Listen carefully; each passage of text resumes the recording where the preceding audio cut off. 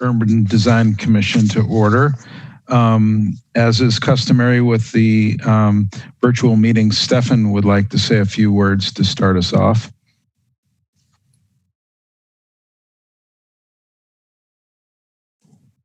All right.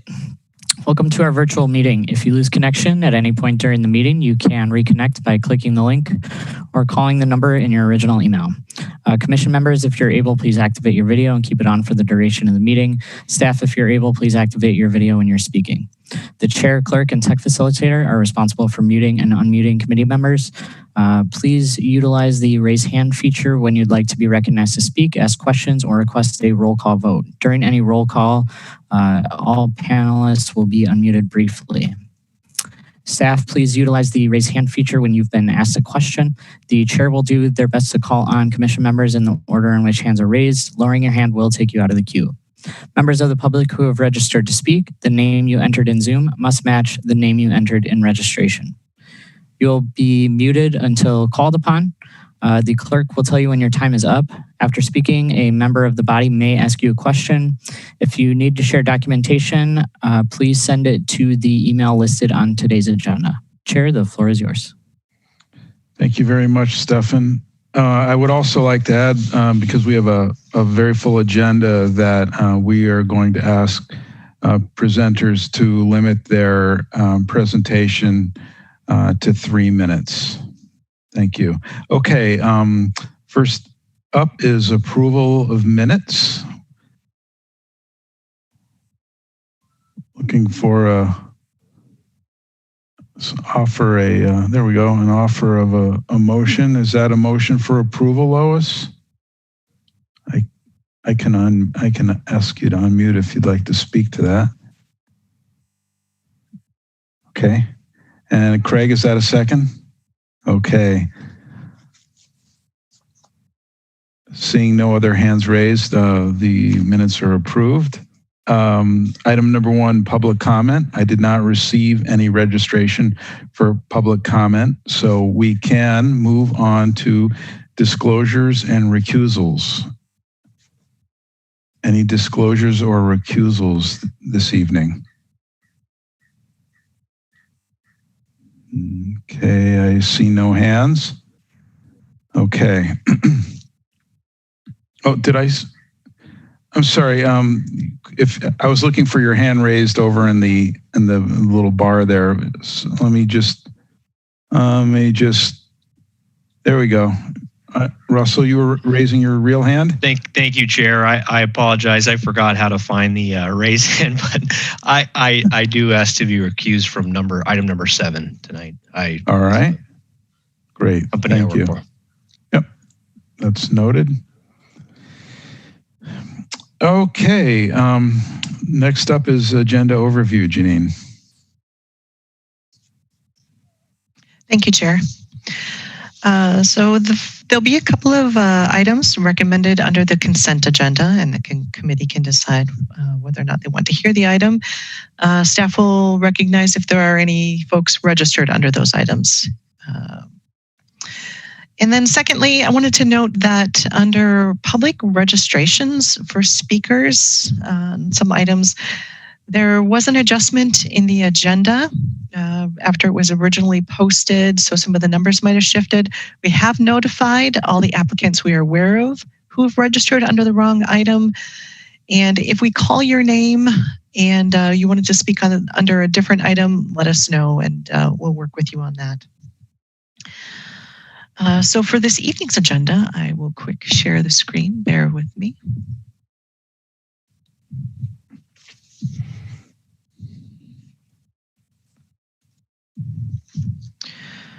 Okay.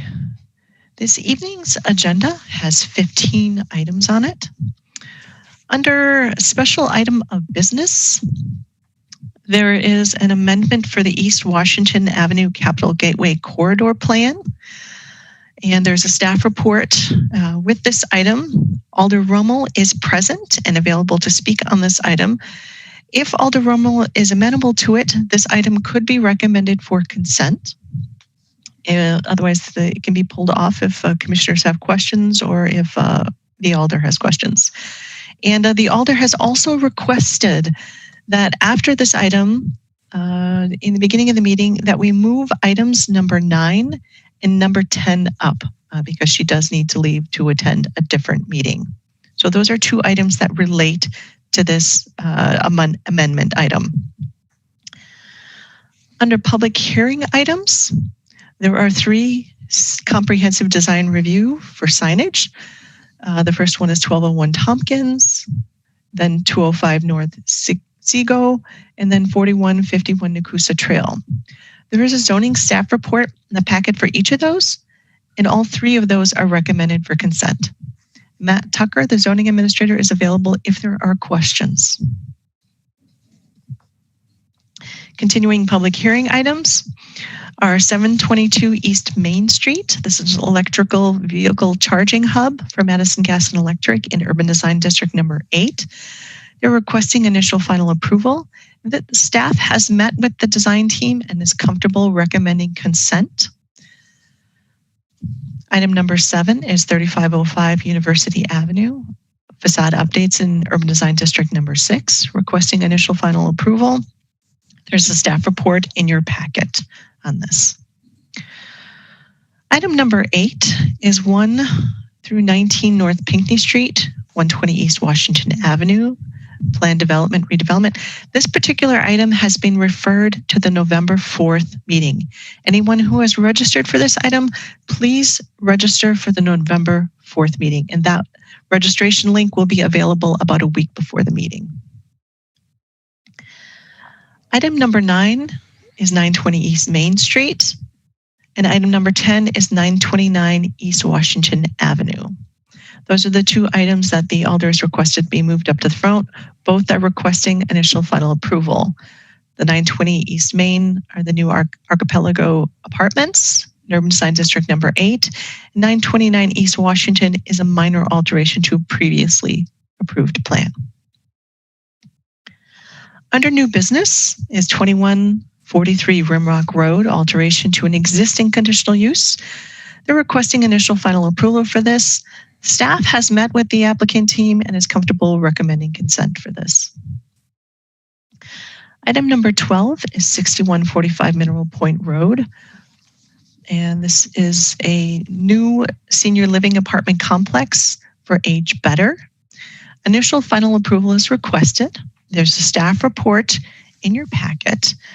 And note that this item, this team has submitted an application for the city's affordable housing funds. So it is a time-sensitive issue, and that's outlined in the staff report.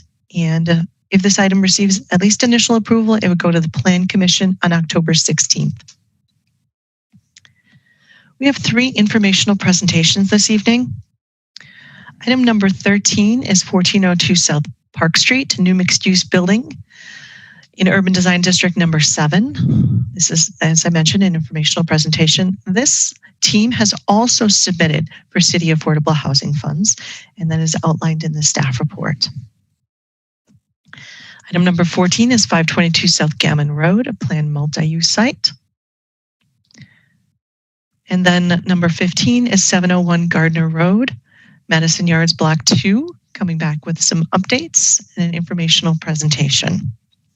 And then there's some business by members and a secretary's report at the end. Thank you. Let me know if there are any questions. Okay, thank you.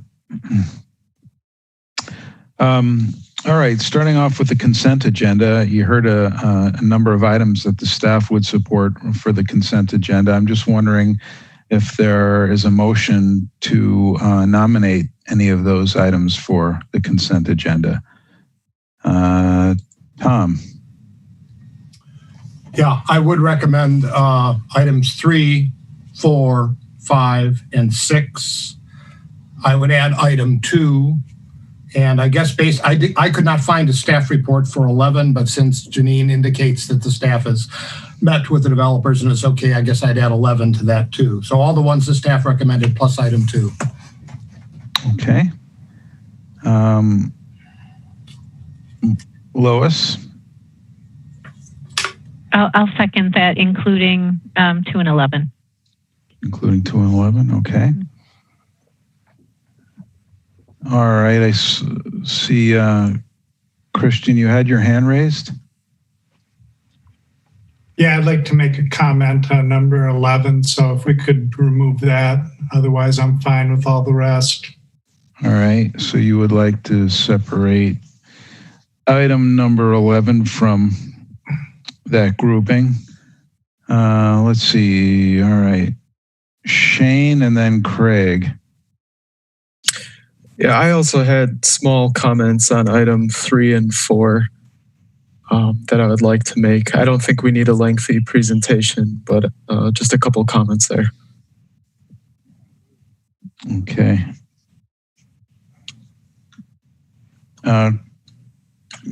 Craig. I just had a question for Janine. I agree that number 2 could be added to consent agenda, but I'm just wondering if we need to state any specific recommendation other than it was consent agenda for that item, because it's going back to the Common Council. Not that I'm aware of, unless Alder Rommel had some questions or concerns. This is more of a planning item and has to do with use rather than design. And I don't see Alder Rommel raising her hand, so I assume she's okay with the language. Okay, so then if I've got this right, it looks like items number 2, 5, and 6. Excuse me, Chair. It looks like Yes. Alder Rommel is Oh, I'm raising her sorry. Yeah, here we go. Thanks, everyone. Thanks, Cliff, for calling me out. I'm fine with number 2 being on the consent agenda, especially as framed about design versus use, but it does kind of raise a larger question that might not be urban design's question to answer, and more a plan commission question about the role of housing on the south side of this corridor. But again, I don't know that it needs to come off your consent agenda. And I appreciate all your time. Thank you. And Okay. moving the other items forward, I hope that you will do that too. Thank you. Okay. Okay, so if I don't see any other hands raised, so we're left with items number 2, 5, and 6. No other hands raised, then items 2, 5, and 6, if you are here to present on any of those items, they are approved. The next order of business, I think, would be to get a motion to take 9 and 10 out of order, but I guess I would just ask Alder Rommel if there'd be any objections to quickly reviewing items number 3 and 4, to answer the questions that Shane had, and then we could move up items number 9 and 10. Okay, so that brings us then to item number 3, which is 1201 Tompkins Drive. Shane, yes. Cliff, Chair, we do need to vote to refer item number 8 as well. Thank you. Number 8? Oh, yeah, for referring that. Right. I'm sorry. Yes, could I get a motion to refer item number 8 till next meeting? Lois, seconded by Craig, and that item is officially referred. Okay. Shane, I'm wondering if your question would be best answered by Matt, or do you have a question specifically for the applicant? Let me see if I can find you and lower your hand or unmute you.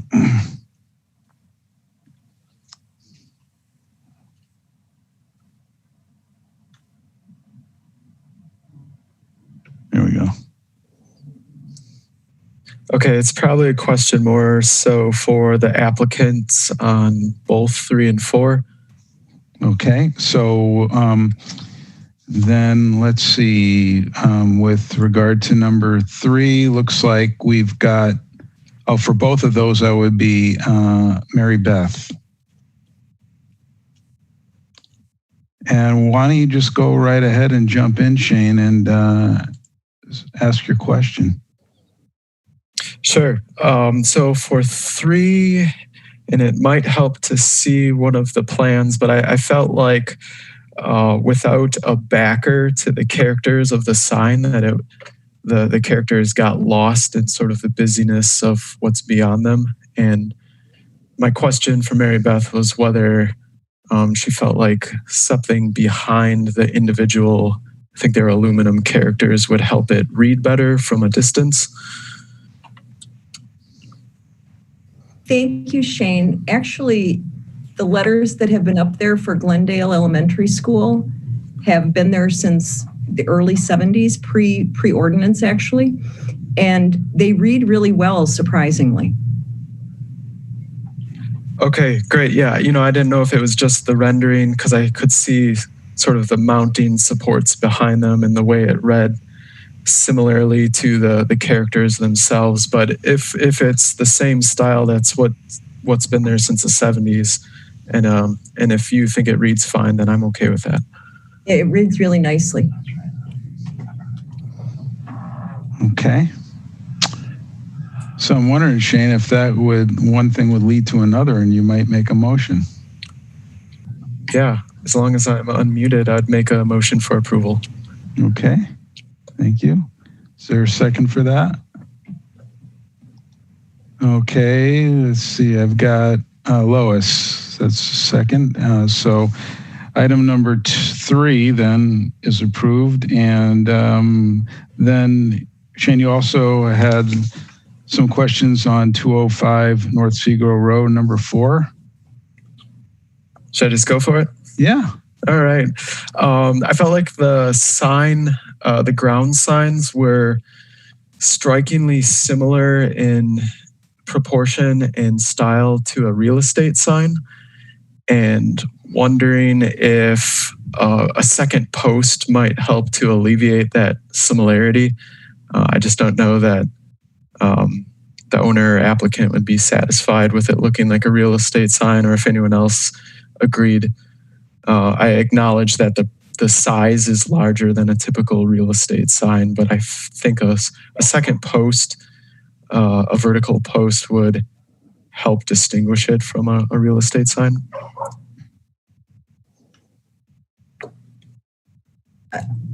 Thank you again, Shane, for the question. One of the reasons that we went with a single post is that we are trying to mimic the signage type and sense and flavor of Cape Cod, the Hamptons, the Northeast Seaboard. So when you look at the examples of signs that we included in our packet of typical signs in that region, it's very, very typical to have the single mast arm sign.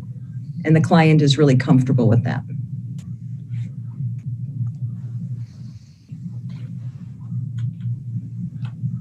I don't get to Cape Cod that often. Maybe we can see if the rest of any members of the commission take exception to that or are in agreement to that. Shane? Janine, could you pull up the rendering of the actual building behind the sign, the perspective image? Yes, just one moment. And I understand that, okay. I'm receiving messages from my team, just making sure that we're allowing all the people to speak that want to speak on this one. So I will get the image up here shortly.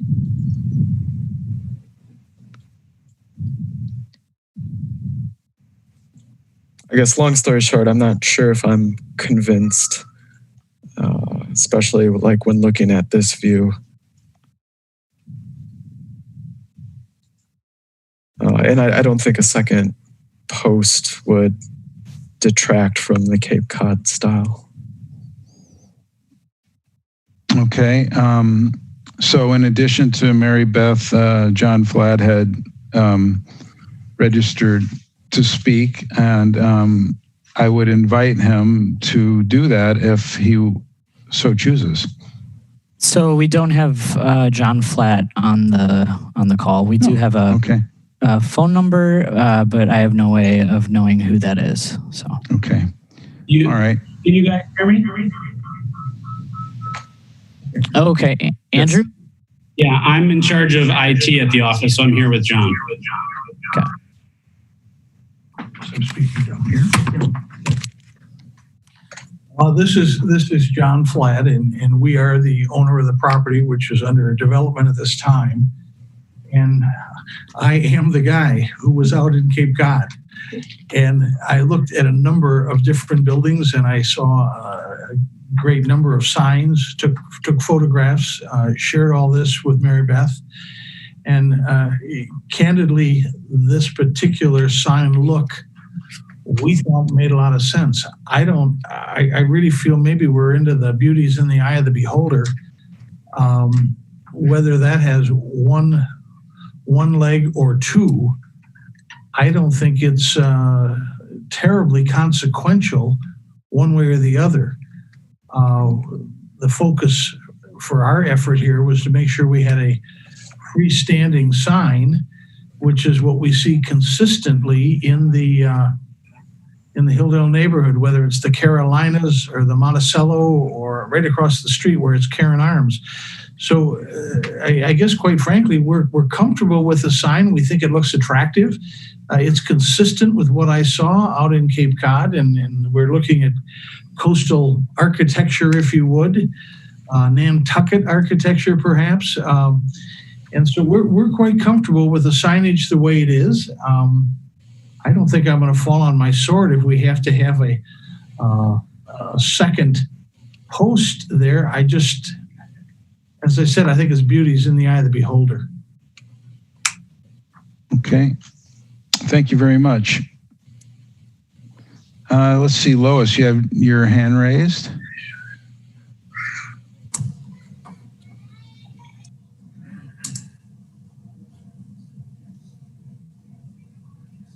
I think I unmuted you. Can you hear me now? Yep. Oh, sorry. So I agree with John that I feel that if somebody mistakes it for a real estate sign, I don't know what the harm in that is. And we were just up in Bayfield about a week or two ago, and this is exactly what the inn signs looked like too. They have a lot of little B&Bs and things. So, and this is the sign that they had, and I didn't think it looked like a real estate sign in that setting either. So, I feel like it's if that's what the owner wants, I don't see a harm in it, even if somebody does mistake it for a real estate sign.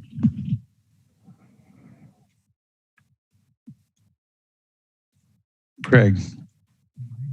I agree with Lois, so I'm just going to go on a limb and give this a try. I'm going to, Rafik is raising his hand, so I was just going to put a motion to approve. Well, let me call on Rafik first, and then we can come back to that. Okay. Okay, Rafik. I was going to do the same thing Craig's going to do, so I'll let him approve it, and I will second it. Okay, that means I have to go back to him and then back to you. Okay, let's see. Then Craig. Make a motion for approval. Okay, and then let's see, Rafik. That's a second. I'll nod of the head will be fine. Okay. Any further discussion on the motion? If I see no additional hands raised, then the motion will pass and item number 4 is approved. Thank you very much. Okay, could I get a motion then to take items number 9 and 10 out of order? Let's see, Rafik. Motion to take item 9 and 10 now. Okay, thank you. And Jessica, is that a second? Okay, thank you. Okay, then provided the applicant for item number 10, 920 East Main Street is ready, we are ready to hear the presentation. If you could kindly keep your remarks to 3 minutes.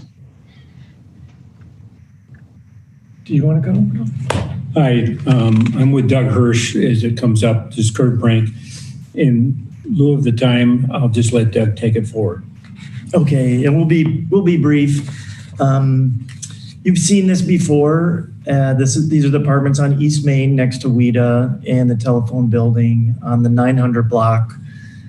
The next slide just shows sort of the phasing that we talked about last time. The orange building in the phase 2 is the apartment building that would be attached to the parking structure that's internal to the block.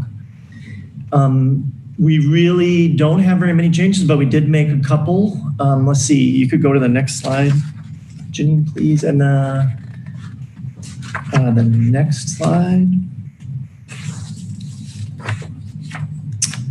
This is just the site plan. I think you've seen this before.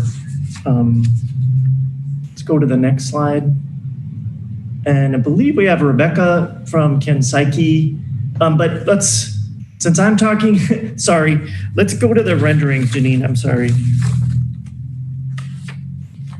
So the change we made, Rafik, I think, brought up the point that the balconies on the middle portion of the building, the middle upper stories, were completely outboard of the building, and we went back and looked at recessing those halfway. So that's the major change to the overall building form.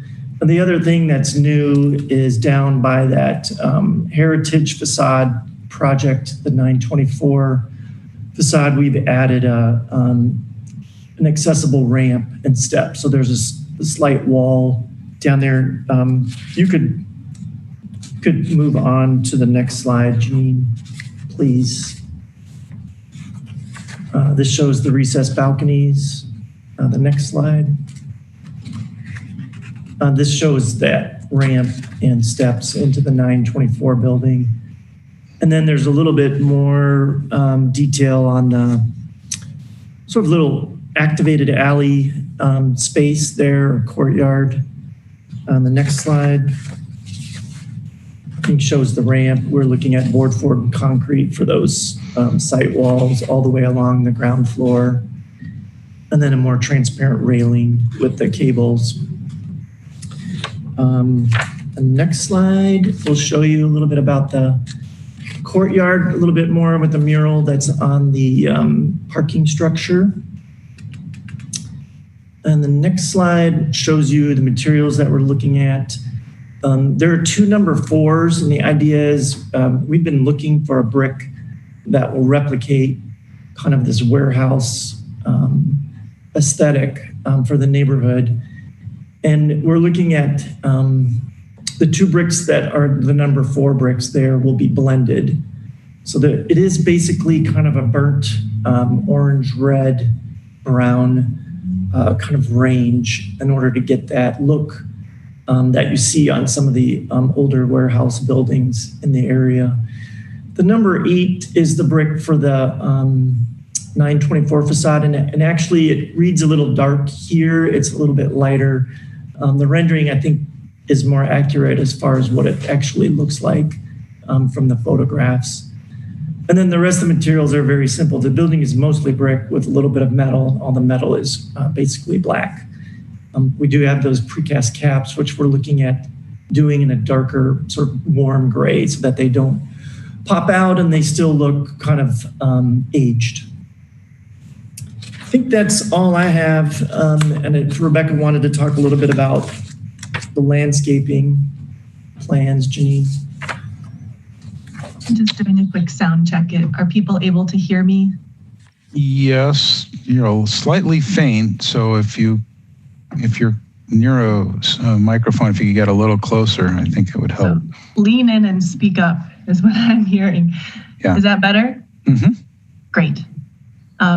thanks again for your time this evening. It's a pleasure to be with you after so many years of not attending UDC meetings.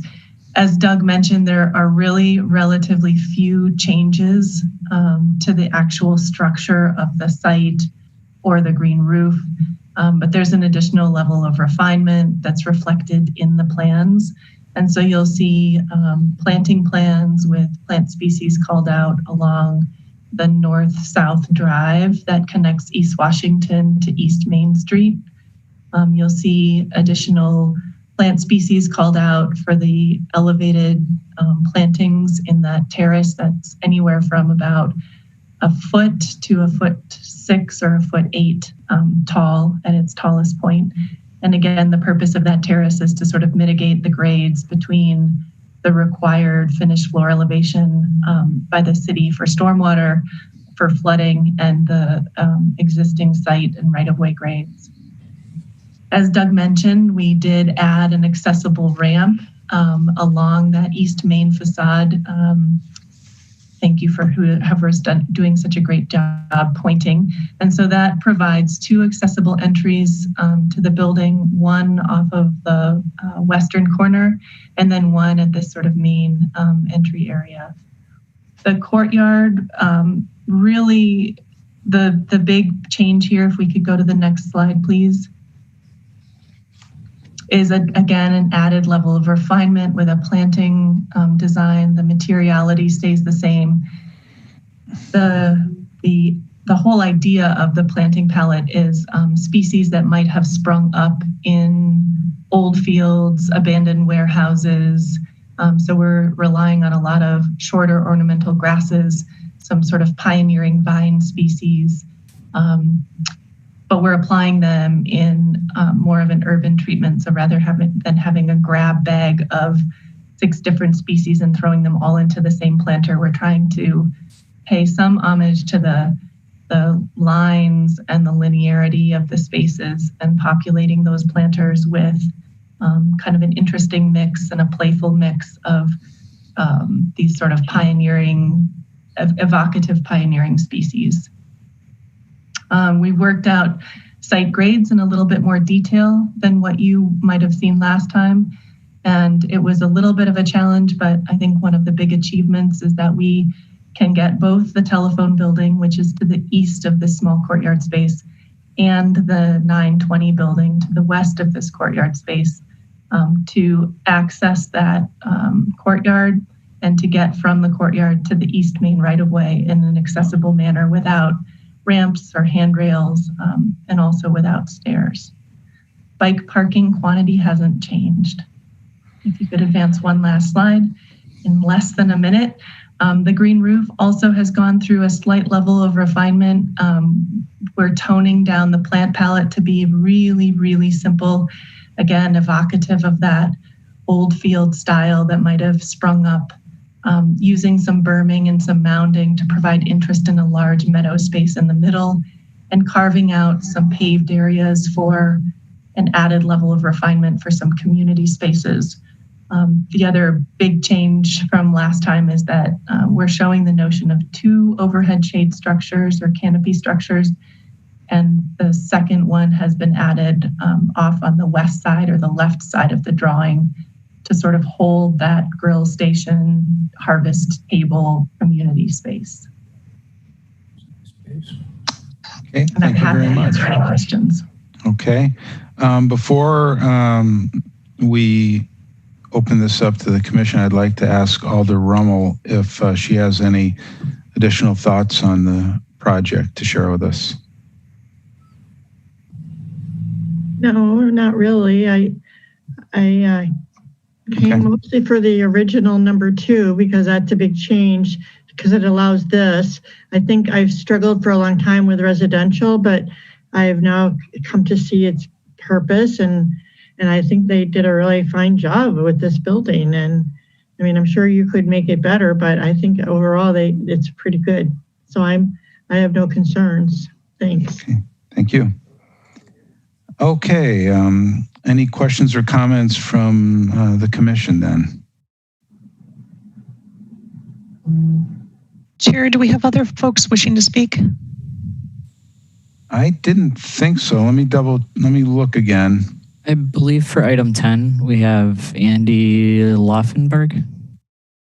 Yeah, I see Andy and Jacob support, but not wishing to speak on item number 9.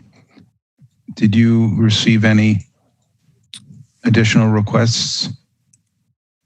Are we taking item 9 and 10 together right now? No, Okay. we're just taking them out of order and moving them up. Gotcha. Okay. I did not see additional registrants, but just wanted to make sure. Okay. Then I see Shane. Hey, thank you. Continue to really like this project. My only comment is on the Acer genala species on the roof terrace, and I might defer to Christian on that one, but I think that one's listed as invasive. Not sure about that particular cultivar, but I think the species in general might be too aggressive. And otherwise, I like how you're mounding and siting the trees on the roof. I've struggled with this exact same design scenario and selecting the right species. So probably the best one that comes to mind as a potential substitute would be a hawthorn. And I think that would ring true to the design concept that you've presented, Rebecca, and probably do well in those cultural conditions. So yeah, just that one comment on the Acer genala as a species. Okay. Would you like to respond to that then? Are you able to? Yeah, if you are able to hear me still, I think that's a really good comment, and I understand, and you understand how difficult these situations are to find plants for. The rooftop won't be irrigated, and so we have to take that into consideration as well. I think it's worth a call to the DNR or someone else, and I'm certainly happy to follow up on that. It's such a, and if there's somebody that can speak from a very strong horticultural background on this, I'd be interested to hear it too. My understanding is that the one that's on the invasive list is Acer Hetericum subspecies genala, and that Acer genala flame is different, but they're very similar, and this might be a matter of semantics. So I don't think it's an irrelevant comment. We'll certainly take that into consideration, and I'll follow up with somebody from the DNR to find out if they are one and the same, or if this has a different quality and is not invasive. Okay. And then I'm going to call on Christian and then Jessica. Yeah, to follow up on Shane's comments, Rebecca, I think you got it right with the difference between the straight species and the subspecies. And I'm not sure what the finer points of that are. This has been a problematic plant in general in places where those beautiful little whirlybirds, samaras, end up everywhere and can really take off. I know earlier on a different project, I asked them to pick something else because they were adjacent to wetlands. But it's worth looking into, and you definitely want to find something that's going to be suited for that rather unique location, the shallow nature of the medium that it's going to be planted in. We have some great resources in town. Either Jeff Epping at Olbrich Gardens or Ed Hasselkus, the past director of the UW Arboretum, who is probably the most knowledgeable woody plant person, certainly in this area and across the country even, would be worth asking about that, as well as the DNR, who might know the the technical aspects of whether that plant is considered invasive or problematic, though the problem with those lists are they often lag well behind what should really be happening with them. So my question other than that is the access to that green roof from 920, is it limited? Is that space strictly then for 920, or is the fact that it's on top of the parking garage? I mean, if somebody was in the parking garage, is there a way for them to get up to that? I mean, is it accessible to the public, or is it meant strictly for the residents of 920 East Main? That's a good question. I'm going to defer to Doug or Kurt on that one because it's a little bit more of an operational procedural question. It's only for 920 and accessible to that. One thing that we will be donating to, I think our park fee is over $3,000 a unit, and that will be helping out Central Park that's a block away and Bree Stevens and Rental across the street. So it's just for the 920, and the 929, which is the tower, will be the other part of that will be for the residents there. And how they access it is on the 5th floor there. There is a community room and which they're able to access to go out to there. Very good. Thank you. Sure. Okay. Any other questions, Christian? No, that's it. Okay. For me. Jessica. Yeah, I actually had a question kind of for Rafiq about the balconies. So on the west, I think the east facade, the balconies have been pushed in, but they're still exposed on the north and south. Just wondering if anybody's got a comment on that, or if I'm just the image of the little courtyard by the parking with the mural and those balconies, it looks delightfully busy, but at the same time it looks busy. And just wondering if anybody had a thought on that. Well, I unmuted Rafiq. If you'd like to respond, go right ahead. I noticed that, but I was gonna, if nobody else said anything, I was gonna let it go because I like the progress that they made with the ones on the main facade. So I didn't want to be that guy, but I'm following the majority on this one. I was actually about to make a motion for approval, citing whatever the necessary invasive species thing has to be. But yeah, so if you want to talk about balconies, we can talk about balconies. No, I was curious. It's such a tight design and those do still kind of stick out, but it's not a make or break situation at all. Yeah, that's how I felt. Okay. Any other questions or comments? You still have the floor, Rafiq. I can make a motion. Is that what you're saying? Gotcha. Okay, I'll make a motion for approval. I don't know what the resolution was with the landscape talk. I don't know about if they said the tree could work and it can't work or whatever. But I make a motion for approval, citing the landscape comments. How about that? Does that work? That sounds good.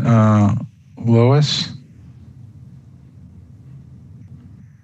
I'll second that. All right. Seeing no other hands raised, then by unanimous consent, item number 9 has final approval, and I trust, Rebecca, you will follow up with staff on this question of the species. Absolutely. And if it's still not completely clear, if we feel like it's still a gray area, we will switch the species out. Okay, thank you. Mm-hmm. All right, that brings us to item number 10.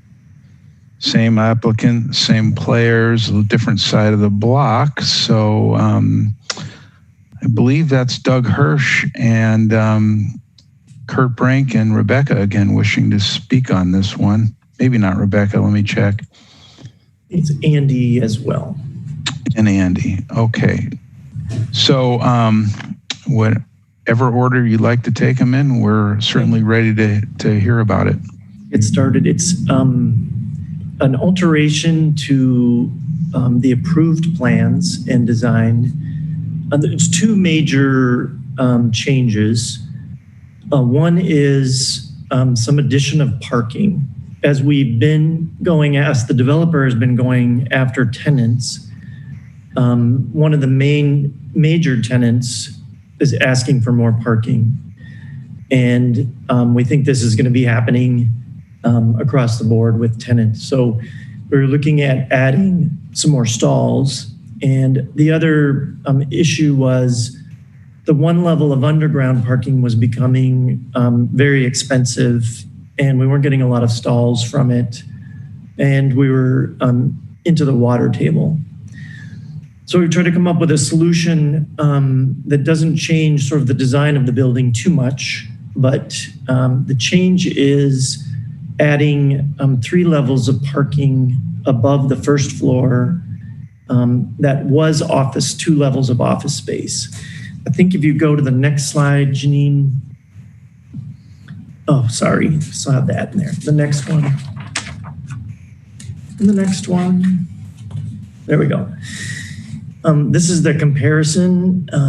It's a little blurry, but on the left, the bar, the base of the building that goes up 3 stories there, those 2 floors were office facing East Wash. It wasn't the best office space because it only has glass on one side. It doesn't have glass on the back or the sides because behind that is parking.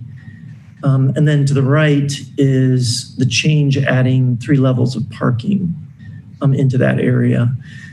So the materials are the same other than the glass has been changed to it's a vinyl. It has a vinyl layer that's simulated frosted glass.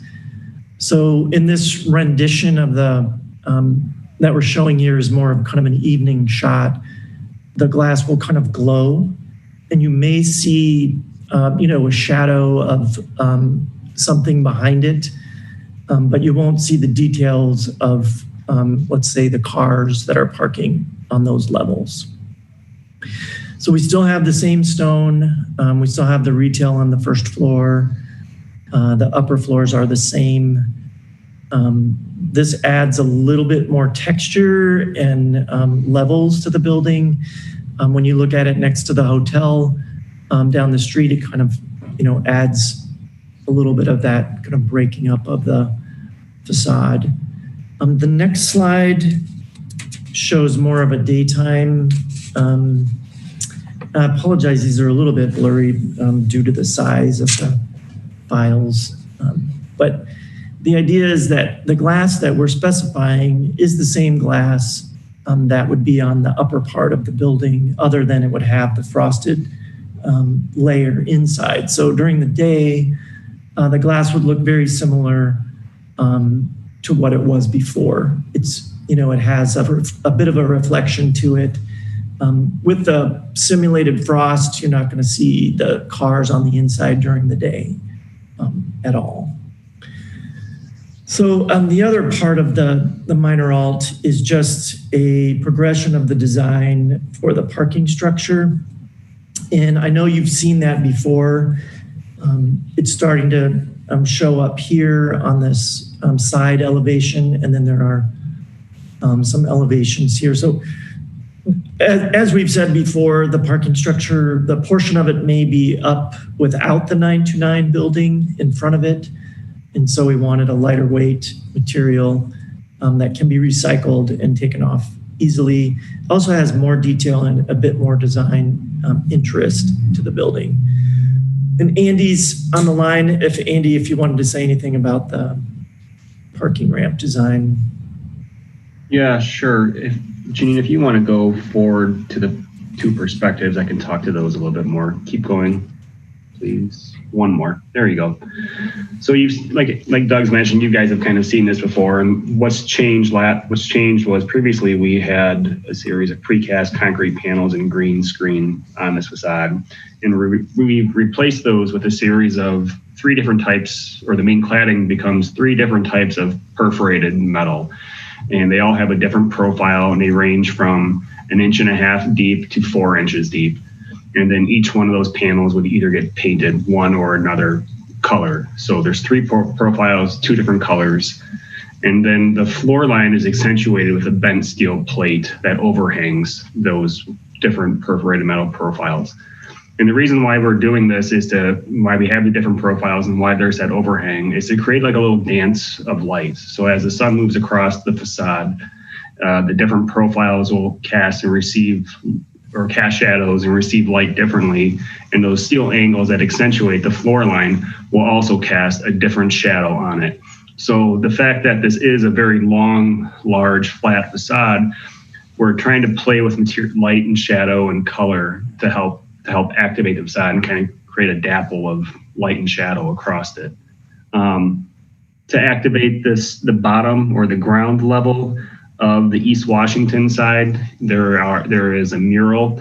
That mural is obviously temporary because as 929 continues to get built, that will get moved away. But then on the East Main side, there is a mural activating that back courtyard that starts to form the courtyard for the apartments. You can kind of see that splash of color right there in the middle. So that one would be a permanent application. The stairwells are cladded with a precast concrete. You know, within that material, there's reveals and faux conical form ties to add some character and to add to a little bit of the industrial character of the site. And I think that's about all I'd really have to say about the materials of this. Okay, thank you. This is Kurt Brink. Just so you understand this is the temporary stage of it's a standalone. On the one before this, the lower level slide, and the slide that was before this, will be when we start the apartments, that will be covered up by the apartments.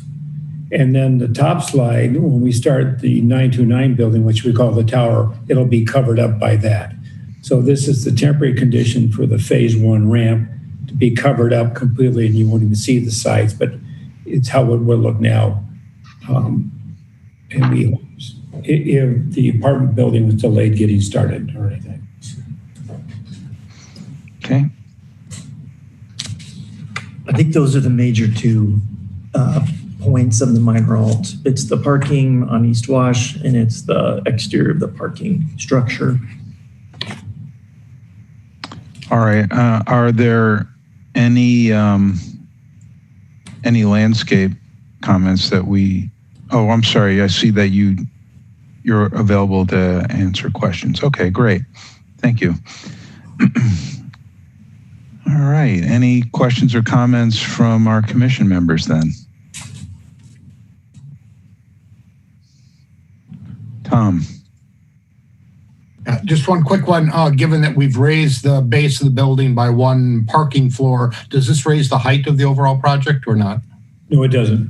The podium, which is the top of where the parking is, Tom, is the same level.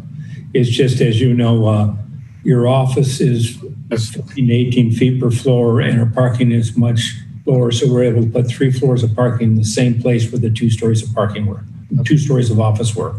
So nothing has changed on podium height or the height of the building or anything else. Thank you. Okay, Russell and then Christian. Thank you, Cliff. I understand that this project has been before the commission before. I didn't have the pleasure to be part of those earlier presentations. I'm very excited about this project. There's really some wonderful opportunities here. And I don't know if this comment is related to the modifications, and I don't know what has been approved, but I'm going to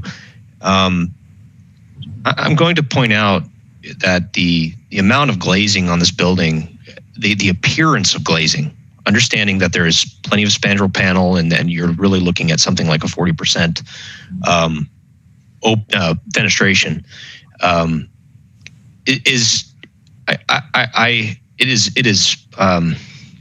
it reminds me of of the 80s all glass buildings. And there's a growing trend around the country and around the world to recognize the environmental impact of glass on a building, and there's an aesthetic component to that. And I look at future generations seeing this building and knowing that we approved it in 2020. It's quite bothersome to me, and so I would recommend that there be an exploration of whether the daytime appearance and really, seeing that this building is during the day, it has this appearance of an all glass building. I'd recommend whether there be an exploration to articulate that there is quite a bit of insulation in the glass in the wall. So I make that recommendation to the design team.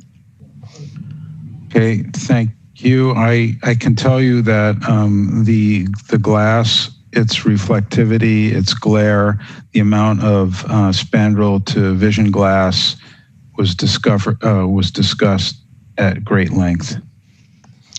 I could imagine. All right. Lois. I have two questions about the glasses.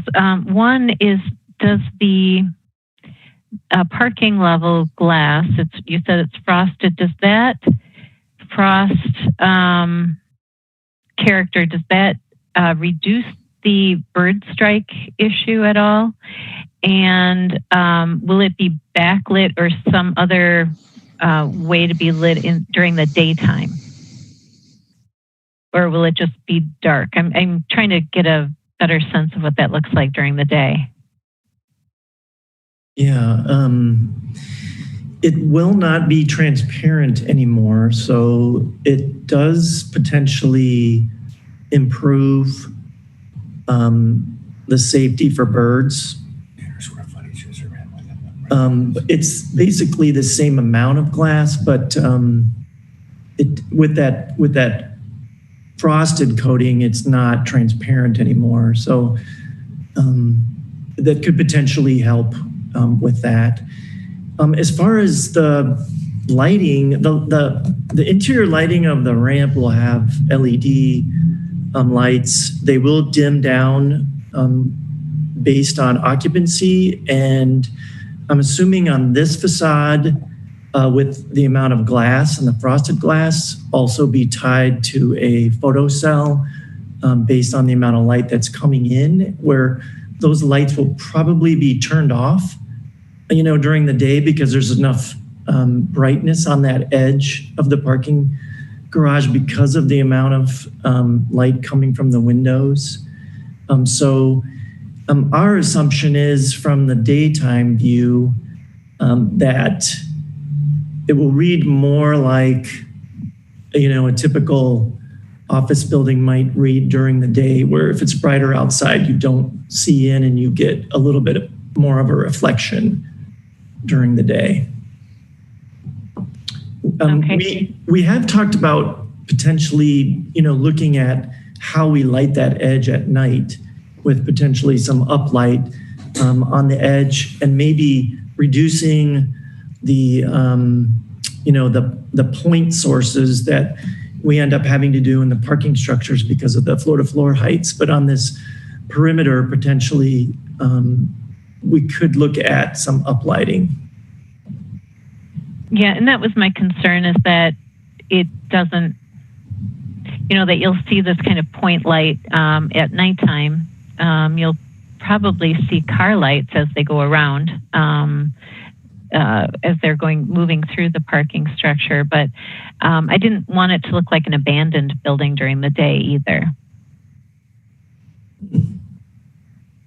That's a good point, because like Doug just brought up, this Kurt, along the edge where the glass is at night, we figured if we did a subtle low voltage LED lighting coming up, you wouldn't see the points behind it, and the way we're trying to work it, you don't see any cars working through, so it looks activated at night and not a parking garage, and we worked hard not to have that open.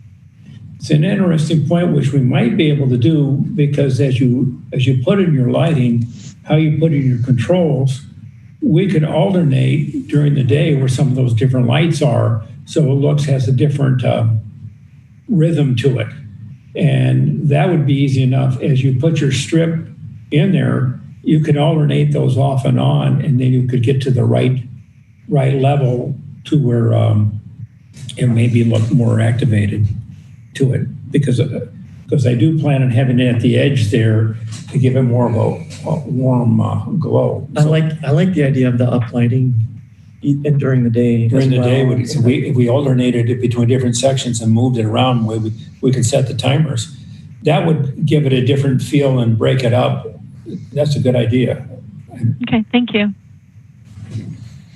Okay, Christian and then Alder Abbas.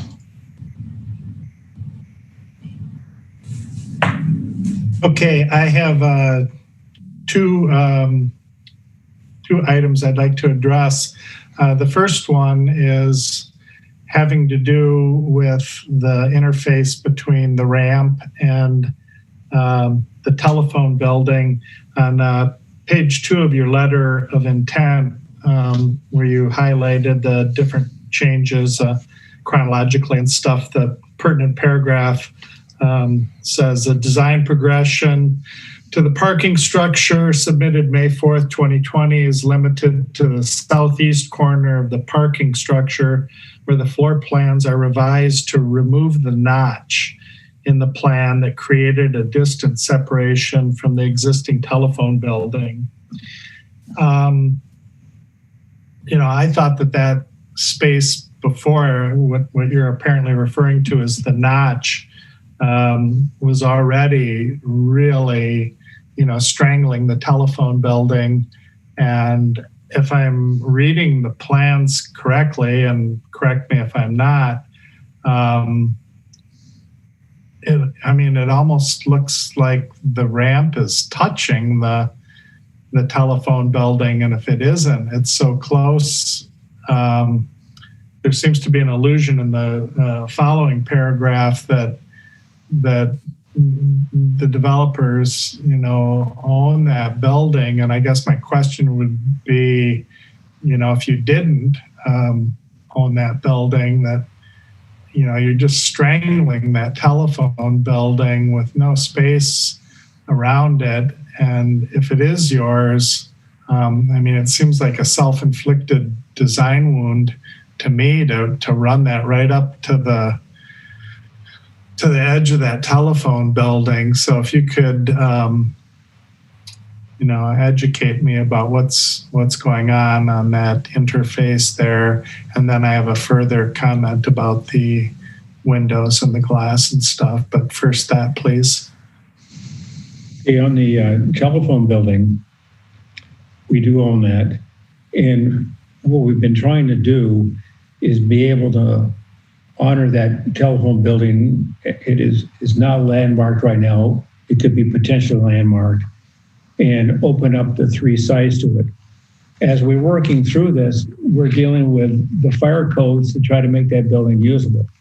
So part of that walls that comes in there becomes the several hour fire rating as it works in, and try to blend it in behind there and not put anything on top of the telephone building, and meet our parking ratio requirements and our snow load requirements and our stormwater requirements. And that's why it works out completely. And then I can have the building stand alone per se with its own sprinkler fire system and not tied into everything else. So that's why we made the decision to where it's functional that way. And it becomes a reality of all the codes. And then that way I could just keep the 10,600 square foot telephone building by itself and try to blend in everything else tying into it. And what we did with the 920 apartment building, that's why we tried to create the courtyard to the side of the next to the apartment building, so that could activate that right now. Because as it's always been since the telephone had, it's just been a warehouse with no activity at all into it. So and the back has just been block.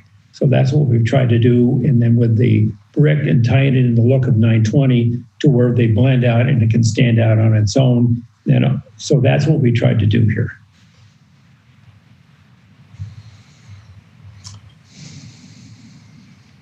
All right. I mean, I figured I was going to get a technical answer to it, but and I can appreciate the complexities in dealing with it, but to me, it just looks awful. I mean, it's a neat building that I'm sure something nice is going to be done with it, and having that parking ramp, just come right up to it is aesthetically disturbing. But on to other things, I wanted to ask about. There was a comment, I think, from Russell about bird strikes and stuff, and I know this came up quite a bit from me and other people in the initial presentations of this. And I believe when we gave the approval for it, the only thing that was treated with bird-friendly glass was a sort of a fencing panel on the terrace or courtyard up on the 3rd or 4th floor facing East Washington, and really nothing else other than that. My question is subsequently, I know the city passed a bird-friendly ordinance, and I don't know that we've been fully briefed on what that involves, but I guess my question, possibly for city staff is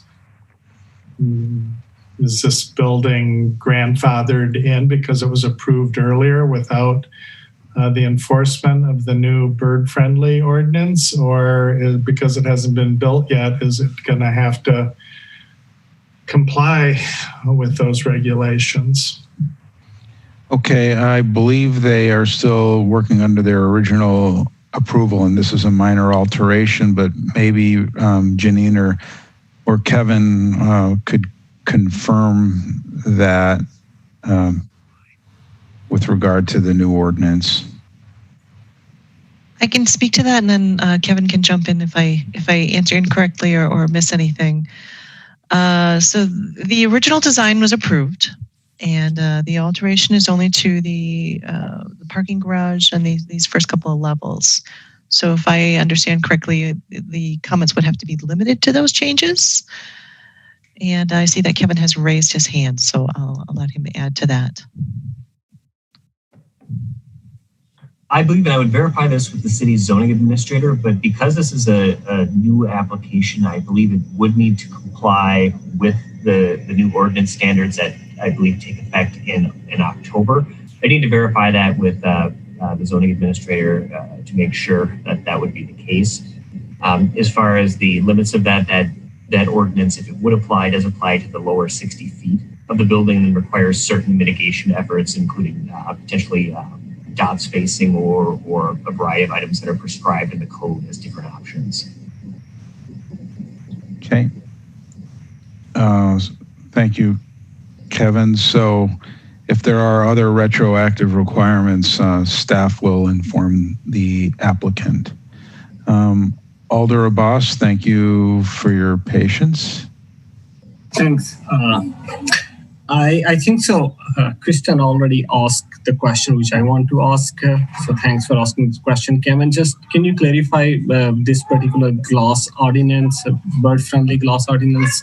So that will be only implemented on the alternative which is in front of us, not around the whole building.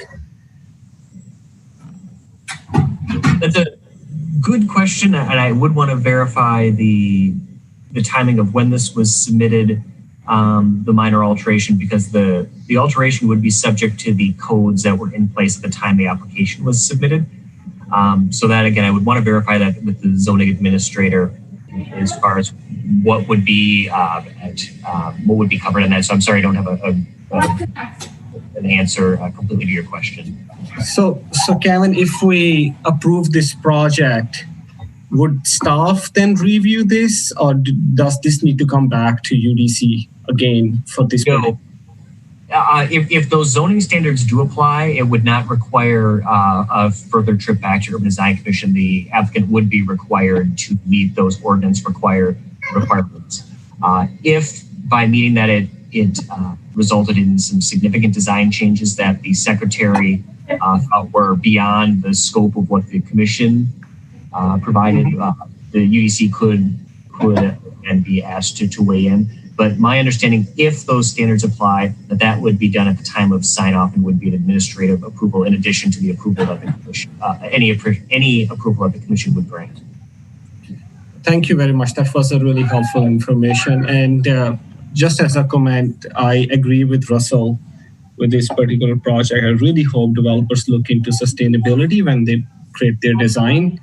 And I do remember that project got approved with very narrow 3-4 votes. So, but we are not discussing about the glass at the moment. But thank you very much, Kevin. Thanks. Thank you. Let's see, Rafiq. Yeah, I was going to do a motion to approve because we're talking about minor alterations. We already approved this project. So based on what we're presented with today, I would like to make a motion for approval. Okay. There's a motion, Alder Abbas. Second, okay. Seeing no other hands raised, by unanimous consent, then item number 10 is approved. Thank you very much. Thank you. Thank you. Okay, so now we are going to move back to item number 7, which is 3505 University Avenue facade update.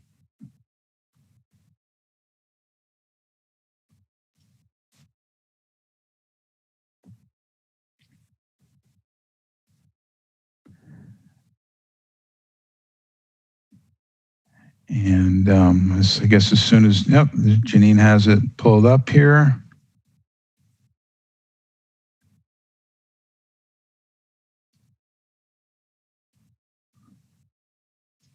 I believe we have Eric Sandy and Josh Wilcox available to, oh, that's a different one, my apologies.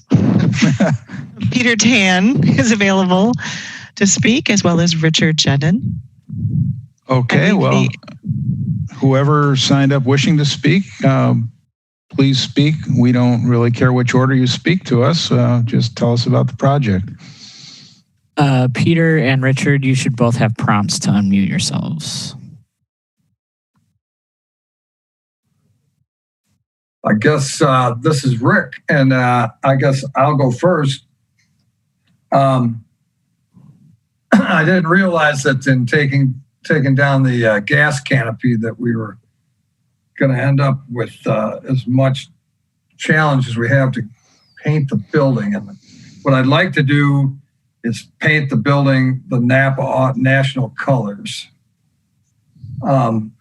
We've been a Napa Auto Care since 1994, but because we've been a mobile gas station all that time, we've never been able to truly position ourselves as a Napa Auto Care. I think it's a 60-year-old mobile station, and a new paint job to the existing building gives it a new look and still allows us to use the same structure. And I think that we're all kind of living in challenging times, and this would give great awareness to our business change. And I think it's pleasing to the eye. It's a nice look, clean. I guess. Okay.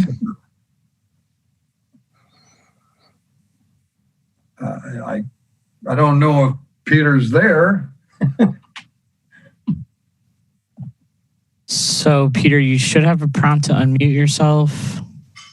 Try *5 maybe.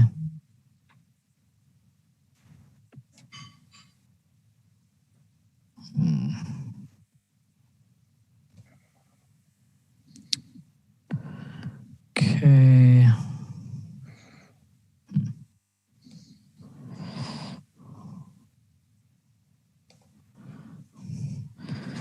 And while we're trying to resolve those technical issues, for the commission's information, Janine, really the main issue here is the painting of the existing brick. Am I right? In the urban design district? That is correct. If I go back, and this can show the original facade. You notice the brick masonry, and then in the painted version. Can you hear me? There we go. We can hear Peter now. Excellent. So yes, to the chair, that is correct. So, Peter, you can go ahead. Okay. Well, yeah. So I suppose it sounds like this project involving the removal of the overscale auto-oriented gas station canopy and gas pumps does help in the net gain in terms of the public realm for this project. I think it brings a more pedestrian building scale to the site. Now, with respect to the reworking of the facade by painting the brick, there is one benefit we believe for this project, because it gives the building more consistency. There are actually two colors of brick on the exterior of this building, if you look at the existing photographs. And you can see on the right-hand side of this photograph, it's one color, and then it transitions to a different color. And in terms of just creating a four-sided building, what we're proposing is that we're continuing this color scheme all the way around all four sides of the building, and also the capping the facade of the building with the blue band with the accents, the yellow and red accents. That kind of unifies the building. So yeah, I mean, we understand the concern regarding painting the brick, but I think in the net result, it helps unify the building. I mean, it is an original gas station. So I mean, the net result of just the overall impression of the building, it gives a greater sense of unity to the facade. So I mean, that's kind of what we are submitting for your consideration today. Okay, thank you. Janine, if you could go to the primary facade there. Okay. Let's see. I think that was it for our registered speakers. Are there any questions or comments from the commission? I guess I have one. I see and I appreciate the desire to conform to the Napa branding, but I don't see that you're painting those Bucky Badgers that are festooned all over the place. I guess I would encourage you to take it all the way and paint those as well. Tom. Yeah. Am I on? Yeah. Yep. My comment was the same, at least on the front facade, to get, no offense to Bucky Badger, but if you look at the little inset, the all gray looks better. And I was just going to comment, we had the same issue with a much bigger building, the two at-home buildings, east and west side. And I've been surprised that I really think both of those, particularly the west side one, came out better for the paint as opposed to leaving the masonry. So I'm not opposed to painting, but I would like to see the solid gray on the front facade. Okay. Any other questions or comments from the commission? Christian. And then Craig. Yeah, I know that,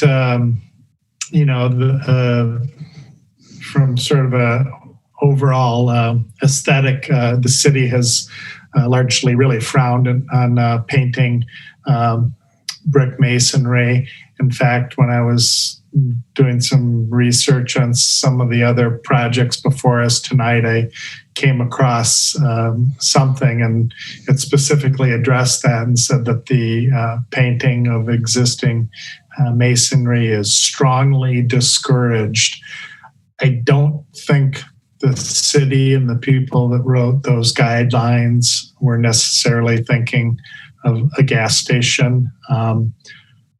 I think that the original brick looks better than this kind of flat gray, but I can appreciate that the corporate branding. We've run into this before in other projects across the city where the quote unquote corporate branding and sign guidelines conflict with the city of Madison's, and I'm usually willing to stick to our guns for the city. I don't think this is a fight worth having in this case. I don't think it's an improvement, but I just don't think the limited amount of what's there is really going to be an issue, notwithstanding that this is along University Avenue and is an urban design district. It just doesn't seem that important. So okay. That is the function of this body, is to deliberate that. Let's see, Craig. Thank you, Cliff. So when I look at this in the proposal to painting, I guess the one thing I would caution, and I don't support painting it. Brick is a more expensive, and it's a higher level design when you look at it. Even though it's old, it gives a lot of character to the building. When you do a paint like you're proposing, it brings the overall building character down to a cheaper level finish, I would say. Makes it look more like a metal building or something that's more of an industrial look. I'm also concerned too that brick hides a lot of ills over time. It's a really diverse, non-uniform look to it, that you can have dirt, debris, or just staining over time that goes away. And painting takes a lot of ongoing maintenance to maintain. So for that reason, I'm just not in support of painting the brick. And I think, to the applicant, we're putting a penalty against you. It really is the recommendation that I think it'll improve your property longer term for staying what really is a higher level design and finish that most people can't afford brick when they're doing work like this. And I think covering it up really prevents you from ever restoring it again. Like once you paint it, you can almost never go back. So that's why I think the city and some of the commission members might not support the painting. Okay, thank you. Jessica. Yeah, I wanted to agree with Craig on that. So University Avenue is losing its sense of human scale. Well, it hasn't had one for a while, but the brick on here, I think adds for the pedestrian experience going by. If you wanted a more uniform look, I kind of like to point out that you have signage and all kinds of stuff going on all over the building, and that painting the brick to maybe unify things, that might be also done by taking a second look at how many signs are in the windows and how they're aligned and all of that too. That's it. Okay. Lois? I have a question, I guess, for Peter. It appears that in order to do the striping at the top, that part of it is also brick behind there, right? That you're not adding any kind of aluminum or anything. You're painting right over the brick. Yes, we are, right. Okay. I mean, it is the the intersection of the transition of the spandrel panel to the brick is relatively flush. So yeah, we'd actually continue the stripe right across. Mm-hmm. I actually think, you do have that. If you go back to the picture you just had up of the original, I think you could really achieve what you're trying to do by just painting that panel and then maybe the top portion, the fascia, rather than putting a line all the way around the building. Right. The other facades are where I think it does help quite a bit more. But even that one, if you go back one, you could paint that part that actually is just it would be perfect for that type of signage or branding. I think that the unpainted brick is a little bit more in character with, I believe this is Blackhawk is the street that the side is on, and it's immediately transitioning to residential right behind this building, I believe. And so as much as I hate to, it is not a very consequential building in the sense that,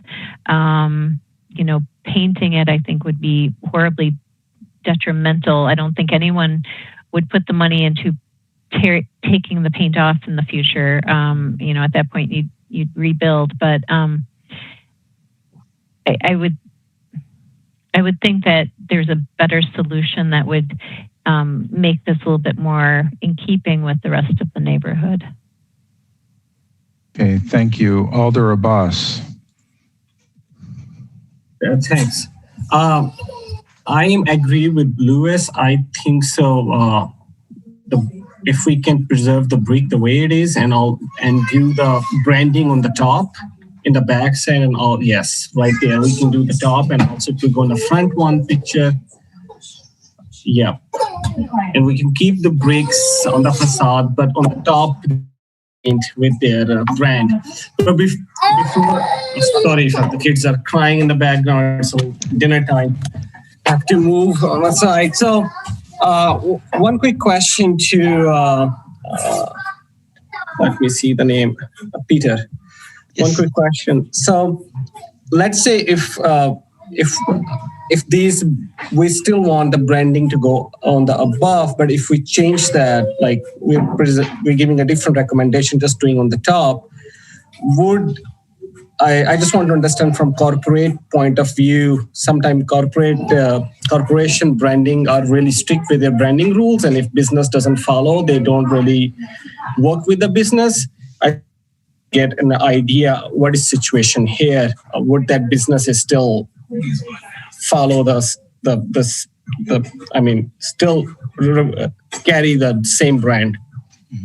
I think, Rick, could you please address that? You've been in contact with the Napa corporate entities. I have been in contact with the Napa people, and I think there's definitely some flexibility in there. I don't think they want to lose me. We have a very well-established Napa Auto Care Center on that corner, and it's a fabulous corner. But if it's now is a good time to speak to some of the other things that have been raised, I don't know. As far as the Bucky doors and Jessica bringing up the signs, that's all that signage goes with the gas. The washer fluid goes, the ice goes, the front door just tells you we're closed. In the patch between the candy store and the first bay, that's a 24-hour shut-off switch, and emergency contact numbers, all gas related. Ice machine goes. Obviously, there's no problem painting the Bucky doors, but we do like being a part of Bucky country, but if they got to go, they got to go. As far as Lois and it turning right from that building into residential, there's 702 Blackhawk is a commercial office space behind us. And, Okay. and I would really like to paint that building. Okay. Thank you. Any other questions or comments, Alder? No. I think so. I would like to do a motion as per our discussion with Commission with Lewis to only do the NEPA branding on the top of the facade, which is invisible of us, and also in the back on the top, rather than painting the whole building. Okay, just to make that clear, does that include the brick that is would be incorporated into the banding? No. Okay. Is there a second on the motion before we discuss it? Okay, Jessica, is that that's a second? Okay. Any discussion? Any discussion on the motion? Craig.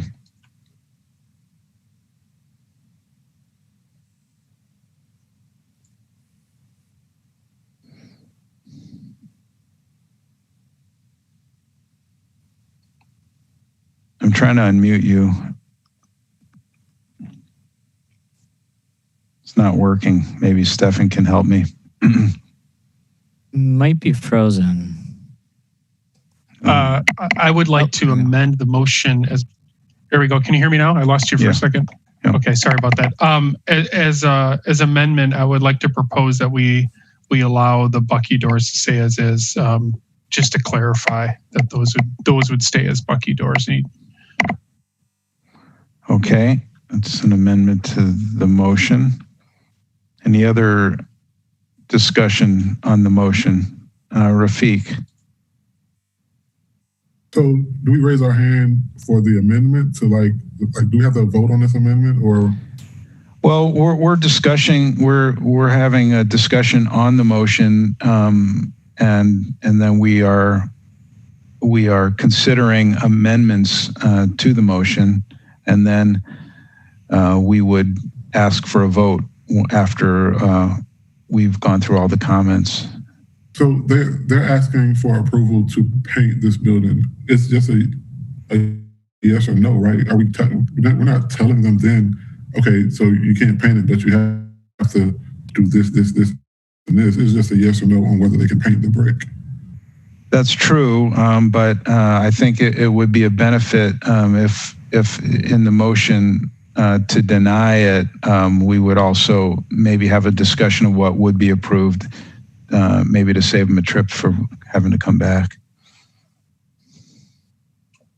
Okay, well, essentially, you're right. I mean, you're right. It is the motion. If I recall, now who made it? It was it was Alder Abbas. It was to deny painting the brick. I'm gonna ask Kevin to step in here. Thank you, Chair. And if Janine has other thoughts, I just was looking for a clarification because I believe there are other elements, some site design and landscape elements that are also part of this request. And so I guess just to clarify the intent of the motion as I understand it now, it would be a motion for approval of all of those elements with the condition that the painting be limited to the top portion of the building as specified by Alder Abbas. Now I want to confirm with Janine, make sure that my understanding is correct on that. That's my understanding as well, and that that's the motion that's on the table. And then there was the discussion about Bucky Badger as a possible consideration, correct? Okay, I'm sorry. I didn't realize that there were other design elements that with regard to the landscape and so forth that we were considering as well.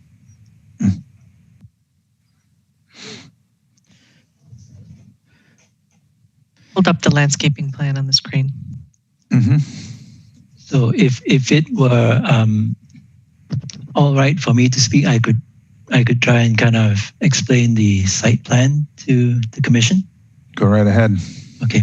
So as you can see from the site plan, the yellow portion with the dashed line, that area then represents, where the area where we're removing the gas pumps and the overhead canopy, because we're turning this whole gas station into just simply a car repair place.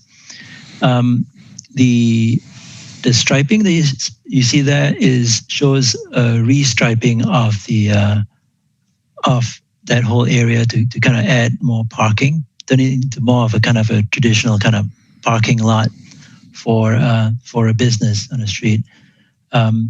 And you can see we've preserved the 24-foot aisles and the 9-foot wide by 18-foot stalls throughout the site. And we've designated where the existing landscaping is and rendered in the islands and landscaping where, so to give you a sense of what the whole site plan looks once we're finished with what we proposed here. So yeah, so I mean there are existing 4 curb cuts which are staying right there. So, and you can see there's a one-way circulation path there, just so that we can the traffic flow makes sense on the site. Okay. So as I understand it, then to clarify, the motion would be for approval with conditions, because that would include the removal of the canopy and minor site modifications. Okay. So let's see, Lois. Can I, Alder Abbas, is your motion that they can paint all the way across, even over the brick at the top, or just the white panels? I believe when I asked him, oh, here we go. Here he is. The panel. Just the panel. That's what I thought I understood, and then I heard it differently. So.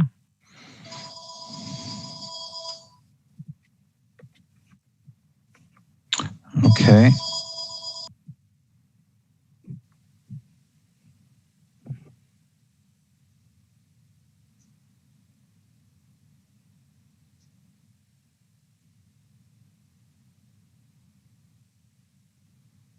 Yes, I just muted myself because there was a loud alarm going off in here. Okay, Christian.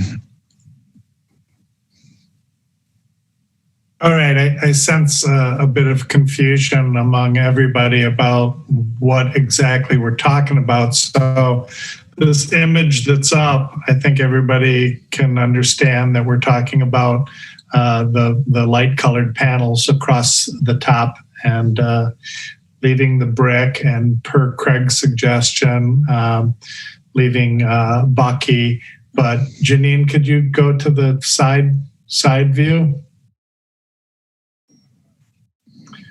Okay, this is where I think people are sensing confusion. So are we talking about doing the corporate colors along that panel, but once it gets to the second Bucky door, stopping there, and what happens with the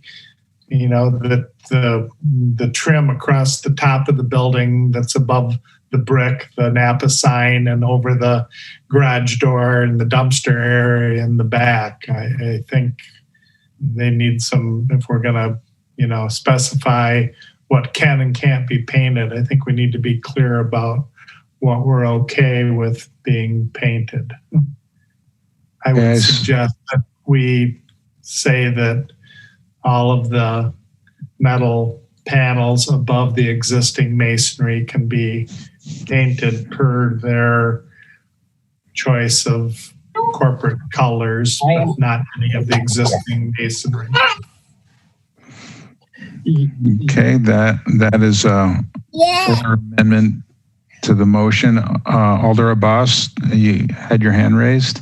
Yes. So just to clarify the motion, no painting on the bricks which mean they can do the trims, they can do the panel, the right in the back, right here on the top of the bucky. They can do that paint, they can do panel in the front, but no color on the brick.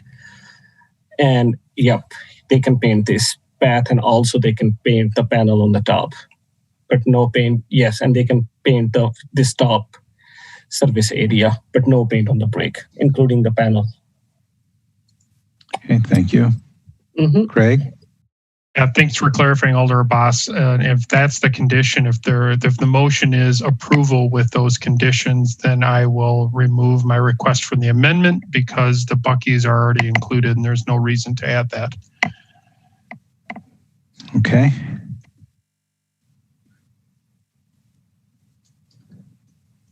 So the motion was made, seconded, amended, and clarified. I'm going to ask if is there any confusion on any part of the staff or the commission on the motion? Yes, one quick question. And forgive me, Alder Abbas, if your statement was clear, but I heard that no paint on the masonry at all and only paint on the metal panel. Is that correct? Yes. Thank you. Okay. Any other requests for clarification or further discussion on the motion? See none, and so by unanimous consent, the project is approved with the noted conditions. Thank you. Okay, and then I believe for our next item, it was number 11, 2143 Rimrock Road.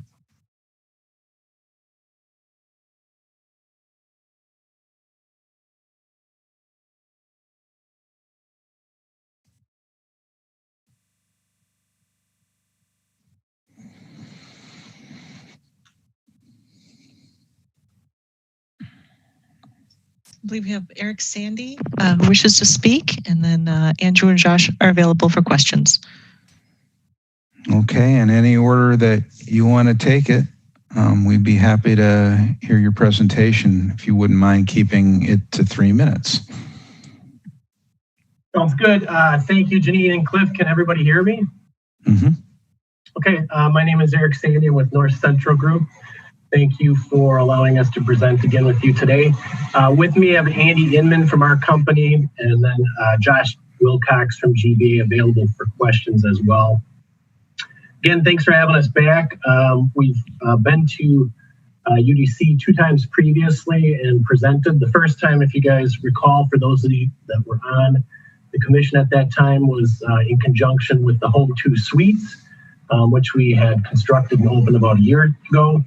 We have also presented on this concept previously with the Liberty Station, which opened up earlier this spring and is immediately south of the Starbucks that we're presenting tonight. In the previous presentations and design iterations, we had indicated a retail concept here. We've since refined that to a single tenant, which is Starbucks, and in doing so, the building is actually shrunk in size. We have worked with staff on this and worked on our design, as was noted earlier when this came up for consent item agenda. And we've also gotten Council President Carter's support for this project as well. So I think in the interest of time, I know that Christian had voiced some questions that moved it off the consent agenda.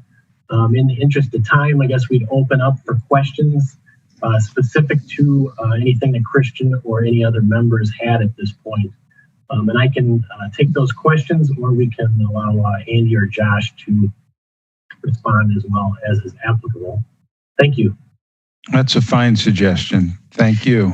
Chair, could I jump in real quick? Mm-hmm. There were 2 people that also registered to speak for this item. I do not know if they are present and still wish to speak, but Kevin Yeska and Mark Larson had registered for this. I saw So Kevin, you are unmuted right now. Hey guys, we registered when the Age Better proposal was the item number 11. So we're just here to speak on item number 12, which is next. Okay. Great. Okay. Guess that we'll turn it over to you, Christian.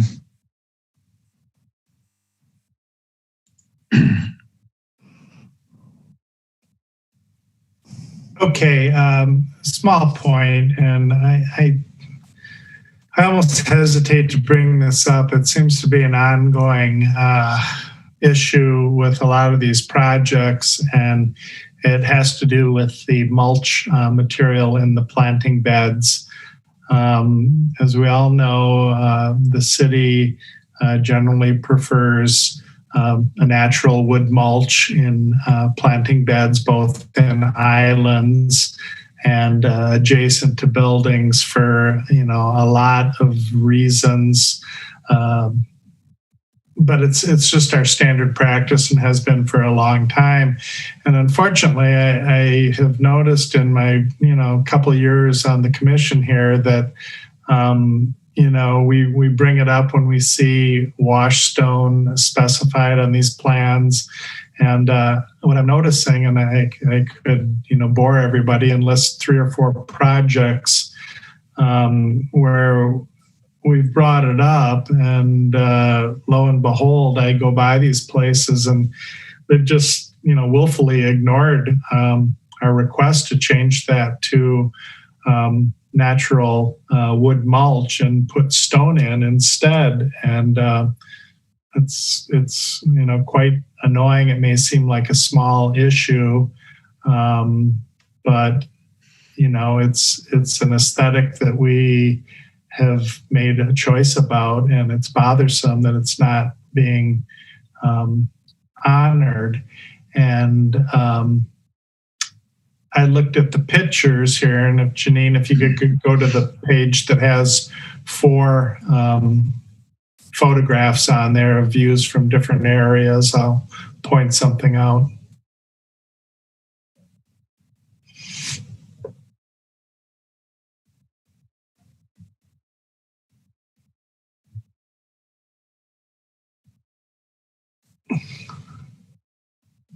I think these were at the beginning. These were like site photographs. There we go. So look at number 3 and number 4. I can't say for certain, but I'm sure when this project came before us that we would have said, no, we don't want stone in these beds, but there it is. There's stone in those beds, but almost as bad as you look at number 3 and then look in the distance, then there's bark in the next island up the way. And if you look in image number 4, which obviously must be close by to image number 3 with the gray gravel in there, and then there's natural mulch in those islands. And I don't know what bothers me the most is not having our preference for the mulch being, the wood mulch being honored, or not even being consistent in how you're doing it, which just makes for kind of a tacky feel in this area when you got one bed with one type of gravel, and it doesn't even look like the same type of gravel to the left of this electric charging station, and then you switch over to wood mulch and okay. We're not able to enforce the rules and the approvals, but certainly zoning has a mechanism to do that. If you have a condition that you would like to state for approval or referral, I guess now's the time to make that clear, and we'll make sure the design reflects it. Well, yeah, I would definitely want the Starbucks plans to go with the wood wood mulch, and obviously what's done in the other areas is, water under the bridge. But well, it may or may not be whether, if it was approved differently and not constructed per plans, that's an enforcement issue that could be followed up on by staff. Let's see, Shane. Yeah, thanks. Just to quickly piggyback on some of the landscape things, I think the building materials are really nice and refined, and the trifecta of a cheap landscape would be the stone mulch, aluminum edging, and gold flame spireas. So I would add to Christian's comments, in addition to using natural wood, undyed bark mulch, replacing the gold flame spirea, even if it's another spirea such as the Tor birch leaf spirea, that isn't so chartreuse and strikingly foreign. And by eliminating the stone mulch, you'll eliminate the need for aluminum edging, which typically doesn't look great in these settings. So 3 small changes that I would request. This is Andy Inman. I'll speak quickly to all of those. We can incorporate those suggestions. Thank you. And so, Cliff, with that, I would make a motion for final approval accommodating those 3 items. Okay. Thank you. Jessica? And then Christian. Seconding it. Okay. The motion seconded. Discussion on the motion. Unmute you, Christian. no, I was just going to second also. Okay. Great. Okay, so we have the motion for the edging, the ground cover, and the plants. Oops. Seeing no other hands raised, then by unanimous consent, we have final approval with those conditions. Thank you very much. Thank you. Thank you. Okay, item number 12, 6145 Mineral Point Road, Oakwood Village Affordable Senior Living Complex.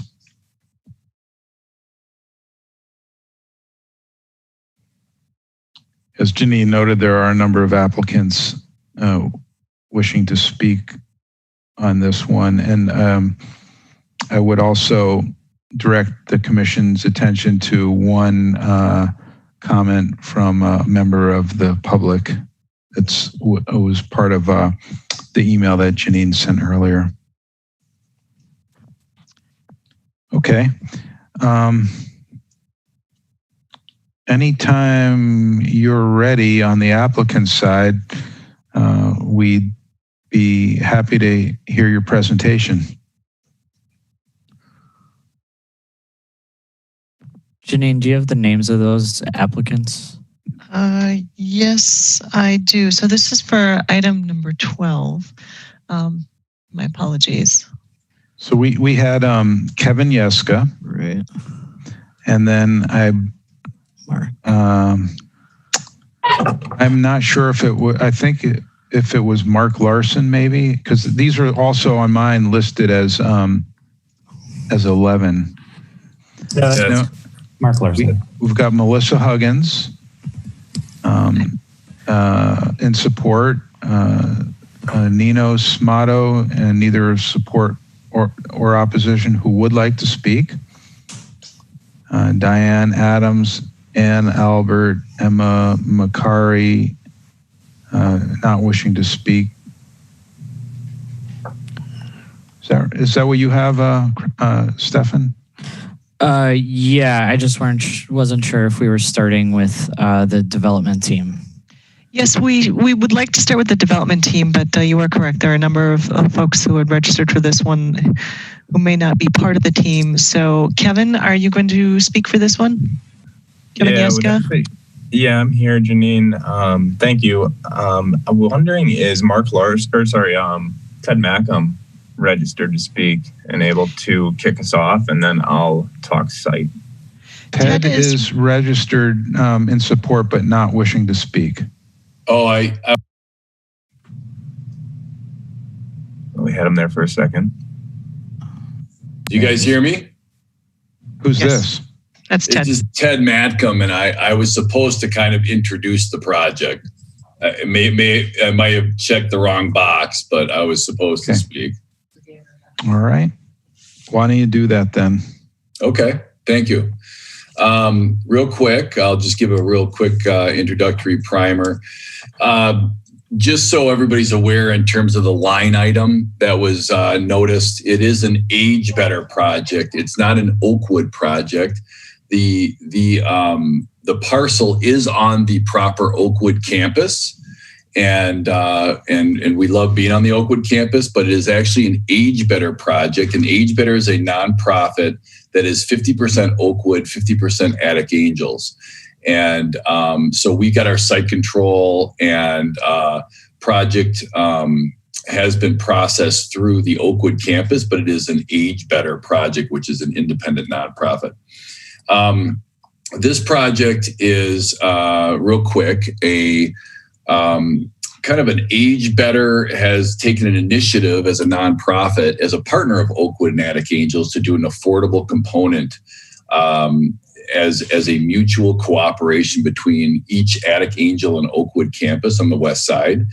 We initially had a parcel, Elderberry, which is more on the west side. We have changed that because of the WIDA scoring to this parcel. And this parcel is the one parcel that the Oakwood executives thought was the best place that it could go on the campus, and that was available. And so we have a design that we feel fits in this parcel. It is tight. It's not it is a compressed type of site. We think we have a design that kind of meets the traffic challenges, the elevation challenges, and is consistent with the density that's on the campus. So with that, I'll let Kevin and Mark Larson go. Thank you. Perfect. Thanks, Ted. Thank you, everyone. Kevin Yasko with JSD. So just wanted to start by reiterating that we're looking to present an amendment to an approved PD GDP for the larger Oakwood Village campus. And then also we're going for the PD GDP to PD SIP rezoning through this process. So context map that you're looking at shows the Oakwood campus has 3 lots to it. And our lot that will eventually subdivide is the one that you see on the right side. Next slide, please, Janine. A few context photos were provided in your packet. The one in the upper left is probably one you can relate to the most. If you're driving along Mineral Point eastbound, that would be the entrance to Oakwood.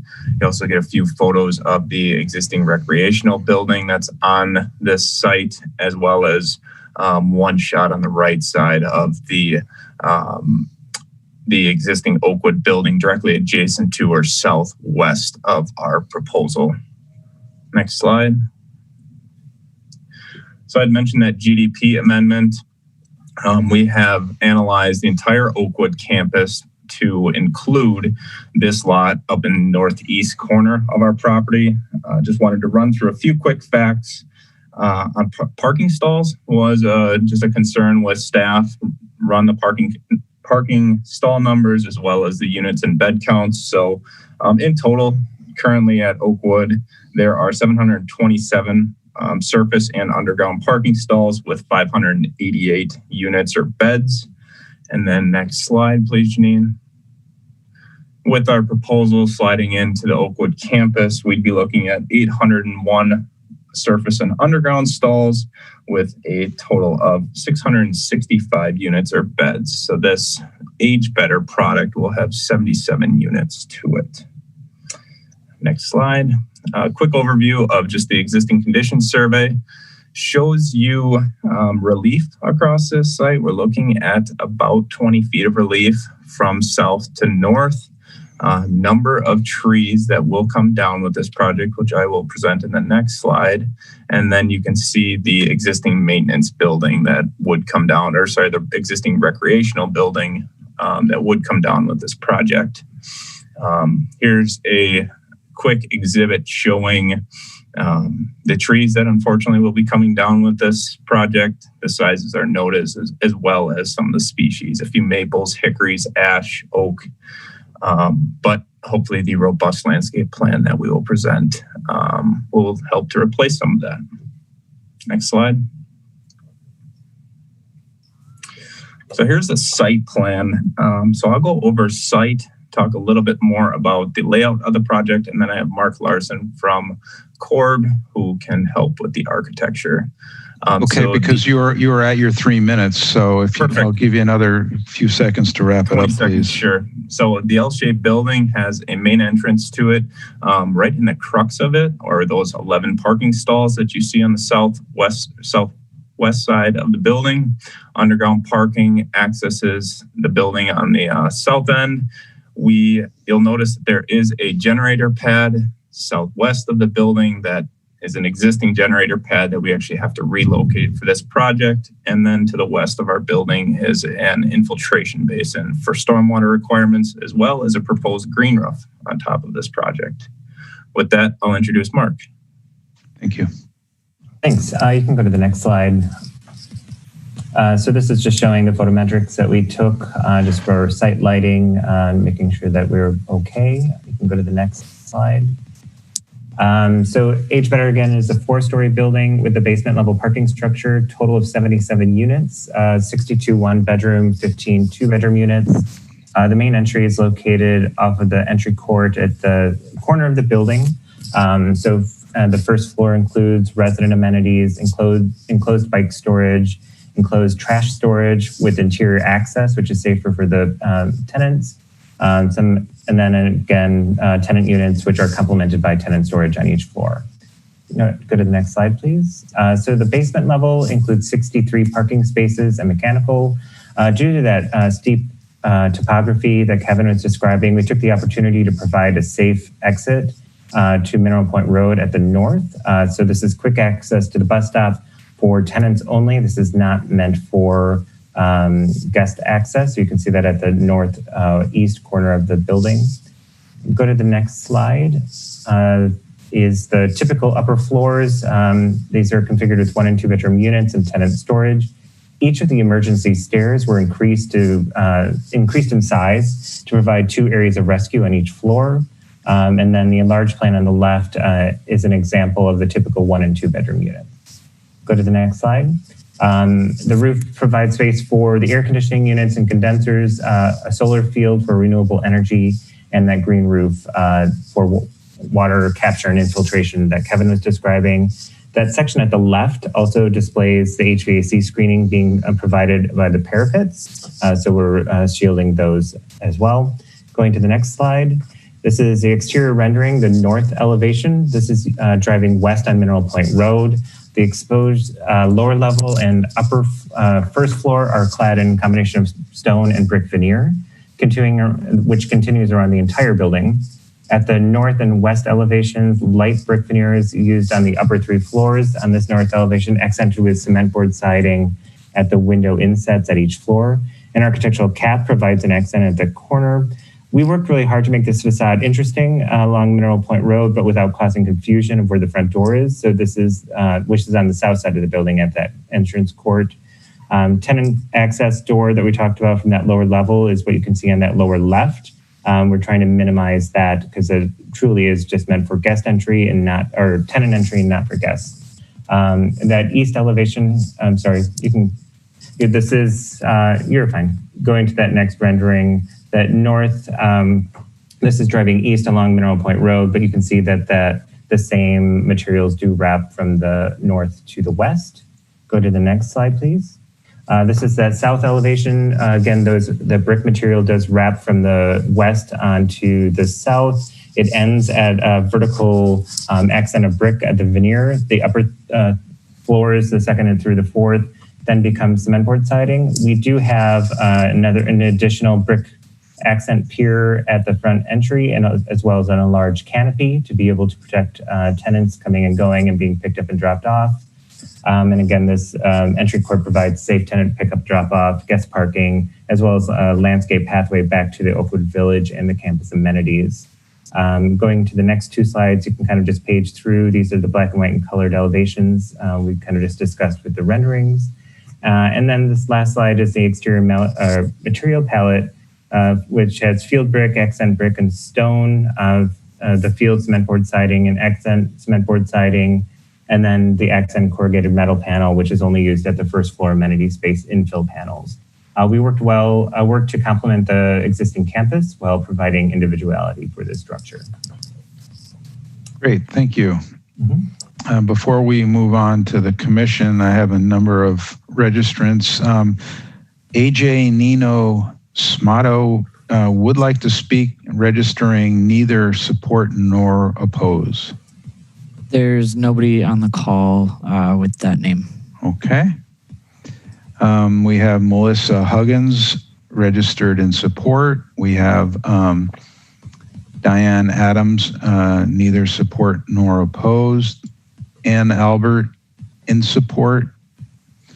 Emma Macari in opposition, all not wishing to speak. Going to the, let's see, the next, Hank Macari in opposition. Brandon Rule in support. Ted, we heard from. Megan Schutz in support. Linda Knox, neither support nor oppose. Virginia Shannon in opposition. Julie Hayward in opposition. And Ostrom opposed, not wishing to speak. Hildegard Adler opposed. Ruben Bussey, B-U-S-E, and Mary Murray, all in opposition but not wishing to speak. Janine or Stefan, does that cover it as far as you can tell? Okay. Yes. Yeah. Great. I'll turn it right over to Rafiq. I see you have your hand raised. Unmute you. There you go. So I have a question. What's the basis behind this design? Yeah, I'll ask that first, and then I'll tell you why I asked that. Okay, somebody from the design team want to respond to that? Kevin and Mark, you're both still unmuted. Sure. I guess I'm not quite sure what the intent of the question is. We were trying to create, like I said before, something that kind of complemented the campus, but didn't necessarily blend in. Some of the already kind of structures were a little bit dated, so we wanted to kind of provide a little bit more contemporary flair to this corner of the campus. And because it's not necessarily part of Oakwood, but it's to complement Oakwood, we wanted to have its own identity. Okay, I would say that, and this is just my opinion, but I don't think this is contemporary. I think this is very flat. I think this is not necessarily the best use of a variety of materials. I think the materials can be better worked, but I have this thing about housing that caters to groups of people, such as elderly or affordable housing, and those designs tend to be dumbed down a little bit. They tend to be very, very plain. It's no reason this building should be that flat. Regardless of who it's for, it should look like every other type of multi-residential housing facility there is. It shouldn't look institutional. It shouldn't be as flat as it is, and I think that that's a problem, period. Okay, thank you. Any other questions or comments? Craig, and then Tom, and then Shane. Oh, everybody. Okay, starting with Craig. Oh, I'm glad I got in when I could. Yeah. So you follow up on Rafiq's comments.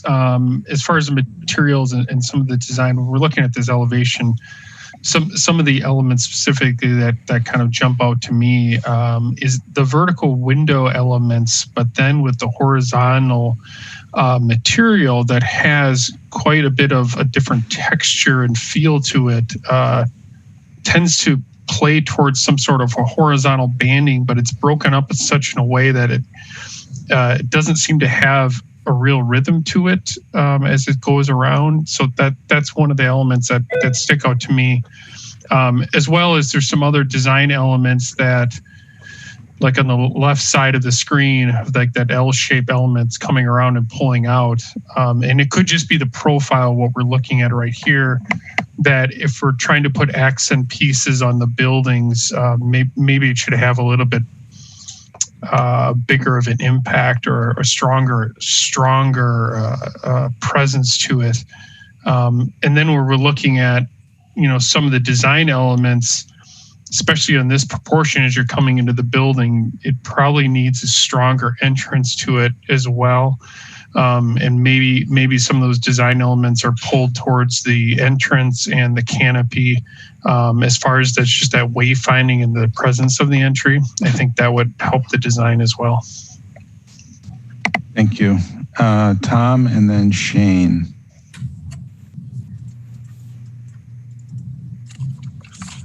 Oh, I'm sorry. There we go. Okay, hi. I just wanted to sort of recollect, it seems to me within the last 12 months or so, we were presented a fairly substantial master plan for Oakwood Village, involved several high rises, et cetera. I don't have that site plan memorized, but I don't recall that this particular site in Oakwood was proposed for development within that plan. So my first question is this consistent in any way with the other long-range plan we have already reviewed for Oakwood, the use of this particular site? Because as some of the public comments point out, it does remove what is almost the signature of Oakwood Village, and that is the oaks and the other greenery along Mineral Point. So I'm confused by the use of this very site by this project, and I would just like if staff or anyone can remember the content of that site plan. Did they use this site as part of that future development when we saw it, whenever we did, several months ago? I believe if it was Kevin said that this is an amendment to the GDP. So no. Okay. I'd allow the applicant to address that.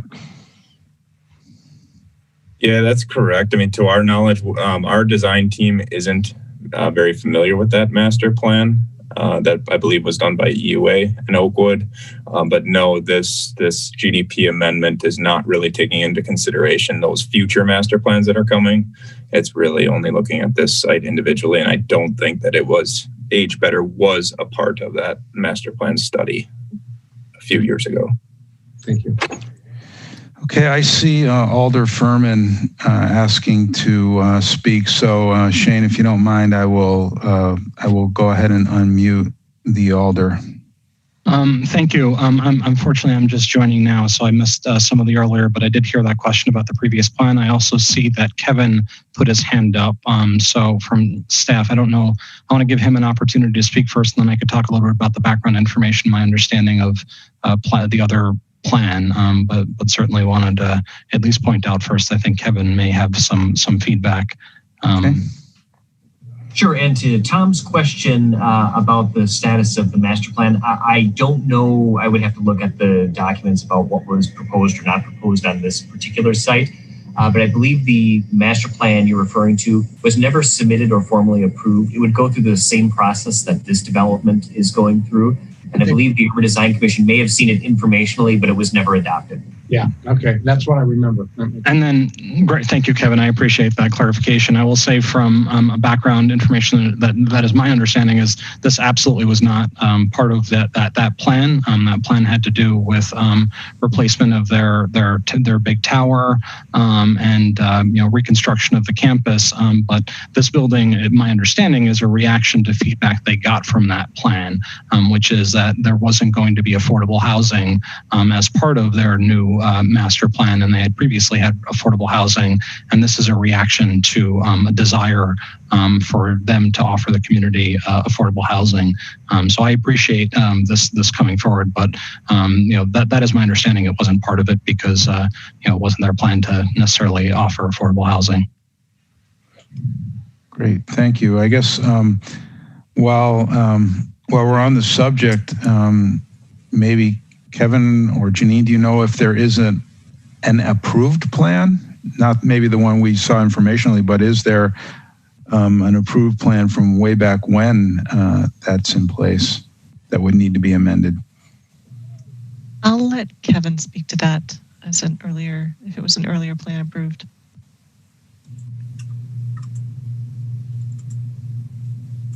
Can you hear me? Sorry, I was having trouble unmuting myself, but it looks like I'm live now. The controlling master plan would be the underlying plan development zoning on this site. That would be the city's document. That would be the controlling document. And this would be an amendment to that. Okay. Great. Thank you. Shane. Thanks. I have a couple issues with this proposal, and I totally agree with the comments that Rafiq made regarding the architecture. I think some of my other issues probably boil down to a building footprint which feels too large for this site. I'm very disappointed to see the loss of those trees, in particular the 14 mature oak trees that would be removed for this project. That this is right at the main entry to Oakwood, and those trees and that canopy as a foreground element are really the gateway into the campus. But also, I think just looking at how the footprint meets the site, and as you can see in the image on the screen, it leaves you with building and then pretty much auto-centric site development where there's a little bit of parking jammed right in there, spilling directly into the kind of the main loop road of the campus without a whole lot of separation or really pedestrian realm or amenities. So I know there's other great pieces to the project, the solar aspect, the sustainability, the green roof. But I'm struggling to reconcile the loss of those oak trees and the footprint in this tight corner of the site. I think a different proposal that really celebrated the oaks as a component and amenity to the site would be received very differently, from me at least. So I think that covers everything. Okay, thank you. Next up is Russell. Thank you. Not to dogpile, I had a similar comment about the institutional look, so I was glad Rafiq and others commented on that. I'll keep it moving here by saying I am very excited by the green roof and the solar panels you guys are putting on the building. It's a great addition. I'm curious from the applicant design team, why green roof on the location that you showed and why solar panels on the location that you showed? Why one part of the L for one and the other part of the L for the other? We would be going through the design process through the engineers at that time to identify where the best locations for the solar to be. Excuse me. But we just wanted to make sure that we were going upon basically the requirements of how much green roof we would need in order to support the water infiltration, and with the size of the on-site water collection that we have. And so it was really kind of truly just to determine kind of that balance of what we need for the requirements, and then we'll work with the the solar engineers to be able to confirm the best locations. But it's really kind of to represent, again, just that balance of quantity on the roof. Well, thank you. I was thinking about your main audience for who's going to see this is the much taller building that's up the hill there. I don't know what building that serves, but there's quite a substantially taller building that is just south west of this site, and I would definitely recommend. I'm glad to hear that you're working with an entity that can help you locate those panels. Just to prevent shading. I also wanted to ask you about the solar panels. There's a detail you provided in your application showing quite an extension. The solar panels are up on a support. Again, yeah, that would be based on the final kind of product that is selected. Working with that engineer, then we would be kind of figuring out what the supports would be and how far they would need to be lifted or not. And the intent of those supports is for screening the mechanical equipment? No, the supports are truly just to be able to maximize the tilt of the solar panel. Okay. And Thank you very much. The support or the screening that we were talking about is the parapet that's actually built into the architecture. And then last comment I had, I see about 2 feet from what looks to be little small mechanical equipment boxes and the plantings. That's very close to, if you're planting sedum there. I'd hate for you to have planting so close and the mechanical equipment is charring or degrading the health of some of the plants that are very close by. So I'd ask you to look carefully at the separation there. I don't want to remove green roof. I know you're trying to hit a target, but if it's there and it's dead because it's so close to that mechanical equipment, it's not really serving much purpose for you. Yeah, definitely. We'll be watching that layout and also being able to just make sure that we have the access to all the equipment. So we would have, just from a maintenance perspective. So we'll be having kind of that balance of where the green roof is to make sure to protect that as well as the access to the equipment itself. Thank you. Those are my comments. All right. Lois. All right, I'm going to apologize if my comments duplicate anybody's. We lost power here on the east side for a bit, so I was offline for about 5 minutes here. So I agree with Rafiq. I think the building's a little flat. There are too many materials, and it lacks a warmth that I would expect to see in this environment. It is kind of a wooded area, and it feels a little stark to be in this vicinity of this, oak forest, pretty much. And then the other comment is there a way to minimize some of that asphalt in the corner as far as minimizing the drive aisles? If you could get rid of a drive through and maybe just go around make a larger island in the middle there. I'm not sure if any of these comments were already made. No, they're good questions and considerations if I can respond. This is Mark with Corbin Associates. So, and thank you, Craig and Rafiq, for providing yours earlier too. I was kind of waiting to get more in regard to kind of that flatness and just trying to find that balance. We were trying to bring in that warmth with the stone, and it might just be the way that we're rendering this in right now. And it might be that we look at a different tone of the brick that's utilized on the upper floors to be able to bring in a little bit more warmth that you're talking about.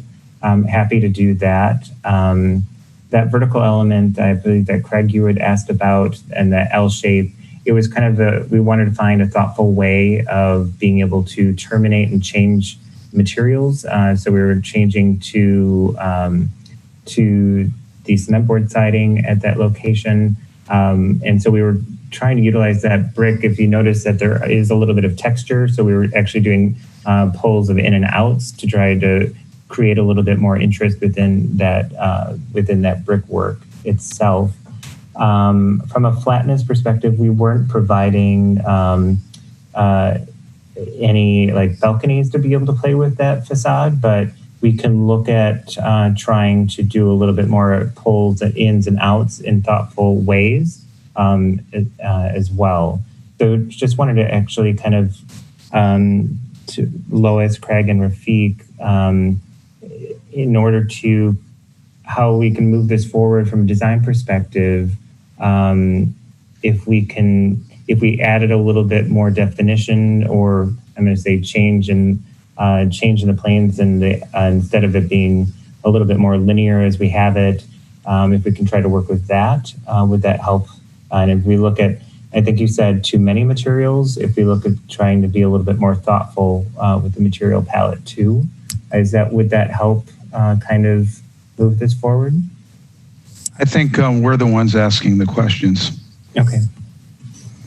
I guess I would like to just ask the commission, and I think some of you have alluded it, if there are not some more fundamental problems with this project. I think Shane may have kind of started talking about maybe this is too much building for this site. It's not very well connected to the rest of the Oakwood campus, and even if it's not an Oakwood product, the pedestrian experience is it's not very sensitive. There's not a whole lot of green space left around the building, and the way it addresses the street is pretty awful. We're looking at it from Mineral Point Road at basically a 1.5 or 1 story of a parking garage. There's no relief. The residents, in addition to not having any adequate green space around the building, don't have balconies of their own. So I guess, we can talk about the materials and the flatness of the building and so forth, but I guess my sense is that there's some significant fundamental problems with this design. Shane. Yeah, sorry. In that same vein, a question I intended to ask earlier but forgot. So a question for the development team. Was there any other massing explored? Why 4 stories and not 5? In attempts to alleviate some of the pressures on the site and create a better site plan and flow, were there any other explorations of different height buildings? So one of the challenges that we had was being able to maintain the requirements for the parking. And so it kind of is that double-edged sword. If we go taller but decrease the size of the footprint, we actually can't get as much of the parking here at that lower level that we're looking at. So that's why we kind of ended up at this size and this condition. But that does, as you were kind of identifying, to be able to provide any type of the guest parking and staff parking and that drop-off space, it does take that kind of drop-off court here and kind of removes more landscape. But if we were to reduce the size of the building, we'd still need to have surface parking for the guest and staff as well as a drop-off. And it would probably be around this same kind of scale. Okay, any follow-up, Shane, before we turn it over to Christian?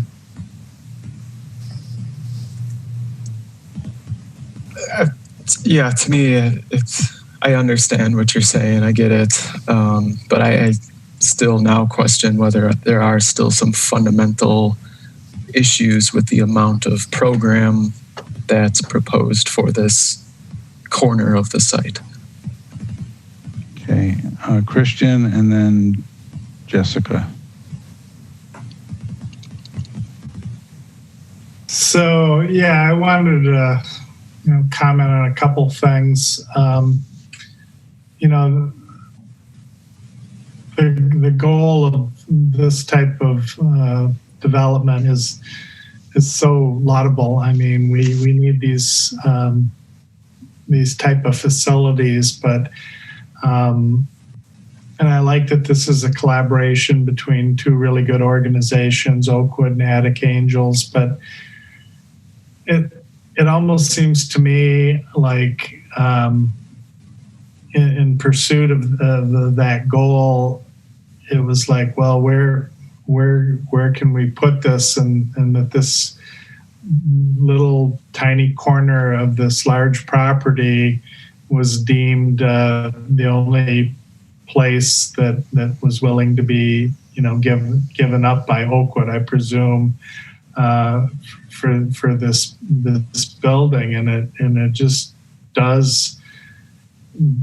seems so shoehorned in there. And then when you exacerbate that with the loss of the namesake trees of this property, it just rubs the wrong way beyond just the loss of those trees. And I'm sure this was addressed, and Shane alluded to it too, but the fact that the building has to take up this much, of a footprint to accommodate parking, then that's just one more nail in the coffin from my point of view. Is okay, so this is being driven by parking. I mean, how many times do we hear that? That just seems to be the driving factor of, a good chunk of the projects that come before us. And, the idea of making this smaller and going up and saving some of the trees and just, getting really creative with how a project like this could fit on this property, which I'm sure was looked at. I'm not putting down the effort of the architects and stuff, but it's just not working for me for so many reasons. And I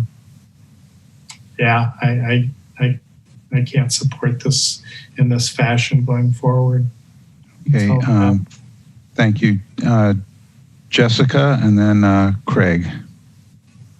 Yeah. Can you hear me? Yes. Okay, so I'm just back to even the site selection to begin with. I'm a little lost as to, is there further discussion? Could this be not even an appropriate site, period? Well, that we have a design and an application in front of us, and we're being asked to give it final approval.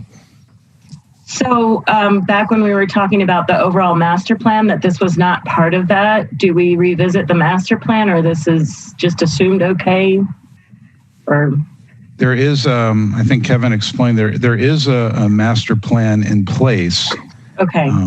Not the one we saw informationally for the future large development, but yeah, there is a master plan in place. There it is, and then this is to amend it for the placement of this building.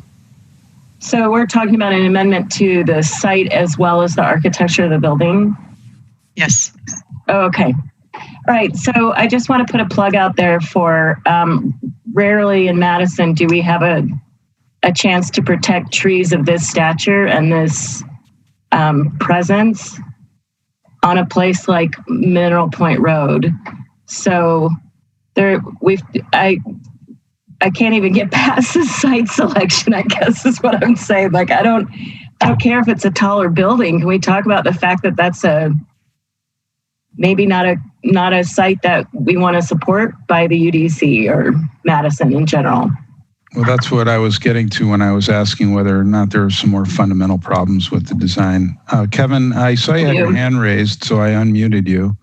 And perhaps at the beginning of Jessica's question, I was going to respond to that. And just as far as the overall plan recommendation for this site is high density residential. As far as what's being requested, it is a change of zoning. So ultimately, the use question is going to be weighed in.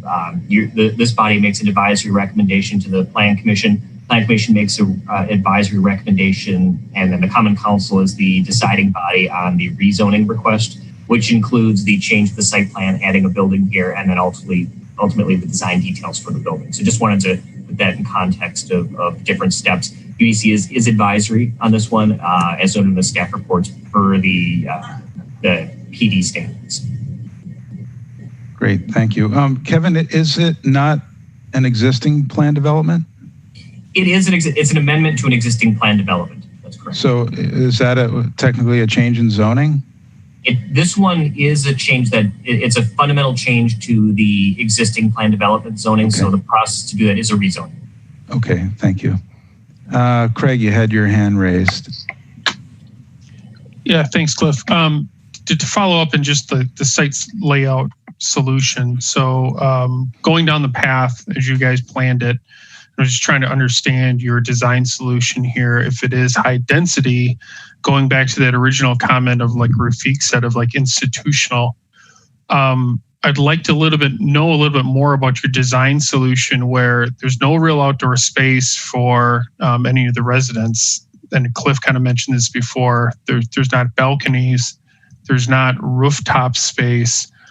What is the solution for like a livable space here that you're creating a very urban, dense layout for if this is like aging community?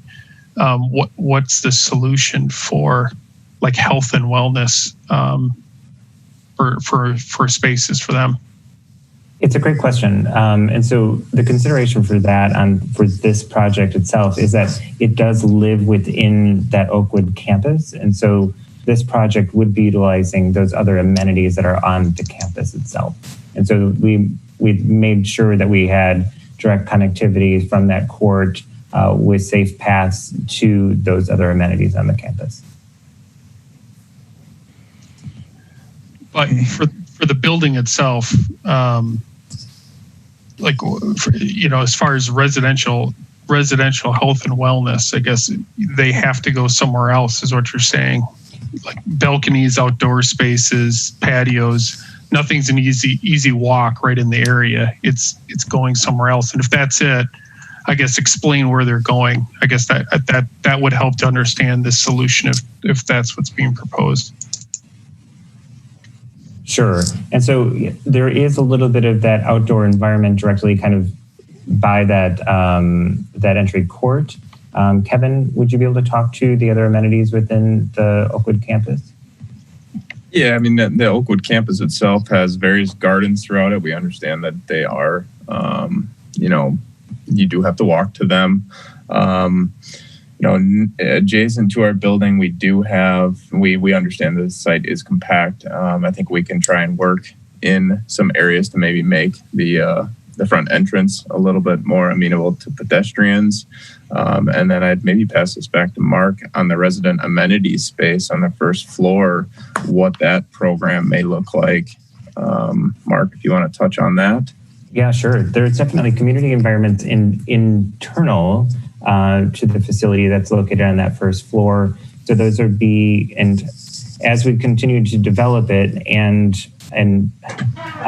as we take COVID into consideration, we could see these environments starting to change a little bit. As we would typically see them, they're a nice community room where the tenants would be able to come and provide a space for community in itself, so that they can get out of their units and be able to meet with other residents. But also, as we start to develop this and kind of turn it down, we'd be able to provide potentially, we'd have fitness environment typically alongside that club environment. But we might start to break these spaces down a little bit smaller, so to be able to take future COVID considerations as well. So we're still kind of further defining what those interior program environments might be. Yeah. So what I'm struggling with, and this kind of goes along the lines of other comments, is this doesn't seem to be equitable to other residential facilities we've seen. And the latest comparison I can think of when we're showing kind of the starkness of some of these residential areas and the size is probably that, don't know if that last presentation on Langdon Street, it's not as dense as that, but I'm trying to think about, if not having any outdoor balcony space, only one community space you can go to, and then no space outside, that just concerns me. As we've talked about other siting, that maybe it needs something more of like additional outdoor plaza area where, maybe that west wing L shape is all open on the first floor and it's outside space. I think there's other design solutions. I'm not sure this one creates all that balance of high density without giving other options to be outside within the site constraints here, because then we're approving this and other changes could happen to other parcels because they're independent, and saying you're relying on something else, unless there's some other relationship, Kevin or Janine, you can talk about. If this is by its standalone project, I'm not sure it's sustainable on its own the way it's presented right now.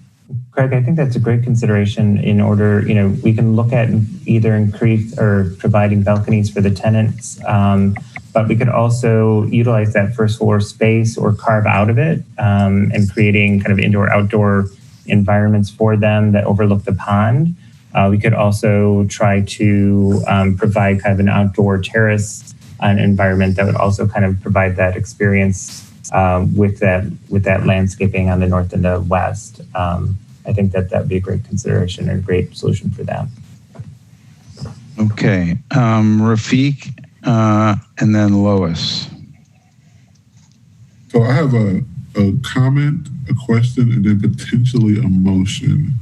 So my comment, I don't want to overlook this little thing on the roof. I don't even know what to call it. It's like a canopy type roof element. I'm not in support of that at all. I don't think that's a good move. But my question is, this is not information. This is for final approval? Final. Or initial / final is on the application. Okay.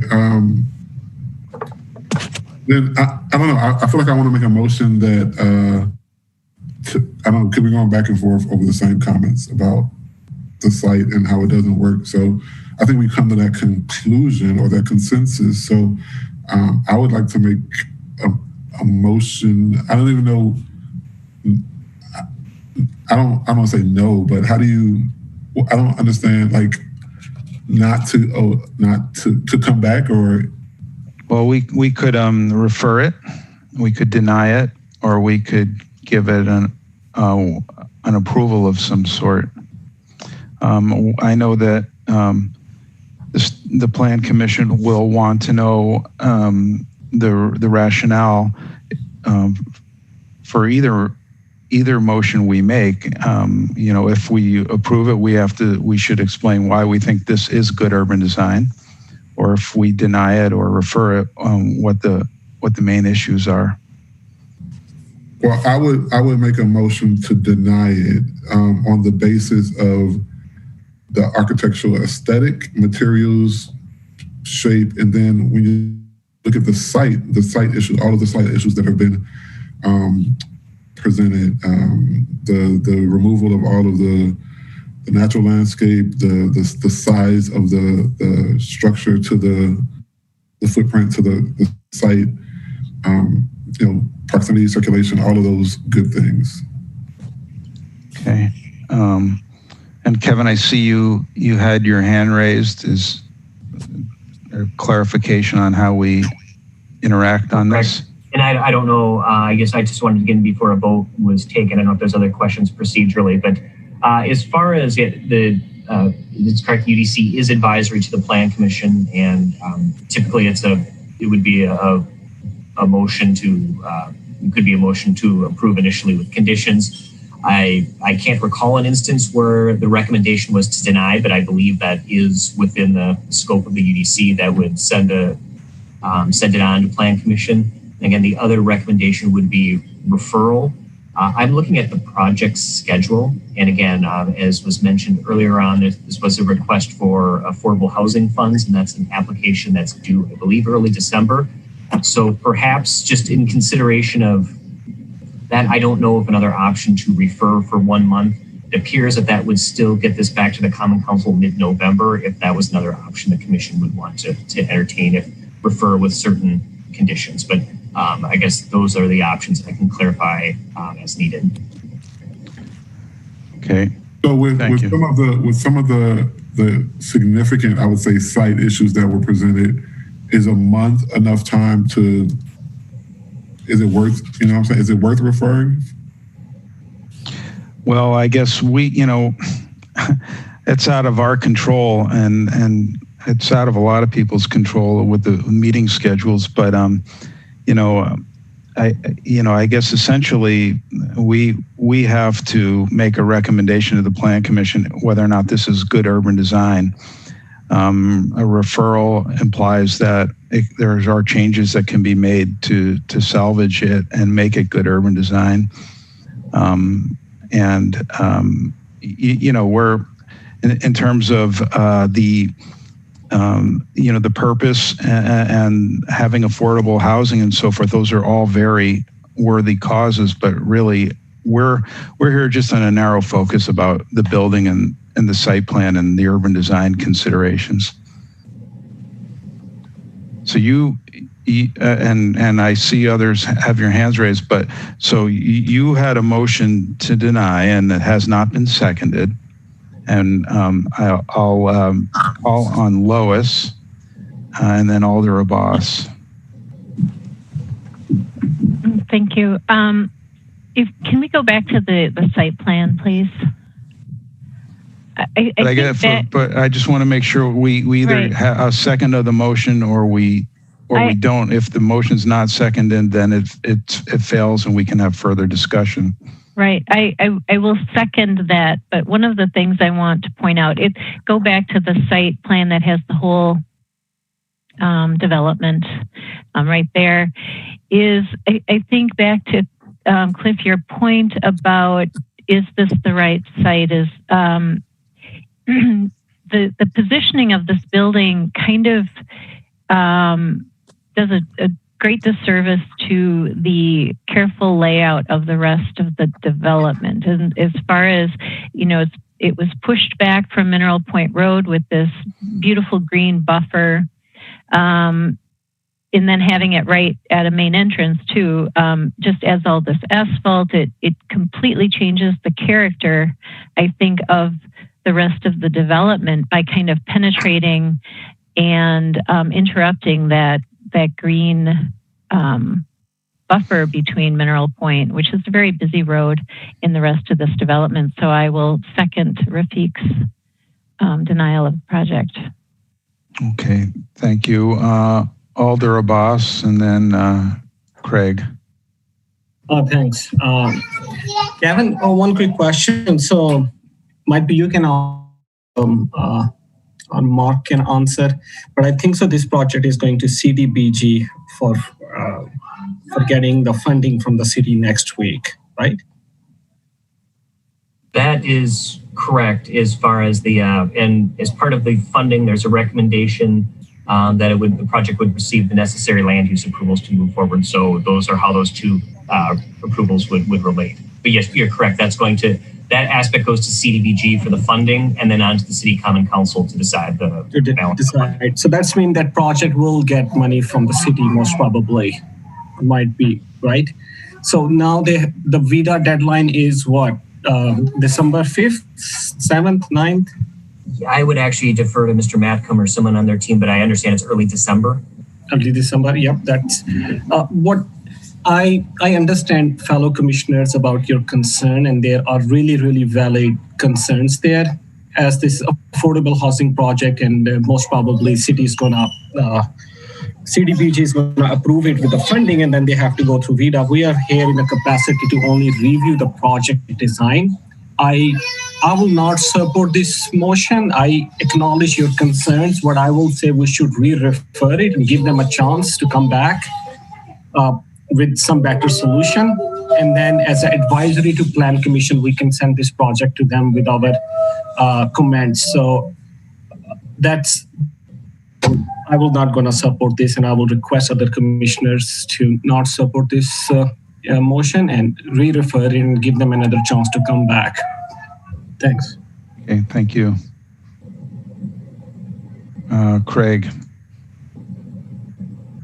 Thanks, Cliff. As follow up on a previous coordination with other committees of getting more clear, concise direction, I'd like to amend the motion that was seconded by Lois to add some more clarity to the referral.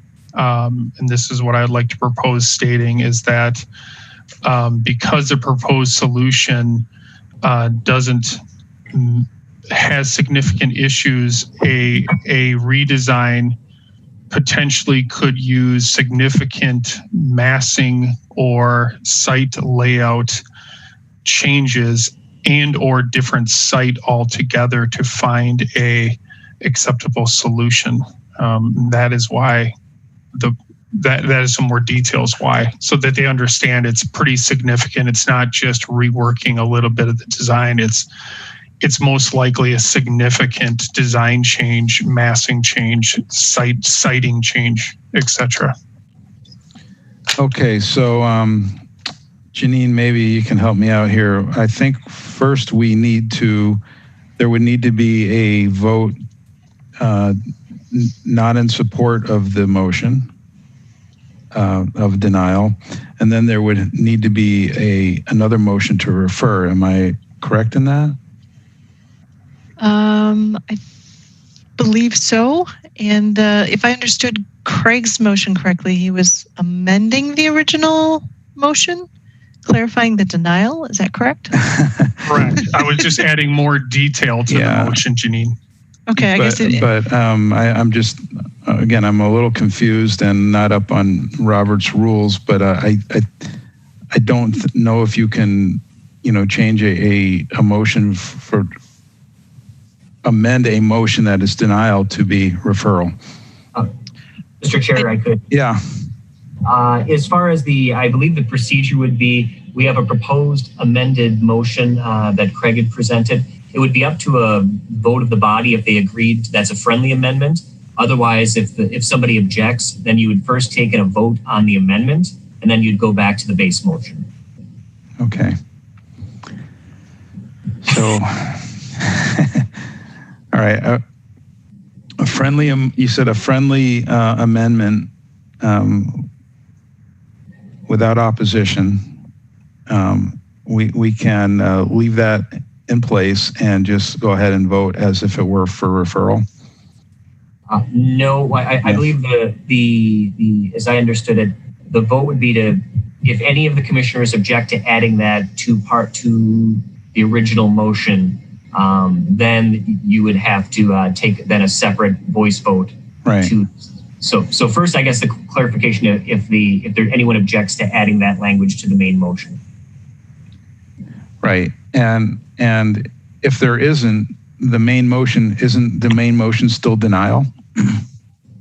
Yes, as I understand it, it's actually a recommendation for denial. Yes. Right. Okay, Rafiq. So there's nothing worse than having your motion just twisted and turned and bent and flipped and all kind of things added and subtracted to it to where it's not even your motion anymore. So clarification, I would like to keep my motion as I presented it. Okay, and that's why I was suggesting that we take a vote on that motion, and then if the motion fails, we make another motion for approval or referral, and that way the motion has not been amended, twisted, and turned upside down. Procedurally, we still have to deal with the amendment and first ask for a second. And if there's no second, then it fails, then we're back to the original motion. But we do have to dispose of the alternate amendment that's on the table. Okay. So is there a second to, is there a second to Craig's motion? Yes, second, please. Okay. All right. So there's a second to that motion. So where does that leave us now? And now we have a motion to deny that has been amended to refer. So, Kevin, correct me, help me here. Now we have to discuss Greg's motion first because that's an amendment on a main motion. And if this motion got failed, we will go on a main motion, which is denial. If Greg's motion get passed, then Kevin, that is it, right? Yes. Well, first clarification, I understood Craig's motion to be also one to recommend rejection, just had different supporting information, as I understood the Craig's motion. And I Okay. No, all right. Okay. I'm sorry. I thought he said to refer it. Okay. That's what I thought. All right. Do you still want to second it? I already seconded. That's fine. I'm not going to vote for it. I think so. We should refer it. And it's a really important project with affordable housing. Right. I think so. We should give them at least a chance. We provide them a lot of feedback, but again, up to the commissioner how they feel. I'm not. Okay. So why don't we? So the motion's been seconded. Why don't we take a vote on the motion? I guess let's see. I can't ask people to raise their hands. So, well, I guess I can. You can raise your hand. I can see all those in favor of the motion. Nobody has their hands raised. All those in favor of the motion, raise their hand. All in favor of the motion to deny, raise your hand.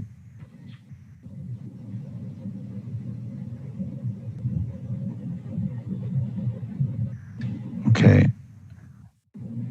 So I see 1, 2, 3, 4, 5, 6. Is that what you get, Janine? Yes. Okay. And then I'm going to unlower the hands. And those opposed?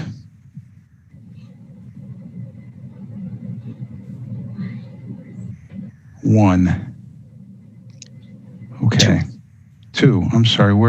Two. Yes, I'm sorry. Two. Okay. So the motion passes. So for the good of the record, just to clarify next steps, then, I want to make sure we have this correctly.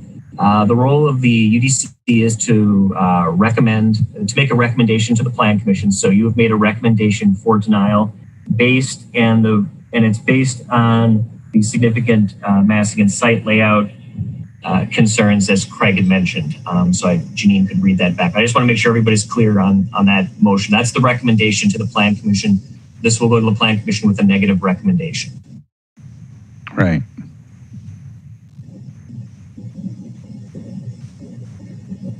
Okay.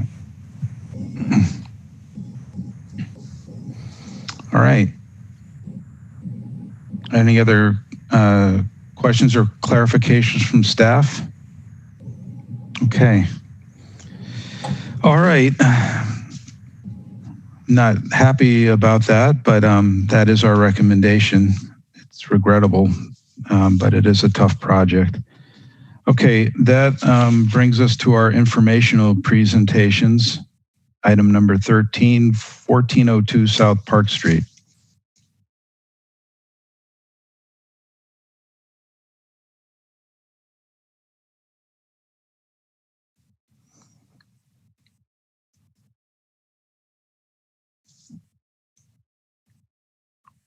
Okay, let me see. Looks like we have a couple of folks registered to speak. Marcus Pearson, Edward Hayden. Right, and I also have Todd Mosher. I believe Todd is registered, wanted to be for the next item. Which is, okay. 622. Yes, excuse me. So this is Marcus Pearson here. We do actually have a couple of our development team members that accidentally registered to speak for the previous agenda item. Can we have Melissa Huggins, Megan Schutz, and then Brandon Rule also be available for questions for this agenda item number 13, please? Yes. Thank you.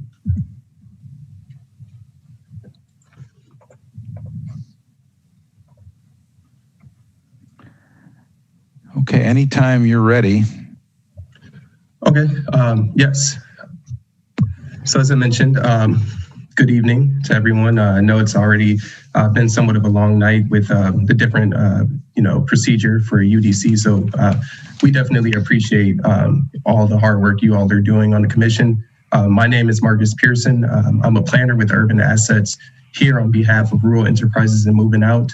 I did again want to thank you for taking time out of your day today to hear about this proposed 1402 on Park mixed-use development, which will feature a full service grocery store, as well as affordable housing units above. And as many of you know, a contemporary full service grocery store is something this community has long awaited. The proposed site is located within one of the most diverse neighborhoods in the city, which I'm sure most of you know, which includes a very active neighborhood associations and civically engaged residents.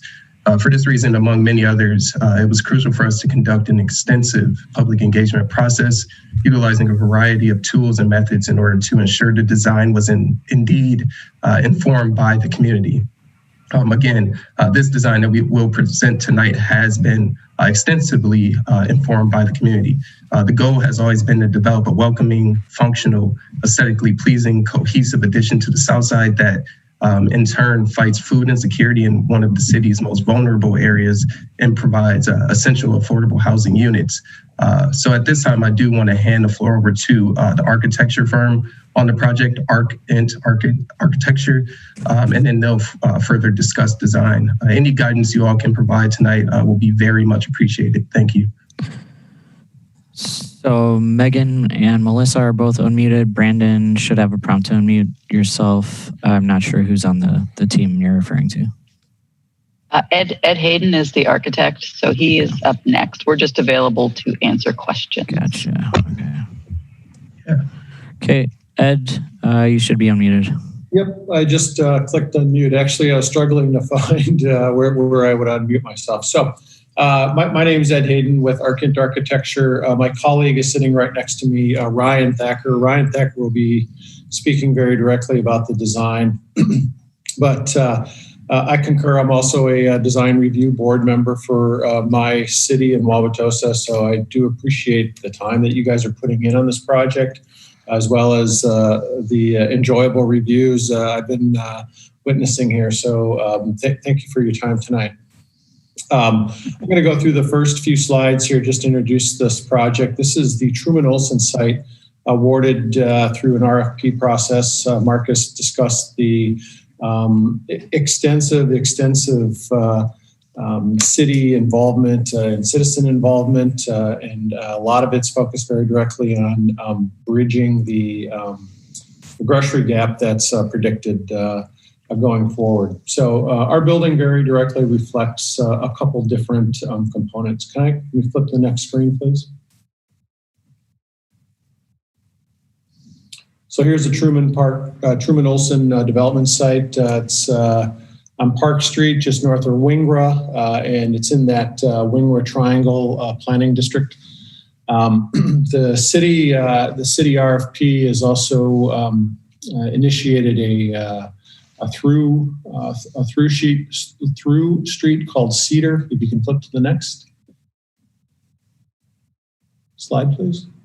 Oh, well, here's our project features. I hope you can read these very quickly because I don't want to give up my 4 minutes, but 150 units. Here's the site plan. Cedar Street to the north, we've worked very closely with the developer to get their program, as well as the city to make sure that we have the appropriate utilities at the appropriate depths. A city approved street, I believe that's still going through its process. It's part of the Complete Streets program. Will include bike lanes, parking, pedestrian access, and quite honestly, looking forward, we're also trying to connect to the future BRT as well as the current Metro Transit. This is where I let Ryan jump in and talk about the program and how we're approaching that. Okay, so this is Ryan. Marcus, at the beginning of the presentation here, did a high-level overview of the building program, but I'll kind of work through this as we walk you through the floor plans. So this is the ground floor plan. We see Park Street off to the right side, or the east side of the site, and then the new Cedar Street extension to the north.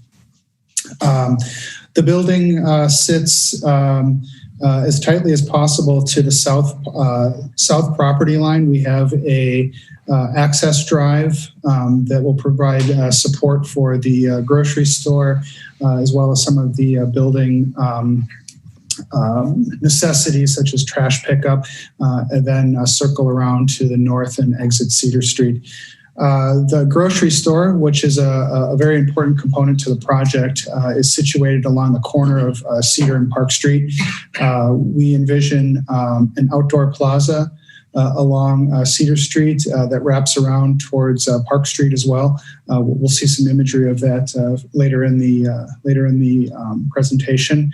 Working from the east to west, or right to the left. Can we go back? Yeah, if we can go back one more. In the middle of the building, we have the resident lobby and some of the other necessities, such as the leasing office and elevator lobby. The parking entrance is roughly in the middle of the building, and then that parking structure is really lined on the north and the west with 3-bedroom walk-up apartment units. Okay, now you can flip. So we just walked through the ground floor plan that's on the bottom. You'll see the green highlighted areas are the residential units. The gray area is the parking structure, which starts on the ground floor and goes up to the second floor. And then the blue area is the grocery store. Working up to the second floor plan, again, we have that second level of parking and residential units in green. The grocery store is a double height space, so that is showing the double height space up above. And then the orange shaded areas is a community room and fitness room that's for the use of the building residents. I think we can go to the next slide. As the building works its way up, it essentially creates a podium at the second floor level. On the top of the second floor. So the third floor deck is the podium. And then all the green units here are a mixture of 1-bedroom, 2-bedroom, and 3-bedroom. I should note that this is an affordable housing development, and all of those units are affordable. In the corners, we have opportunities for community spaces. We're thinking through teen hangout spaces, study nooks, and just some amenity spaces for people to gather, hopefully a little bit more completely after some of the COVID issues subside. On the third floor, you'll see an area here where we have, which might not be discernible to you, but we have some trees indicated because we are planning a rooftop terrace in that area that's accessed from the third floor, and that's for the use of the tenants. Working up the fourth and fifth floor are pretty much the same, so they just stack vertically going up. With more residential units. If we can go to the next slide. And then finally, the sixth floor. The sixth floor really is only on the eastern portion of the building. That gives that portion of the building a little bit more prominence along Park Street, in the corner of Park Street and Cedar. We can go to the next slide here. So these are some of the early massing studies that we looked at, how the building was situated on the site and how the fenestration of the windows works. One of the things that we tried to respond to directly here was some of that setback that occurs along Park Street. So the way that we handled that is that the grocery store of the building, which we wanted to have some prominence and some differentiation from the rest of the building, actually follows the profile of Park Street, while the housing units up above are perpendicular to the Cedar Street axis of the building. So that creates sort of a natural setback as the building progresses back towards the south of the site. We can move to the next. Here's an aerial view showing how the building is situated directly to the, so we're looking southwest here. So just to the north of the building is the old Pick and Save. You'll see the arched roof there. I think the cursor is right on that right now. There are residential units to the south. You'll see 3 units over there, as well as some west. I'm sorry, that's west. You're right. Yep, right over there. The SSM development to the north, and then I think the Labor Temple, and then there's a medical facility directly to the south of the building as you go south on Park Street. Yep. I think we can flip to the next slide. Looking the opposite direction, this gives just an idea of the massing of the building. We haven't really suggested much in the way of materials in these views, but in some of the later renderings here, we've started to explore ideas with materiality. So one of the key things that we've tried to accomplish with this building is that while it is a longer building, as it stretches out from east to west, we've been really working to break the building up into smaller chunks while still having a cohesive building and not having too many materials. I think that oftentimes too many materials can actually work against that concept. So we're trying to limit the material palette while still creating some movement on the face of the building.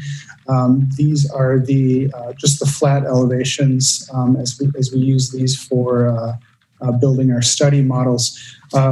We're still working quite a bit on the south facade and how that works out. Some of the program elements related to parking are still being worked through with the development team. So some of our upcoming tasks will be to work on that south facade. There's some blank space there right now, and it's just not programmed yet. So we understand the importance of that. And yeah, we do understand the importance of that, and it's really the intention on the upper portion of the building to bring the same material palette and architectural language that we're trying to develop on the front of the building to the back of the building. But that's just something that we're working through in the process right now. Okay, thank you very much. When we get to the next, you just go through there we go, the renderings. Yeah, there's one more. So this is just a rendering from the corner of Park Street and Cedar Street. The material palette in general here is a mixture of brick, which you see on the lower level there, and at the building as it goes back. The upper portion is currently right now we're thinking of it as a metal panel with some darker elements of siding. All right, thank you. Let's see, are there any other registrants from the developer side to present? Or the applicant, I should say. Okay. Let's see here. I know we're a little out of order here, but it looks like we've got. Let's see. I don't think we have anyone else registered in opposition or support, not wishing to speak, from what I can tell. There is one person that registered to speak, Lizzie Kitchell. Oh, I'm sorry. Are they present, Stefan? Yes, and you should have a prompt to unmute yourself.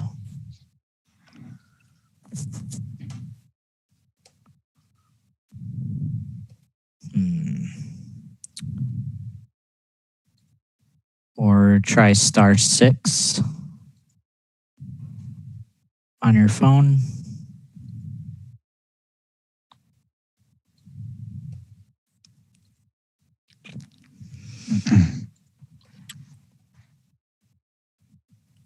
Missy, are you able to join and connect via voice? It looks like they are connected via phone. Okay. If you're able to connect via a device, that might work, and I'd also be able to promote you and bring you in that way.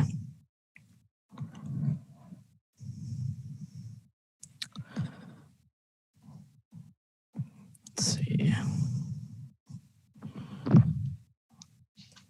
I will reach out via email if we have their email address. Okay. When we confirm that we're able to connect, I guess we can do it at that time. Yes. Okay. Will you be monitoring that then, Stefan? And yes, I will let you know. Jump in. Okay. Yep. Great. All right. I see. Let's see. Alder Evers has a hand raised, and I'd like to unmute you to see if you'd have anything to share with us tonight. Yes, if I could ask the architects to take down the shared screen, please. Thank you. Thanks. Hi, everybody. I want to underscore one item, and I know this isn't necessarily your purview. You're about the design and the aesthetics. But I'm sure that you've read in the paper about this project in the past, about the potential loss of the only full-service grocery store serving the South Side when SSM was going to place their new clinic at the site of the Pick and Save. SSM was persuaded to locate their clinic elsewhere on property they have on Fish Hatchery. The city put forth a quick RFP and responded in due time to select Rural Enterprises and Moving Out to do this project, combining 150 units of affordable housing with a full-service grocery store.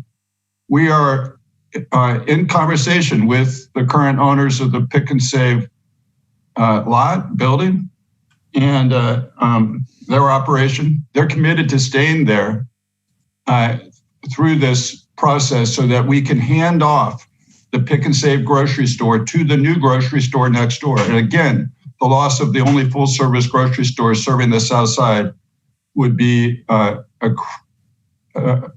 terrible blow. But you've read about that already. I'm quite sure you're aware of this challenge. So I would say it's perhaps one of the most important projects in some time along this South Park corridor and in South Madison, and perhaps one of the more important projects in our city. A lot of people are working on it.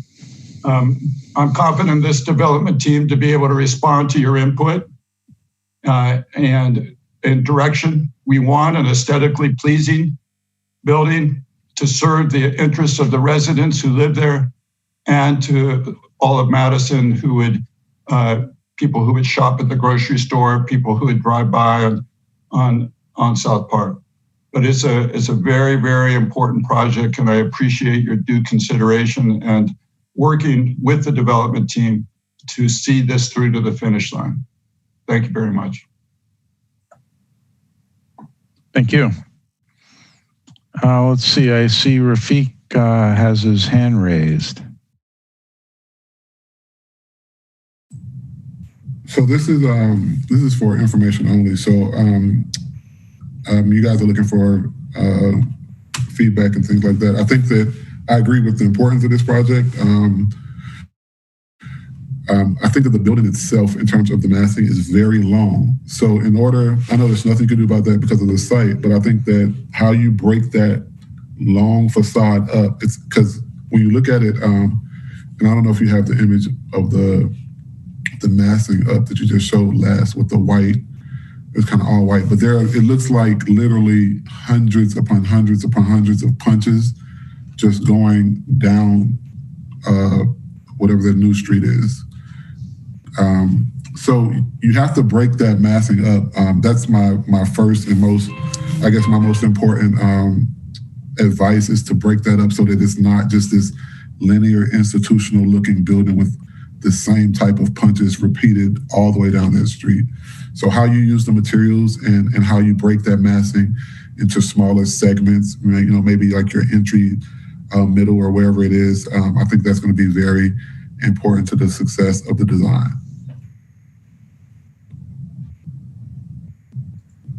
Okay, thank you. I see Alder Carter has also joined us. I'm going to unmute you, Alder Carter, and allow you to address us, please. Thank you. I will come back after the commissioners make their remarks. Okay. Thank you. You bet. Let's see then, Jessica, and then Lois. Thanks. Thank you. I guess I'll back up Rafiq on that's an awfully large building when you look at it in site plan, just scale wise. I'm wondering if it has to be just one building, but the move of pulling the grocery store closer up to the street, closer than the adjacent buildings, I think is a great move. And I think that will add a lot of character to the street for pedestrians, which that part of the city could really benefit from. So I applaud that move. Great. Thank you. Lois.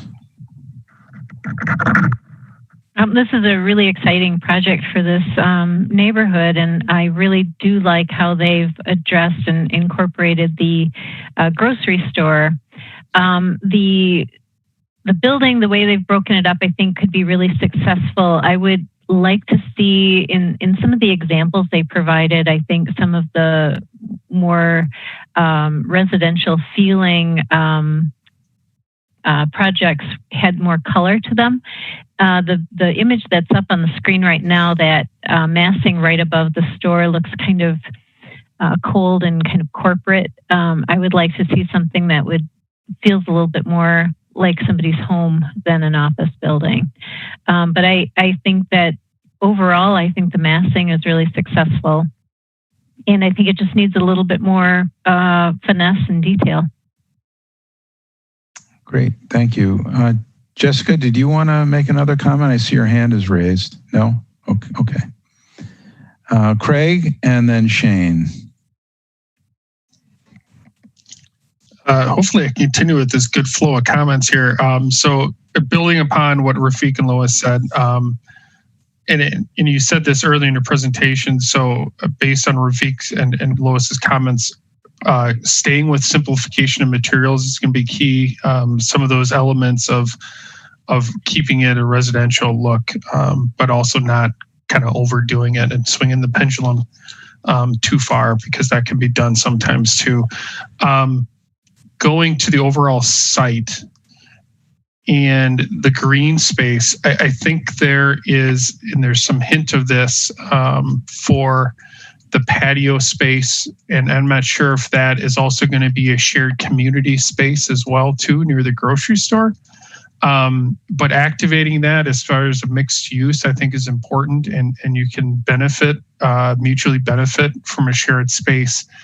Also, as you guys are probably very well aware, the bike path that goes along Winger and Winger Creek, I use that quite often. It's not as busy as other bike paths, but it's a great corridor, a pedestrian corridor. So there's other multi-use, obviously, in a grocery store of different amenities that can be served out of there. So I think there's a lot of potential for pedestrian and bike traffic here as well, too, of thinking of those solutions as you think about the overall site use. And again, this is a tight site. So trying to find shared use, if you do have exterior space, especially for residential, commercial, can really be successful, activate the space and really make it useful. I know right now we don't want to have activated spaces, but this will pass and it will be activated at some point again.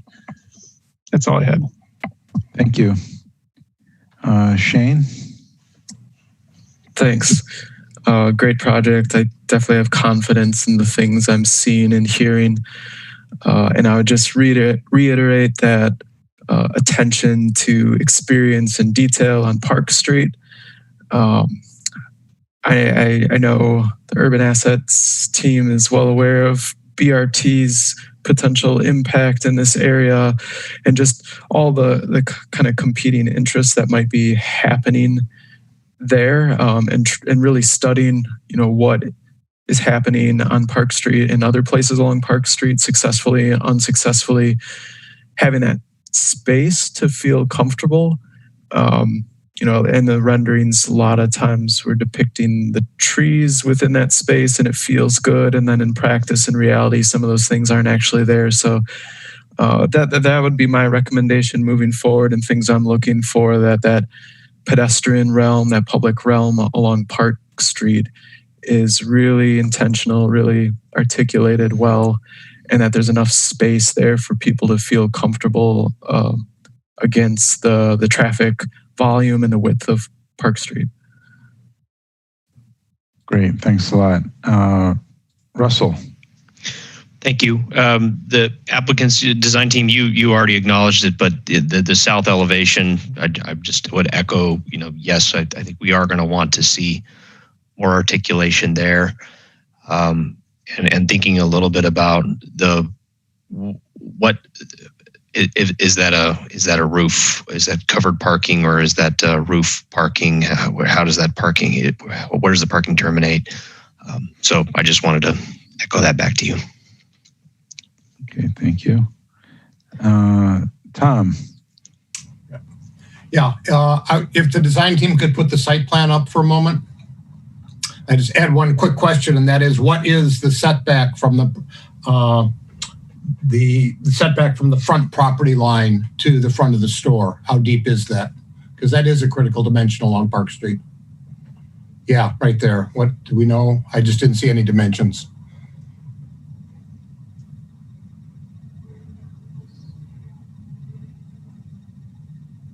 Can somebody from the design team answer that?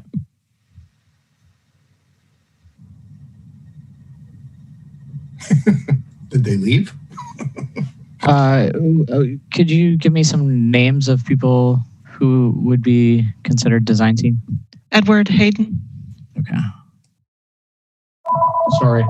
Sorry, we were muted there. We were unable to unmute. So the distance from the property line along Park Street is 10 feet as drawn, although you don't see a dimension there. And it's about 20 feet from the curb along Park Street. Yeah, there is a significant right-of-way along Park Street, and we're working with engineering to kind of finalize how the bus stop and the BRT might happen there. So 2 birds with 1 stone. All right, but from the property line back to the front of the building, 10 feet. Correct. 10 feet, right at the limit. Okay. We want to be able to plan something there, Tom. I might. Thank you. And to add to that, Tom, it's worth noting, as the team mentioned, that they have been working very closely with traffic, and there are some more detailed drawings of that front area in the plan packet. This is just the presentation packet, and of course, when they come back for initial final, there'll be more of that detail in there. Super, thank you.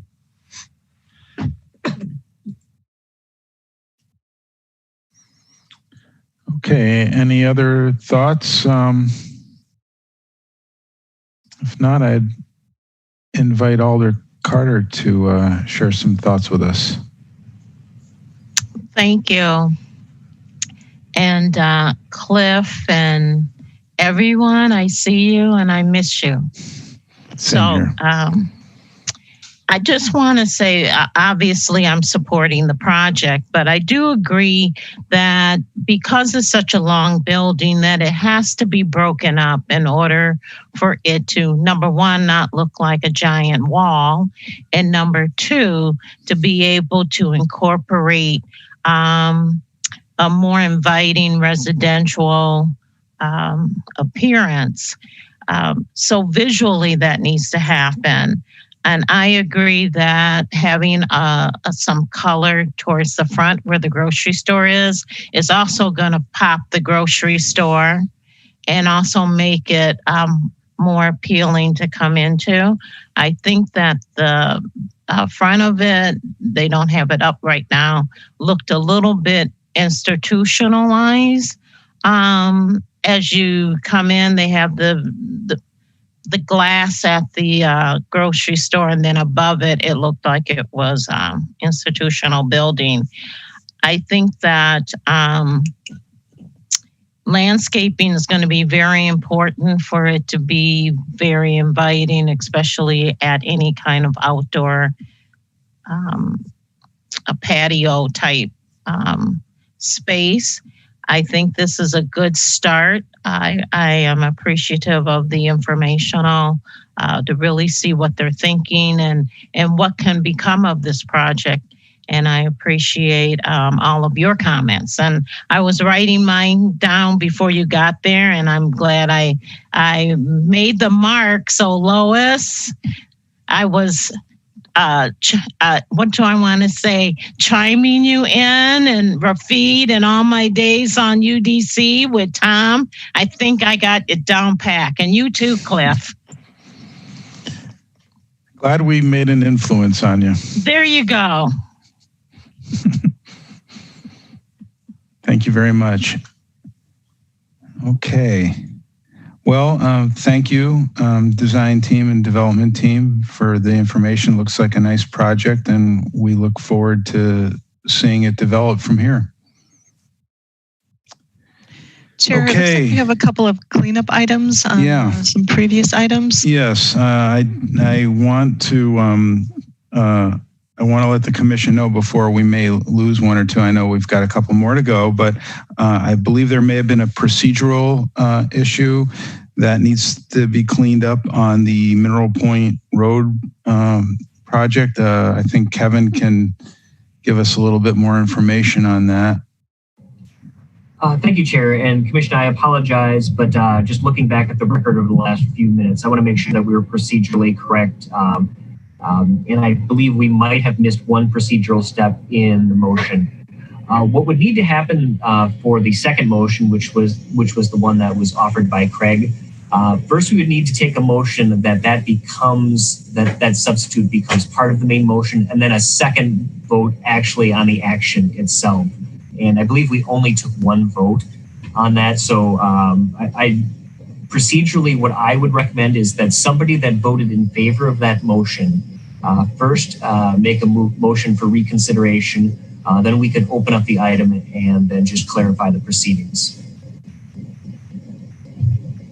Okay, so the motion would be to reconsider the item as an agenda item. Yeah. Okay, Lois, is that a motion to reconsider item number 12? Okay, a second.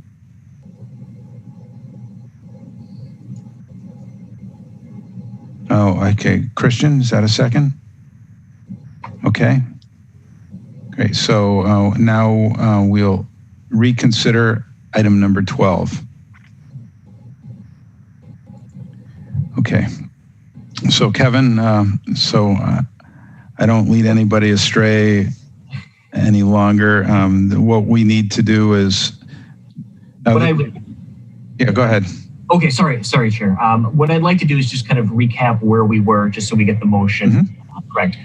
We had a motion from Rafik, and that was to recommend denial based on the architectural aesthetic, materials, site issues presented, removal of the natural landscape, the size of the structure related to the footprint of the site, and pedestrian circulation. That was the first motion that was on the table. I believe that was made by Rafiq and seconded by Lois. Is that correct? Just want to confirm that that's where we started. Okay. Then we had a substitute motion offered to help clarify that denial, and that was offered by Craig and seconded by Alder Abbas.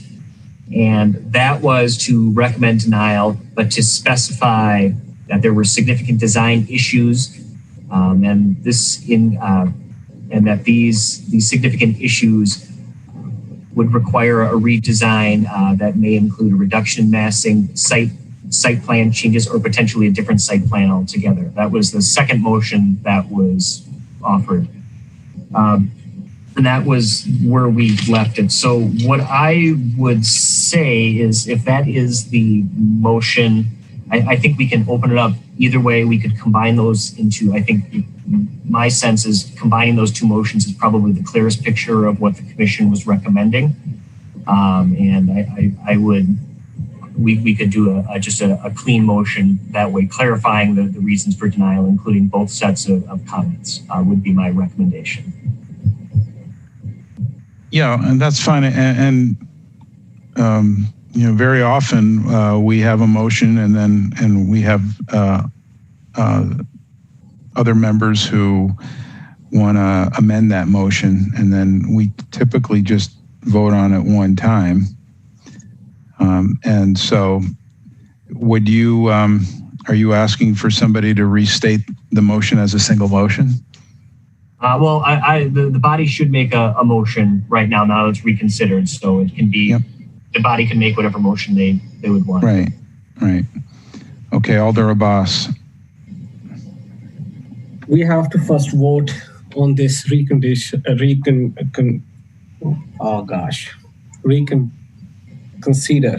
We have to first take a vote on this. Right, that's right. I'm sorry, you're right. It was seconded, and so are there? Yes. So unless I see any raising of hands, by unanimous consent, I will say that the motion to reconsider is approved. Okay. And now, Kevin, what I think so is motion could be approving Rafiq's motion, main motion, with an amendment, which is already passed, which is Craig. So that will be the motion on the floor because the amendment is passed. So it will be the approving the main motion, which is a denial with an amendment, correct? I believe now that we're reconsidered, there isn't a motion on the floor. So we have a clean slate as far as so that's the direction. Right, the amendment could restate that motion, or that would be right. So we can just dispense with that and just have one motion. That's fine. Okay. So is there a motion to basically consolidate the discussion and the previous action that we took half an hour ago?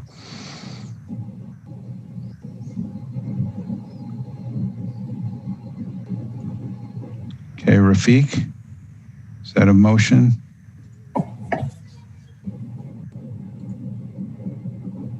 Here we go. Yeah, do I have to restate it? I think if it's okay with staff, we can, a motion could be made for the record as was previously stated by Kevin. Yeah. I could restate it for the good of the body, just so there's an understanding of what I have understood. That the Urban Design Commission recommends denial based on the architectural aesthetic, materials, site issues presented during the discussion, removal of the natural landscape, the size of the structure related to the footprint of the site, and pedestrian circulation. And then the Urban Design Commission notes that they believe that excuse me, the second part of that, I'm going to get Craig's component in here. That this, apologize. The Urban Design Commission believes that redesign would be necessary to consider reduction in building massing, site layout, or a potentially different site plan altogether. Mm-hmm. Okay. Is that acceptable as the motion, Rafiq? Okay. Is there a second on that? Okay, Craig. Okay. Now, I think what we'll do is, I'm sorry, Shane. Sorry, I want to ask a question because I agree with everything in the motion, but the terminology of deny versus referral has me hung up a little bit. And I think Alder Abbas had me convinced earlier that we should consider the referral. So could someone who previously voted in favor explain to me maybe the justification for why we would deny versus refer?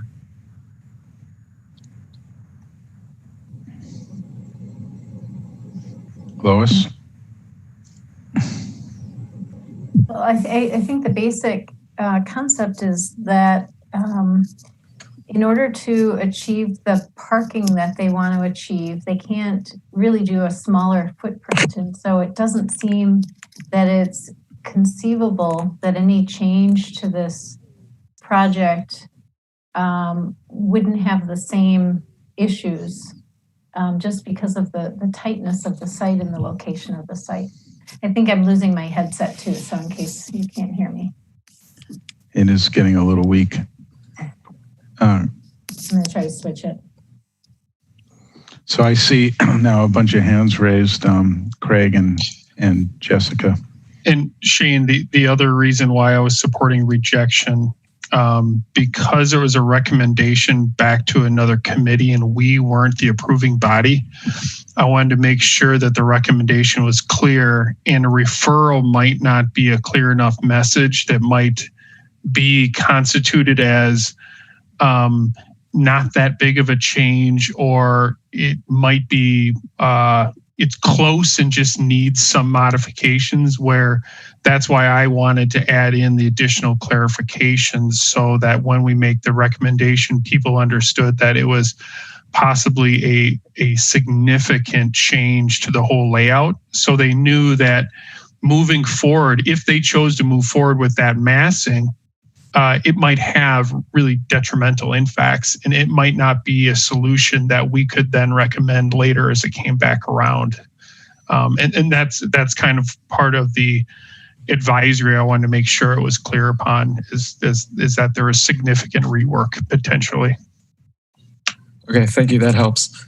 Yeah, I mean, we're the Urban Design Commission, and we have to say whether this is good urban design or not. It may be a very good project, and it probably is, and it may get approved by the Plan Commission, but our recommendation as urban, as the Urban Design Commission is it's got some substantial flaws in the design. Yeah, Kevin. Sorry, here we go. And I just to Craig's question, and the Plan Commission would not see it in the case of a referral. Just to clarify that a referral would be back to this body. So it would be a final action of this body that what the Plan Commission would see, be it a recommendation for denial or otherwise. Just wanted to clarify that. Okay, thank you. And that it's an unusual motion to make as far as just trying to think the last time that kind of motion was made by this commission, but I believe that's certainly allowed by the zoning code. Okay. Let's see, Alder Abbas. Thanks. In my thinking was we should get them back to UDC. So let's say with our denial, the project move forward to Plan Commission. Plan Commission approved that project. For A, B, or Z reason, it will come to Common Council as a final body. Rather than, going through that particular route, we gave them a lot of feedback. And I think so might be the site location is not correct. There are a lot of concerns around it. And also there's a 120-year-old tree there, oak tree.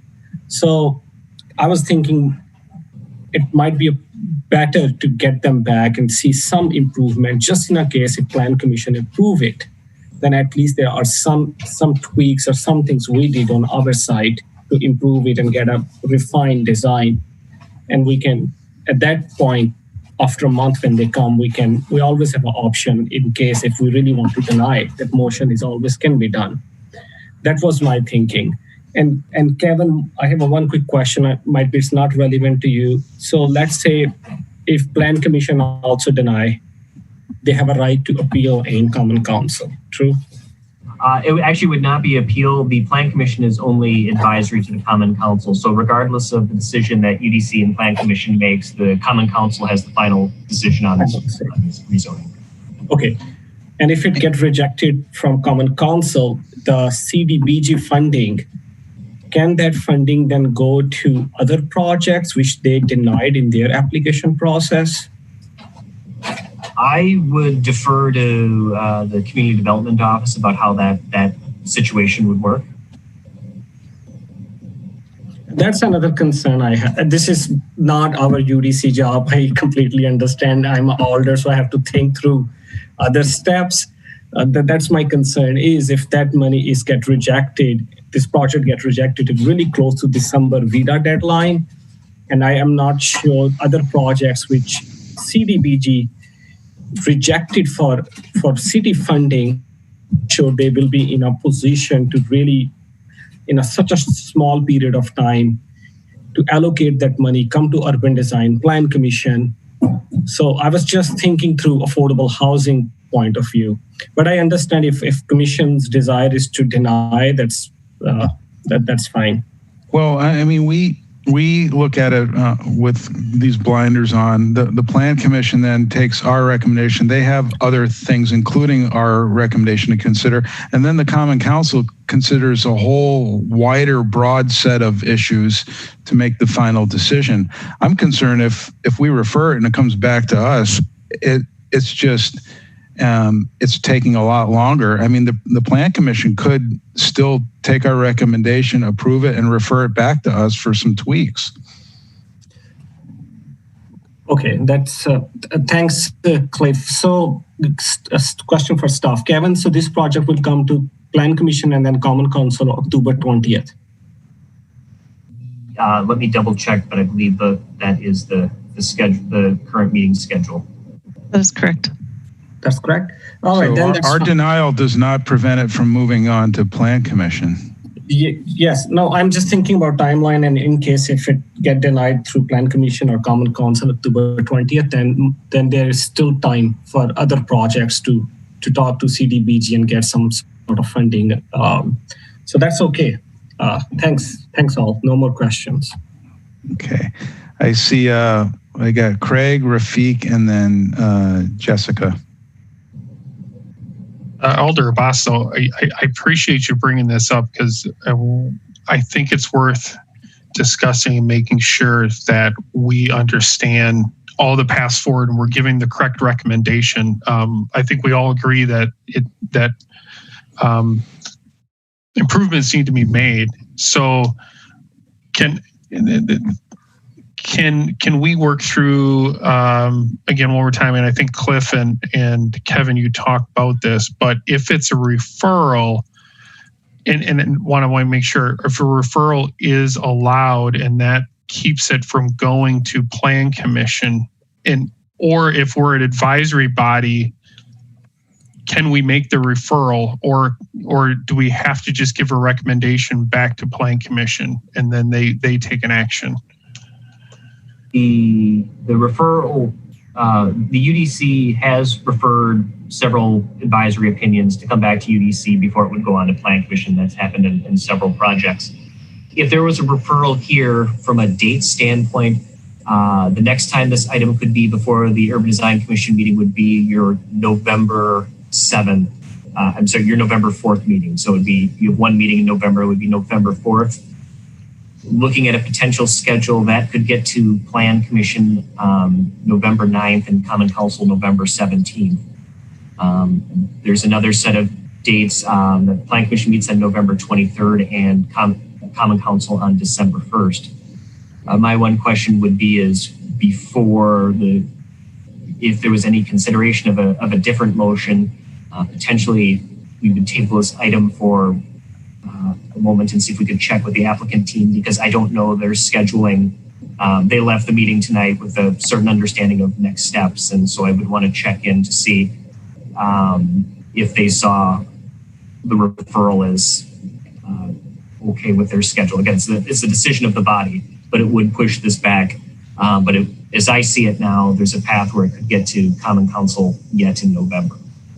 And what I'm wondering is if we give additional, and I know we already voted on a motion, but I'm just considering other options. If we gave additional recommendations to the Plan Commission of saying we're rejecting it, but would recommend that the Plan Commission, if they approve, refer it back to UDC for further development as the projects move forward. I don't know if there's some other guidance we can give them of how there's a possible path forward. If they choose to move forward with the project, how we could give them a recommendation of how to bring it back to us for I further. think they can figure that out with staff's assistance. I mean, okay. I know that there's lots to consider here, but we have to make a recommendation on is it good urban design or isn't it good urban design, and to send them a mixed message that send it back. We think it's workable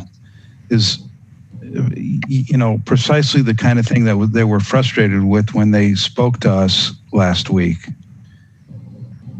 Okay, so all right, so Rafiq, Jessica, and then Alder Abbas. Yeah, I was just confused. I think I was breaking up for a little while. Did we vote on the motion? No. So since we did not vote on the motion, what are we doing? This is not how this works. I know. I've got a lot of people want to raise their hands. And that's out of order. That's completely out of order. We have a motion to vote on, and we're not going to see how we can sideswipe it and go around it. We need to vote on the motion as present and move on. That's not how this works. So go ahead. I was going to say you can discuss the motion on the floor. That would be. Well, we're not going to discuss how to get around the motion. That's not how this works. No. Right. I agree with Rafiq. We're not really discussing the motion. We're discussing civics. So let's see. I'll go. If there's a discussion on the motion to deny, let's see. Jessica, Alder, Abbas. Just one small comment. I will vote in favor of this motion. And if Plan Commission approve it, it will come to Common Council. I can always refer it to UDC as an order on a Common Council. So let's move forward. Thanks. Thank you. Okay. Be careful what you ask for, though. Okay, so the motion is for denial. I am going to see if there are any, I see no hands raised, then by unanimous consent, the motion will pass. Okay, I see no hands, and then by unanimous consent, the motion to recommend denial to the Plan Commission is approved. Okay, thank you. And thank you, the applicants for number 14 and 15. We're going to move on to item number 14, 522 South Gammon Road. We need to vote to resume, Kevin? Do we? By unanimous consent, we are going to resume normal business order and move on to item number 14. And then me and Dick Wagner are going to have a long talk.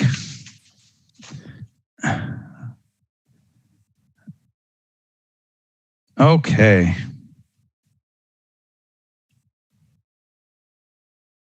This is Sean Roberts. I was asked to unmute, but I'm item 15 now with the bump. Thank you. Yes, thank you.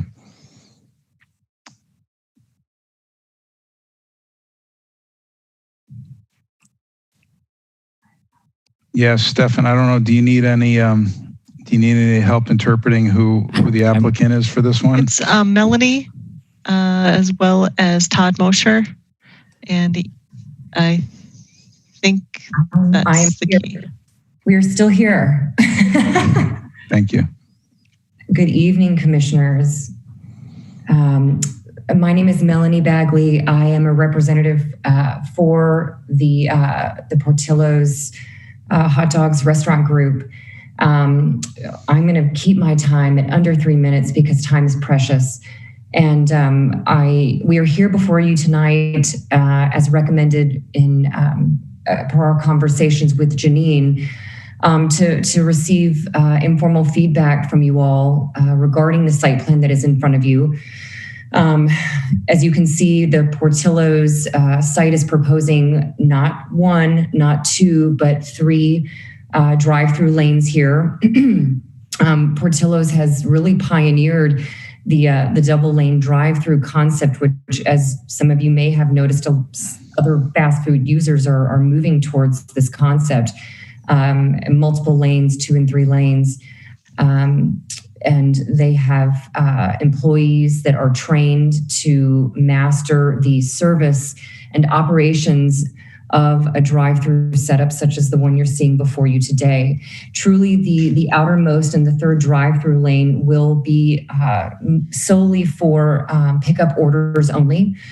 People that have ordered online or mobile app orders will be able to drive through and pick up an order as brought to them by an employee. The other thing that we want you to consider in regards to the site plan is the sidewalk connectivity that you see here before you. We understand that this development is part of a future or maybe current bike plan for the city. And also the parking, which, as I heard a commissioner mention before, is a concern of the commission and city. However, I want you all to know that the Portillo's restaurant, I don't know if any of you have ever dined in, including patio seating, has approximately 240 seats. So the parking that you see before you, the 107 car parks, is actually less than what we understand your code to permit. We understand that there are significant landscaping requirements, and we are going to do our best to meet those. Janine, do you mind flipping to the next slide with the elevations? This is our material sample board, just a quick digital version of this. This is our diner building. Sorry, do I hit continue? This is our diner building. Thank you, Janine. And photos of a recently constructed building, daytime photos and nighttime photos. You can see there is articulation in this building, high quality materials such as brick. We have outdoor dining.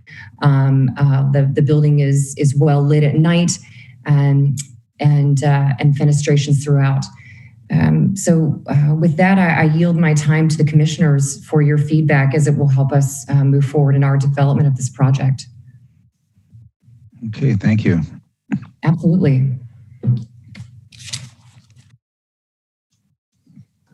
Questions or comments?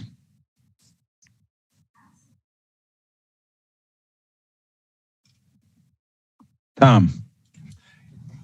Yeah, thanks. I believe the city is currently constructing a fairly major bike tunnel that comes in right at this corner of the West Town site. I would really appreciate if the site plan showed the connectivities. I don't see it on the plan, but how that connects, where that bike path picks up in the or whether it picks up on the West Town property, or there's just along Gammon Road there. I'm not actually clear how that all works, but I know it literally the tunnel comes in right here. So that might just be helpful to show how it addresses that. Yes, and that's something that we can show. We have been provided with the site plan, and I also neglected to mention that Todd Mosher with R.A. Smith who will be the civil engineer on this project and also representing the landowner, which is Seritage. He can also speak to any technical questions, but you're absolutely right. The bike tunnel empties out sort of where our drive-through empties, and then there's that curb cut on the ring road. So we did have some concerns actually with regard to this sidewalk and where this bike path meets this development. I understand that the speed limit on this interior ring road, while is suggested, is not typically adhered to. So we are worried about potential conflicts with people crossing the ring road to maybe come to our restaurant and being hit by drivers. So, but I do agree. I think it would be, we are amenable to showing that bike path connection on our plan going forward. Okay, Christian? Yeah, as the presenter alluded to, the thing that jumps out at me is the amount of surface parking, and I think I can't remember what the particular city rules are for how many spaces you can go before you have an island, but that long sweeping curve in the corner there, just seems like it should be broken up by at least two islands. And if they have to give up 2 spaces, I don't think that would be a real hardship. And, when the next version of this comes before us, it'd be nice to see, some decent landscaping around this. My problem with all of these developments that have sprouted out from the original East Town and West Town malls is, especially in the wintertime, the sight lines of where the roads are and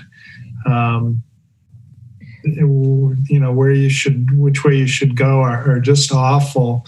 So the ones that I see that work better are ones where these different areas are delineated, not just by low curbs and sidewalks that disappear underneath the snow, but by some real trees and shrubs and landscaping and stuff to break up these areas. I've witnessed some crazy stuff at both East Town and West Town of people, driving, thinking they were going from one area to another, and suddenly they're launched over a low curb island and stuff because there's nothing to suggest that it wasn't a good way to go. Sure. So I'd like to see that. Thanks. Yeah, perhaps a little bit wider landscape island along that sweeping curb or a landscape buffer instead of parking stalls right up to sidewalk. If there was 5 or 6 feet of green where you could plant some trees and delineate that as the difference between the ring road and the site. We would actually prefer to landscape that whole thing rather than the sidewalk. Again, just citing safety concerns. We did have our DAT meeting and we discussed the existing connectivity that you can see there to the north. People coming from which you can't see from this plan, but the bus shelters to the north that let out at the West Town Mall. People traversing from the north, will use those connections. We understand that there is a need for connectivity for the bike route, but I understand that the development to the south of us already maybe includes some connectivity that also can be utilized. So, we would prefer to put a landscape buffer along that ring road rather than just a solid piece of concrete. Yeah, I guess as I look at it and as I speed through there, I think that the safest walk would be the sidewalk that's to the north of the building. Agree. Toward the liquor store. I don't know who's going to want to walk all the way around the perimeter. We feel the same way. And then as you go down, there's really nothing along there until you get to where the toy store used to be. Exactly. Yeah. Good idea. Shane. Well, I was going to actually ask for the best of both worlds and maybe have the sidewalk and the landscape buffer. I very much agree that there needs to be some refuge in this, auto-centric place. So having some space between the sidewalk with landscape and then the street would be the best case scenario. I do appreciate all the connections that you're indicating with crosswalks and kind of connectivity to the rest of West Town. And then to Christian's point, he's spot on. I think you can only go a maximum of 12 stalls before you need an island. So there's definitely a handful of locations where you'll need additional landscape peninsulas or islands to break up the stalls. Yeah, I just, and I hear you, best of both worlds. We all want our cake and to eat it too. We have looked at adding the landscaping. You see a little sliver of it there, but with the curvature of this side of the property, you start moving in tide, another 1 to 2 feet, we almost lose that entire row of 23 plus 5 parks, just because of the requirements for drive aisle widths. So we would lose a significant chunk of parking and really, would be less than our need. I wouldn't even say it would be at our want. It would just be less than what we would need to facilitate the patrons that will be coming to the store. Yeah, understood. I mean, there are a lot of other parking opportunities available in this part of Madison. So at least you have that going for you. Yes, agree. Thank you. Yeah, I would, but given the choice, Shane, I mean, saying that could all be green or sidewalk, I mean, considering how many people are going to be walking along there, there's no place that doesn't lead you anywhere.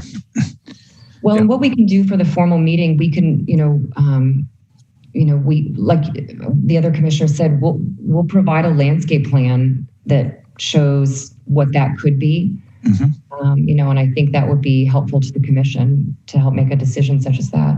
Yeah, and I know traffic has their concerns, and it's about navigating a route that doesn't have a dead end someplace where and I think looking at it more comprehensively to make sure we're not cutting somebody off on the way to the snow pile or whatever they keep out there. Okay, I got a bunch more folks who want to talk. Tom and then Jessica. Can I sneak one more comment in, Cliff? Yeah. Before I lose my cue. The topic of stormwater, this area of Madison saw some pretty significant flooding over the last few years. I don't know how this dovetails with the latest stormwater ordinance and how this quantity of surface parking and pavement is treated. But in terms of good urban design, that's something I would look for, as well as what's happening with that stormwater. How are we slowing it down? Where are we treating it, storing it? Yes, that is something we're already looking into. So thank you for that. Okay. Tom? Yeah.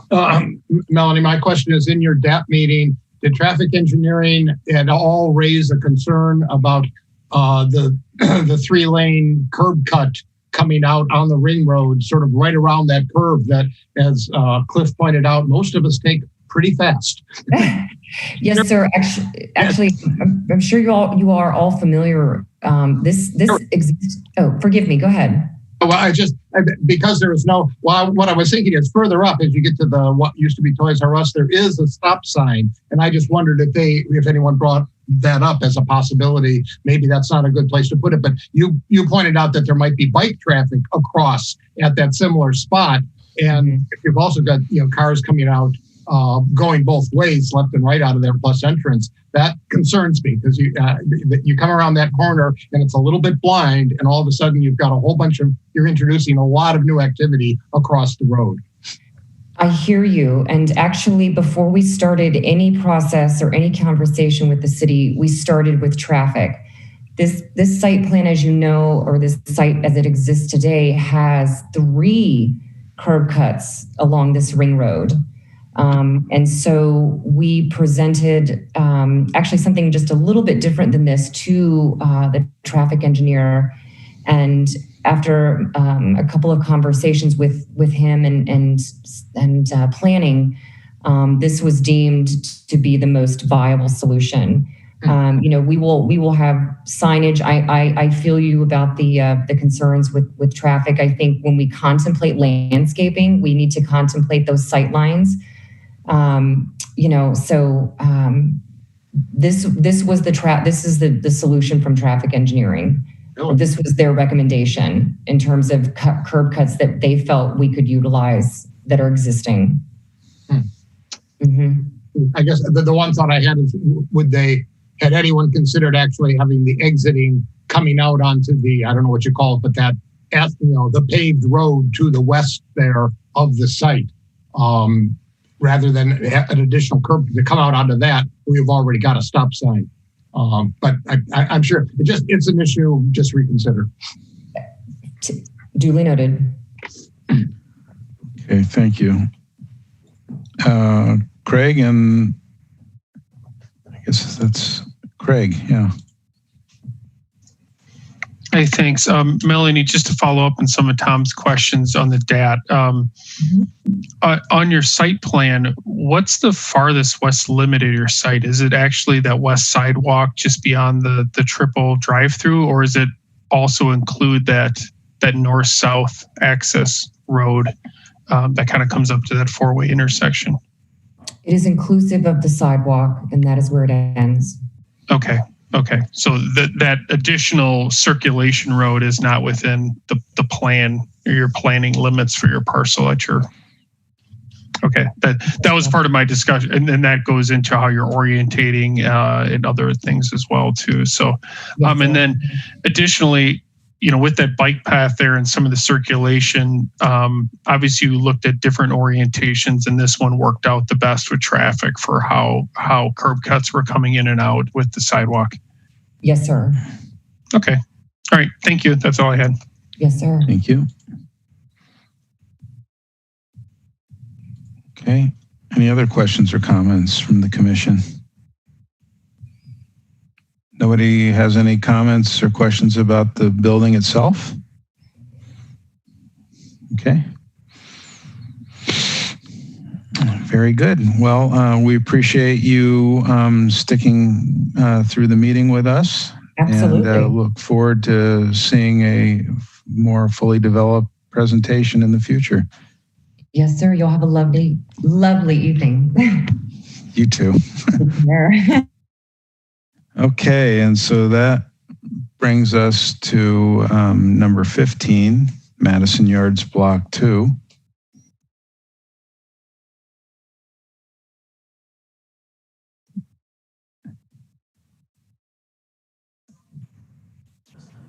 So we have Sean Roberts, Craig Pride. I'm not sure if Ethan was listed on 14, I believe. I'm not sure if. Yeah, he should go for this one as well. Okay.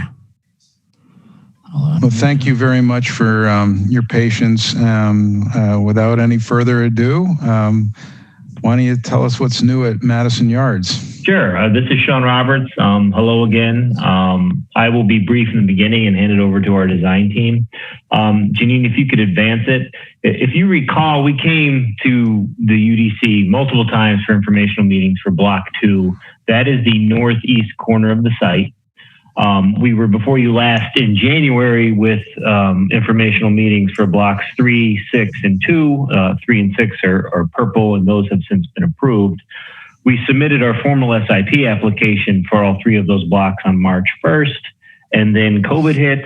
You may recall that Block 2 had a Whole Foods component, a structured parking component, and a hotel component on the Seago on the eastern side of the Seago University corner. With COVID and the hotel industry being dramatically impacted and our commitments for timing with Whole Foods, we were forced to table our SIP submittal for Block 2 and do a swap out of the hotel tower for a residential tower. Jeannie, can you advance it? So what we're showing here first is our current model placed in context with the adjacent buildings in Google Earth, and then you'll see the state building. This is viewed looking southwest with University in the foreground. You have the Block 3 apartment building that was recently approved, and we have not yet begun construction. And then you have our Block 2 proposed building, which is really a series of buildings with a Whole Foods on the western edge a shared parking structure in the middle, and then a standalone residential tower that is 16 stories on University and 15 on Madison Yards Way. Advance, please. This is another view. The big green field in the foreground is what will be Block 1. And the east-west road that's drawn in is Madison Yards Way. And again, you have the State Building and Block 3 that was recently approved. And then on the eastern side of Seago, you have the Venture Tower and Weston Place for scale. Next, please. Just another view looking more east on University Avenue, showing the Gardner Road connection that is currently in place, and then how the Whole Foods would be on the western part of the block within the parking in the middle and the residential tower on the eastern edge. Next, please. So with that, I'm going to turn it over to Ethan from Kaler Slater to talk about the entry points. I will note that, from when we were last year before, the entry points, the Whole Foods itself, the entrance off of Seago University and Gardner have not changed. And we've had multiple meetings with the DAT. The main change is just adding additional trays of parking in the middle to accommodate the larger residential structure that is now in the same area that the hotel previously was. And I will be available to answer any questions afterwards as well. Thanks, Sean. I'm Ethan Skeels, project architect with Kaler Slater, here to reintroduce you guys to the grocer and parking portions of the Block 2 development at Madison Yards Way. As Sean pointed out, the vehicular access starting here on the University Avenue level has not changed. We have the 2 ramps, one from Seago from the east, bringing grocer traffic to the below grade parking, and the Gardner Road connection from the west, bringing additional grocer parking in. The truck access to the dock is off of University Avenue. All of their turning movements in and out of the site take place within the building. You want to go to the next slide? Moving up to the Madison Yards Way level, we have the dedicated grocer parking access located mid-block. That has not changed. We have a second curb cut along Madison Yards Way that brings parking access to the elevated parking deck that serves the residential. Craig will talk a little bit more about that. The grocer floor plan with the change in program to the east has changed slightly with the shift of the vestibule closer to the corner, providing a single access point from Madison Yards Way and the parking. So, largely unchanged, a slight shift to the southeast to consolidate those entry points. I should back up to let the commissioners know we still are indicating the development office in the lower level on the corner of University Avenue and Gardner. That will feature street level access and glass storefront to in some small way start to activate that corner of the University and Gardner. So moving forward to the next slide, we'll see the elevations. The architecture remains relatively unchanged in its design, save for being extruded to incorporate the additional parking trays to accommodate that residential parking to our east. The material palette is a combination of colored and textured precast with a matching cast stone masonry facade and a wood look aluminum panel that brings in a more natural looking material as an accent. The screening for the parking and shading for the glass on the Whole Foods is provided with a matching wood look aluminum louver system.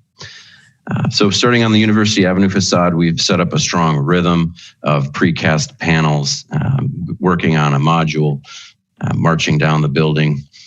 Here on University, a little bit larger scale of a road, we gang the 5-foot panels into 10-foot panels to try and break down the feeling of that facade. You can see the storefront in the bottom right corner for that development office. Moving to Madison Yards Way, we then break that material down and those pilasters become a 5-foot panel closer to pedestrian scale. along the sidewalk seating for Whole Foods patrons, which is also accented with a wood look shade louver system that kind of brings that street facade down to pedestrian scale.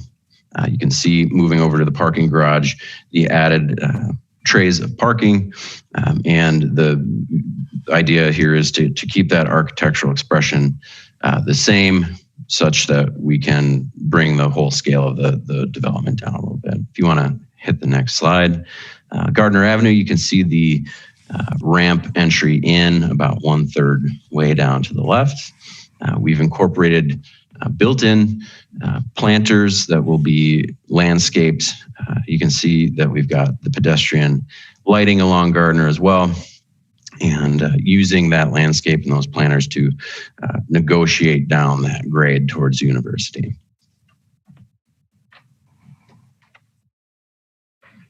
I'll turn it over to Craig. All right. Thank you. Can everybody hear me? Yep.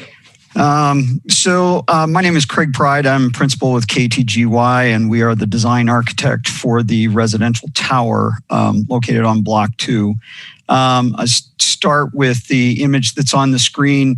In designing this project, we were essentially challenged with fitting the residential program into the site that was vacated by the previous hotel program. So while it might be common to say in a lot of architectural designs that form follows function, we kind of took the opposite approach in designing this building, that our function really had to fit within the form that was previously established by the GDP for, albeit another use, but this corner location. So a couple of key elements in our design that respond to that GDP.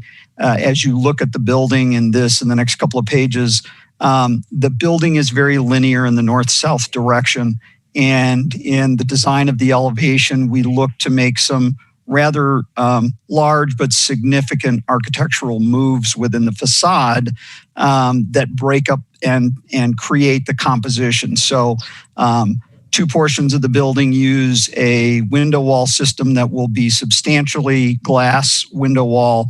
And then the center section, or the left center section, is also a window wall system that incorporates a metal panel infill and is located within a major grid that would also be a metal panel.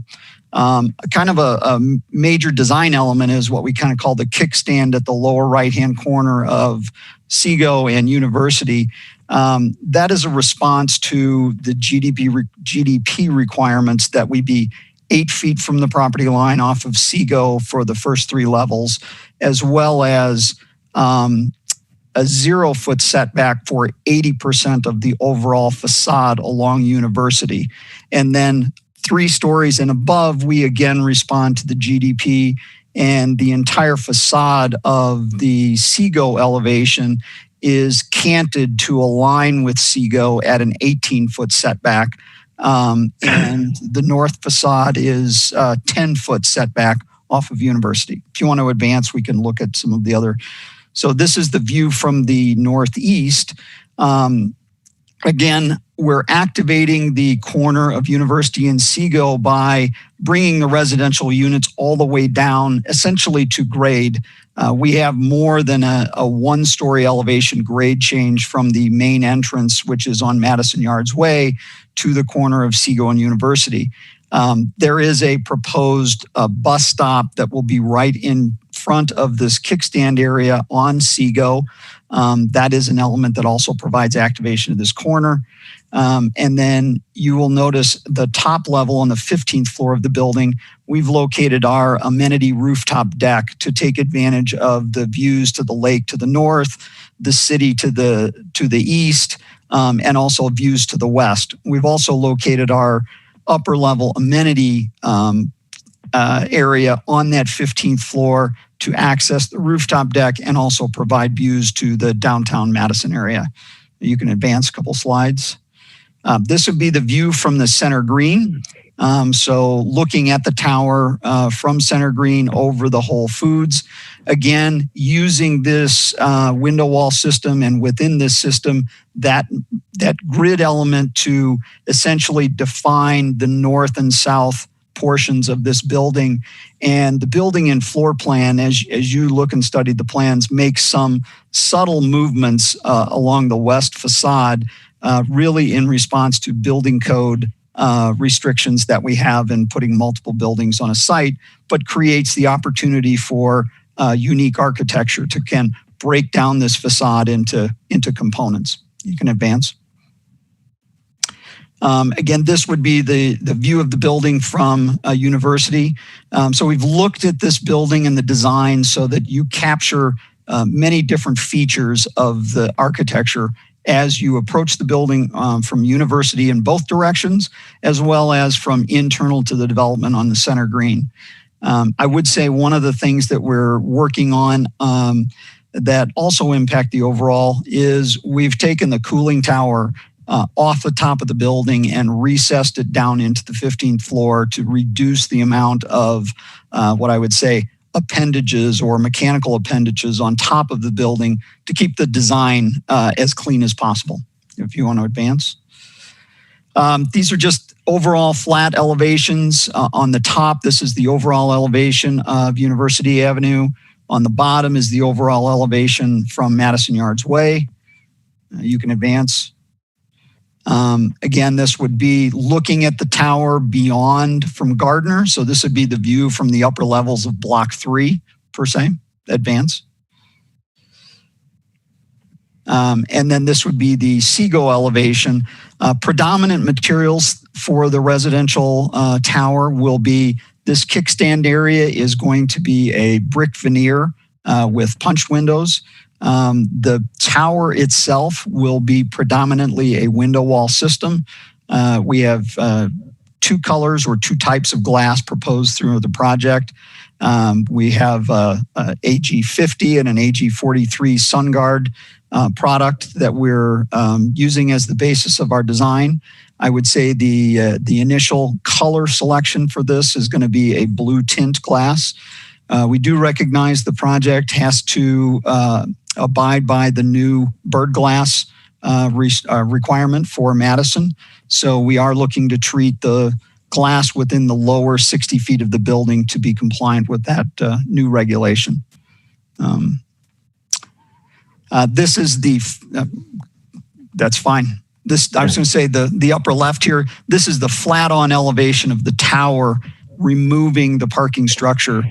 So you can see we're bringing the architecture all the way down essentially to the parking structure, and we're not forgetting about this facade. So I hope I've been respectful of your time, and I'm happy to answer any questions you may have. Well, let's see if we have any questions from the commission. Any suggestions? This is an informational presentation, so I'm sure we'd like they'd like to hear any comments you have early on. Alder Abbas. Thanks. Can you please tell us that the housing project on Block 2, what is the window wall ratio? The window wall ratio for the upper stories from probably level 2 and above, we're looking to make that predominantly 100% window wall system with a composition of vision glass, spandrel glass, and metal panel that make up the architecture of the building. I will try to rephrase my question. So what is a whole project? I can see below there's some facade also, you use some walls. How much of that project is facade is wall and how much is window? In percentage, like 80% the project it's pretty heavy on windows, so I'm sure it's above 50, but. Yeah, I think the early target was around 70%, 70% glass, 30% solid. We're still working through the composition of unit plans and intersections with the exterior wall to get that definitive answer. Okay, and did you also look into energy use intensity numbers, like how much energy this building will use, like for sustainability point of view? Yes, so our selection of the window wall system and the glazing will result in an overall energy performance that would exceed the minimum code requirements. Now, and again, behind a certain portion of this window wall system will be solid walls from inside the units, and where we do have those solid walls would be additional levels of insulation to impact the overall performance of the building. But the building as a whole will be modeled from an energy standpoint to make sure that one, we meet and exceed the minimum energy performance for the building. So if you don't mind, the cavity or the wall behind the windows, do you know which floors it's going to be, like which side of the building? Well, so to answer your question, if you were to walk in any unit that is in the area of the window wall, you may walk in, even though the outside of the building is in that area 100% glazing on the outside, the inside of the unit may have 50% or 60% visible glass area, where a wall intersects to a full pane of glass on the outside. The inside portion of that pane of glass will be blocked off with drywall or an interior finish, and that section of wall is additionally insulated beyond just the capacity of the window wall system. Okay, I'm just going to give my feedback. Sure. Is I will really appreciate if you look into your window wall ratio and try to look into EUIN above building code and see if you can make the building more energy efficient. I'm happy to give more feedback, but I will stop here and let other commissioners to chime in. Thanks. Thank you. Russell?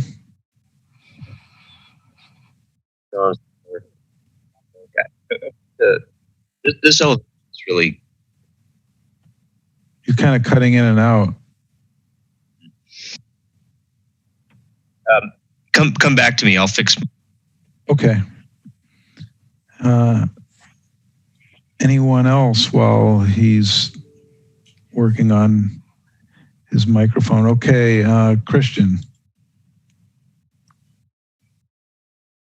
Yeah, I remember from, I think, some of the previous presentation and just looking back at some of the past discussions about this and the concerns from city staff about activating that corner at Seago and University. And I'm not really seeing it much. You made a reference to possibly there being a bus stop around the corner and Seago there, and that doesn't really particularly strike me as activating a corner by having a bus stop there, not in the way that I understand the term activation to be a goal of. Could you talk a little bit more about that? And was there other options of, I realize you can't just carve out, a plaza on the corner there and, have the building that tall cantilevered over it, but I'm not seeing any activation here myself. Yeah, so the challenge for the building and its relationship to the site is you can see at the corner, the first residential unit is elevated above where the existing sidewalk is. So there's no opportunity to utilize this corner for the entrance to the building like we did on Block 3. Plus, it's a very busy intersection. In our conversation in the last DAT meeting when we discussed the project, internally, I think there's some discussion on whether or not University should be a pedestrian street or it should not be a pedestrian street. The building is set right at the property line on University per the GDP requirements. So activation at that point would be within the right of way. And I think our opportunities may be somewhat limited as the development to do that. And we have an 8-foot requirement for setback and really landscape along the Seago elevation that could be activated, but I think that would be more in terms of a softscape or a hardscape, and that also has to integrate with the proposed or the required bus stop that we need to put just south of the intersection of University and Seago. So there will be a bus shelter that we're going to be required to build. And I believe, Sean, you may have more information, but I think that bus shelter has got to be on our property, which then takes away from part of that 8 feet of space. So I know there's a desire to activate the corner, and we certainly could think of some architectural element to include. It just doesn't become space that we can include another use or the current use, bring it closer to the street. Because it's obvious we have made that a residential floor. So internally to the building, it's very difficult to step that residential floor down with grade and then keep the internal hallway functioning from an accessibility standpoint. So, no, I understand. Yeah. And I would just offer that, Craig is right. There is an existing bus stop there that we're required to maintain, and that, it's kind of one of the rationales for where the entrance is. So that's there. We need to enhance it and add that bus shelter. We do have the lobby entrance on Madison Yards Way as our main thoroughfare. We do not have any other, outside of the Whole Foods, there is no additional commercial space in this block due to some of our lease restrictions with them. And as Craig mentioned, there is deeper in the presentation, if it would be helpful, there's a lower level plan that shows how those units actually front and really shield the back of house. It's even after the last plan if you keep going. So we've tried to bring some units to that level. Taking into account taking into account the topography, we've kind of done a single loaded unit there to at least bring some activation of residents, albeit they'll be about 3 or 4 feet above grade with some landscaping there. But at least instead of that being back of house or lower level space, we're trying to shield that with access to that shared loading dock. But we certainly recognize the challenges. We also kind of looked at what the overlook has across the street, which is kind of similar. Just some unit balconies and, slightly raised, residential units that are right up on University, but there's really no way into that building. So we certainly recognize that challenge, particularly on that corner. And we've tried to address it the best we can by pulling the tower down to University. Okay, Russell, looks like you're back in the saddle. How am I now? Better. Okay, let's see if this works. Janine, if you could go to page 11, please. It was a nice picture. I had focusing on similar topics as Alder Abbas.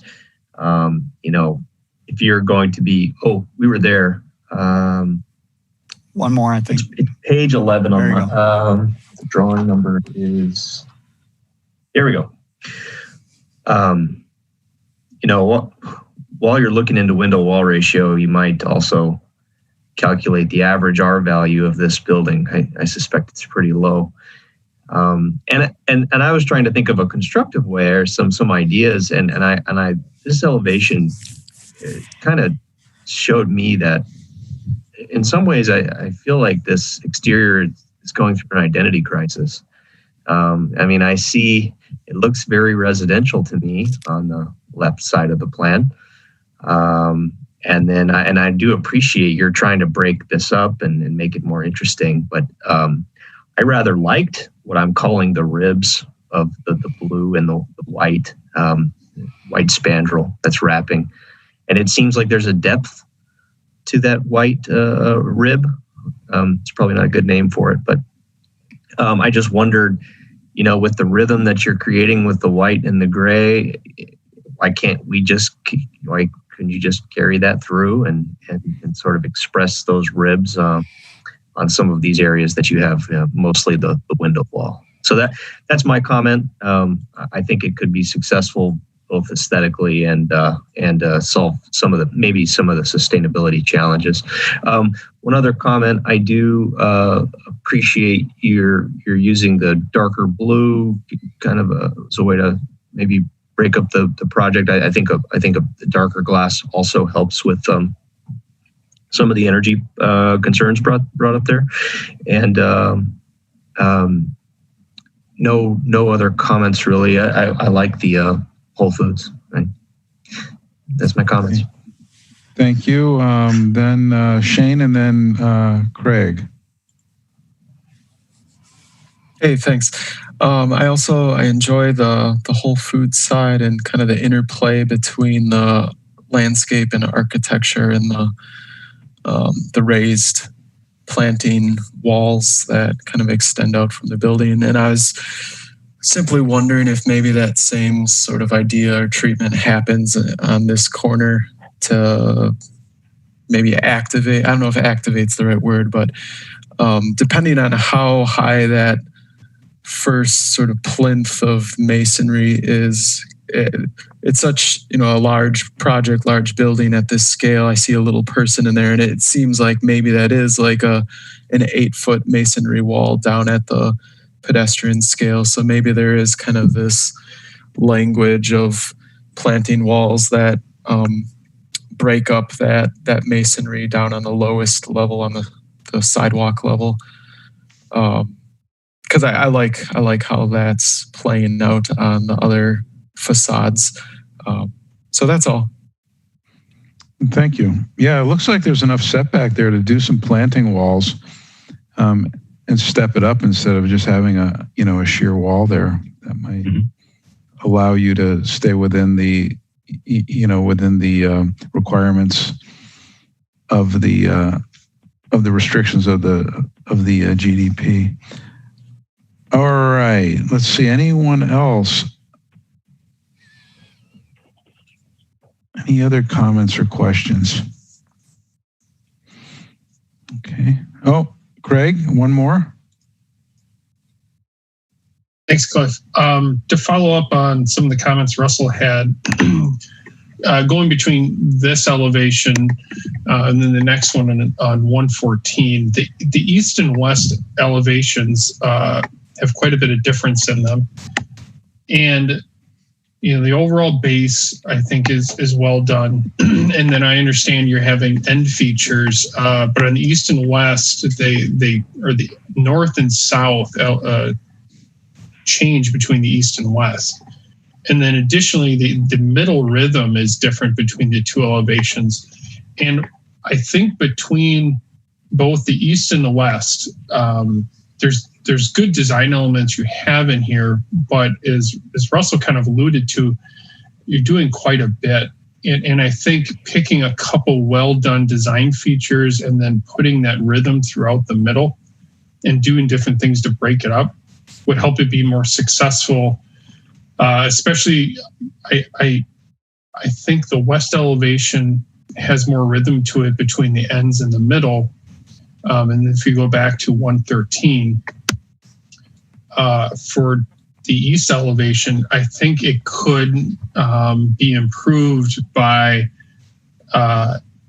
maybe either continuing with that farther left-hand side rhythm and materials, or doing the other. But it just appears that there's too many design elements that aren't cohesive, and whether that's you're trying to break it up, but I don't think you're getting the broken up. I think it's one mass that's reading as multiple different designs. And if you're trying to articulate it, there might be other things you could do if you're trying to break up the mass and make it look like separate towers. But I think it would be more successful of just having some of your really good design elements just repeated through and doing other things to break up the mass, but then having an overall kind of cohesive design with some of your good design elements, but maybe just more simplified.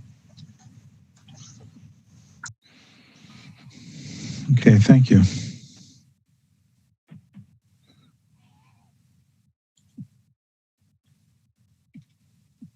Anyone else? This is the last item on the agenda, and we're not meeting for another 4 or 5 weeks. This is your last chance to really lay into somebody. Just kidding, guys. We appreciate all feedback, because we do plan on submitting this in the next couple of weeks to get in the hopper for a pretty aggressive approval schedule. Well, I will say, one thing that the commission's been pretty consistent about in its comments overall is simplicity, and an economy of number of materials and forms and so forth. And by no means is this project coming apart at the seams. I think some of the comments about just tightening it up and minimizing the different design expressions, and you're really close to getting there. And if you are prepared to provide us with some energy use and void to solid kind of information, I think that'll help us out a lot too. But thank you very much for your being, for the development being resilient enough to find another use for the site after the hotel didn't work out. Thank you, and we are anxious to move forward. Yeah. Okay. All right. So that concludes item number 15. There is business by members and a secretary report. I don't know what the staff or the commission feel like continuing on these items, or all or part of them, or move them to another time. Any suggestions? I can be quick, I promise. Oh, okay. Great. First thing I'm going to do is note that item number 6, 722 East Main, it was approved on consent, but apparently there was somebody registered to speak on it. They had registered under the Legistar number, not the item number, so that's how we didn't catch it. We did correspond with them as y'all were talking, and they agreed to, submit their comments via email. So I just want to note to the commission that will be on Legistar, that they weren't registered in opposition and they had a letter, and that will go before the Plan Commission. And that goes to them on the 19th. So that's that order of business. Okay, lastly, I'm going to pull up something very quickly. Okay, so there was a question about the refresher on public hearing versus non-public hearing. Essentially, this is what's listed in the code under Chapter 33.24. Projects that require approval and a public hearing that are not heard by the Plan Commission are things that we list as a public hearing. So urban design districts, comprehensive design review sign variances, and then new buildings or additions to existing buildings less than 20,000 square feet in the downtown core or urban mixed use. So those are the ones that require a public hearing. Public buildings do not require a public hearing, but they do require UDC approval. Was that clarified, Cliff? Yeah, I had asked Janine this because sometimes we have items that are under new business, and then there's items under public hearing items. And so I was saying, well, all right, so like items number 3 through 10 were public hearing items, and then items number 11 and on were new business. And I guess the question was, is new business also a public hearing? No. No. Okay. Well, that's great. If you could email, that's not on the agenda. Is that on the updated agenda? Not this text at the top. Yeah, if you I could can email it. Yeah, that'd be awesome. Thank you. Sure. And then lastly, there were some updates. People wanted to know what happened. And again, I will be super fast on this. Past projects. 126 Langdon Street. That was something that the commission had seen a couple of times. And in the end, on July 27th, the Plan Commission did not approve it. The development team has filed for an appeal, and I guess that's in process at the moment.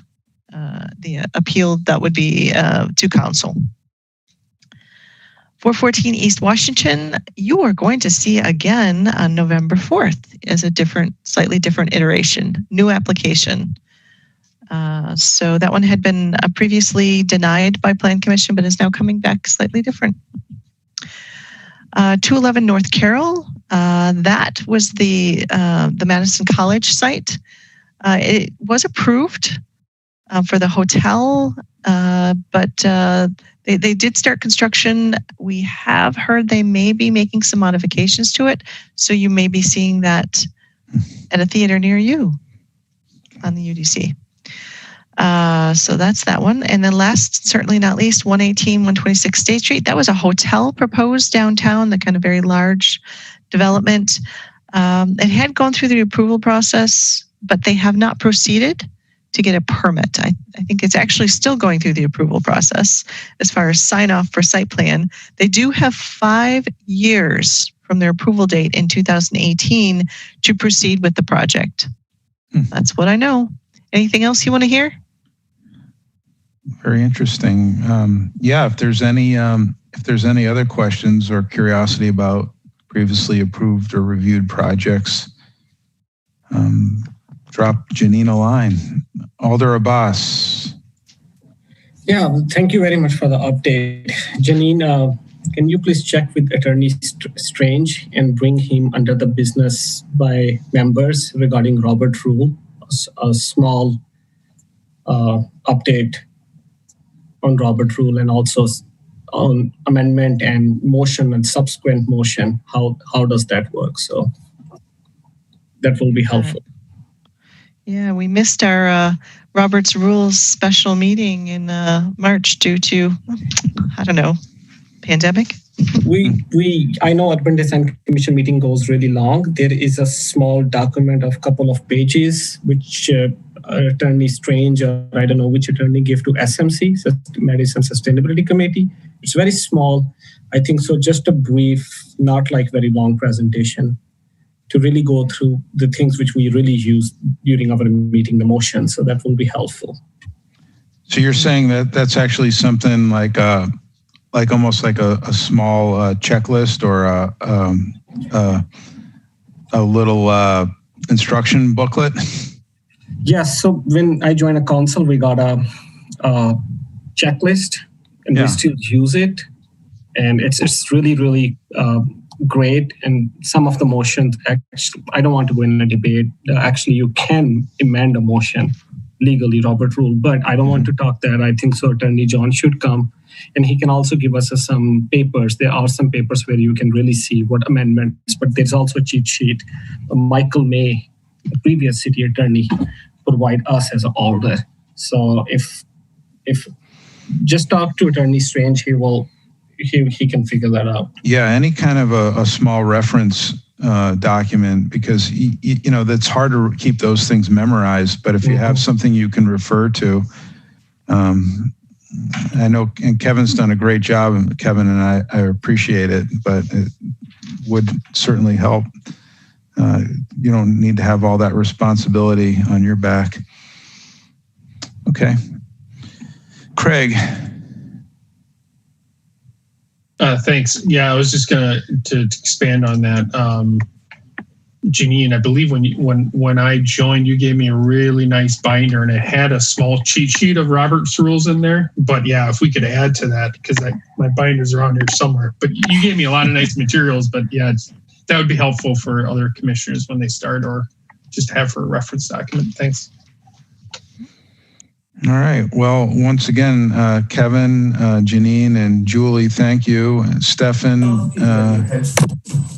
Oh, there you are. She got a nice big apartment. Yeah. Look anything like Seinfeld's apartment, does it? Oh. Let's do the design review of this apartment. Well, doesn't look like it has too many windows. Colleagues are you're having wine. Let's see. Oh, and then like Stefan and I don't know who else is your tech facilitator helping you this week. It was Jesse, now it's Joe. Okay, Jesse and Joe, thanks a lot. Okay. All right, everybody. By unanimous consent at 9:22, we are adjourned. Thanks. Good night, everybody. Good night. Thank you.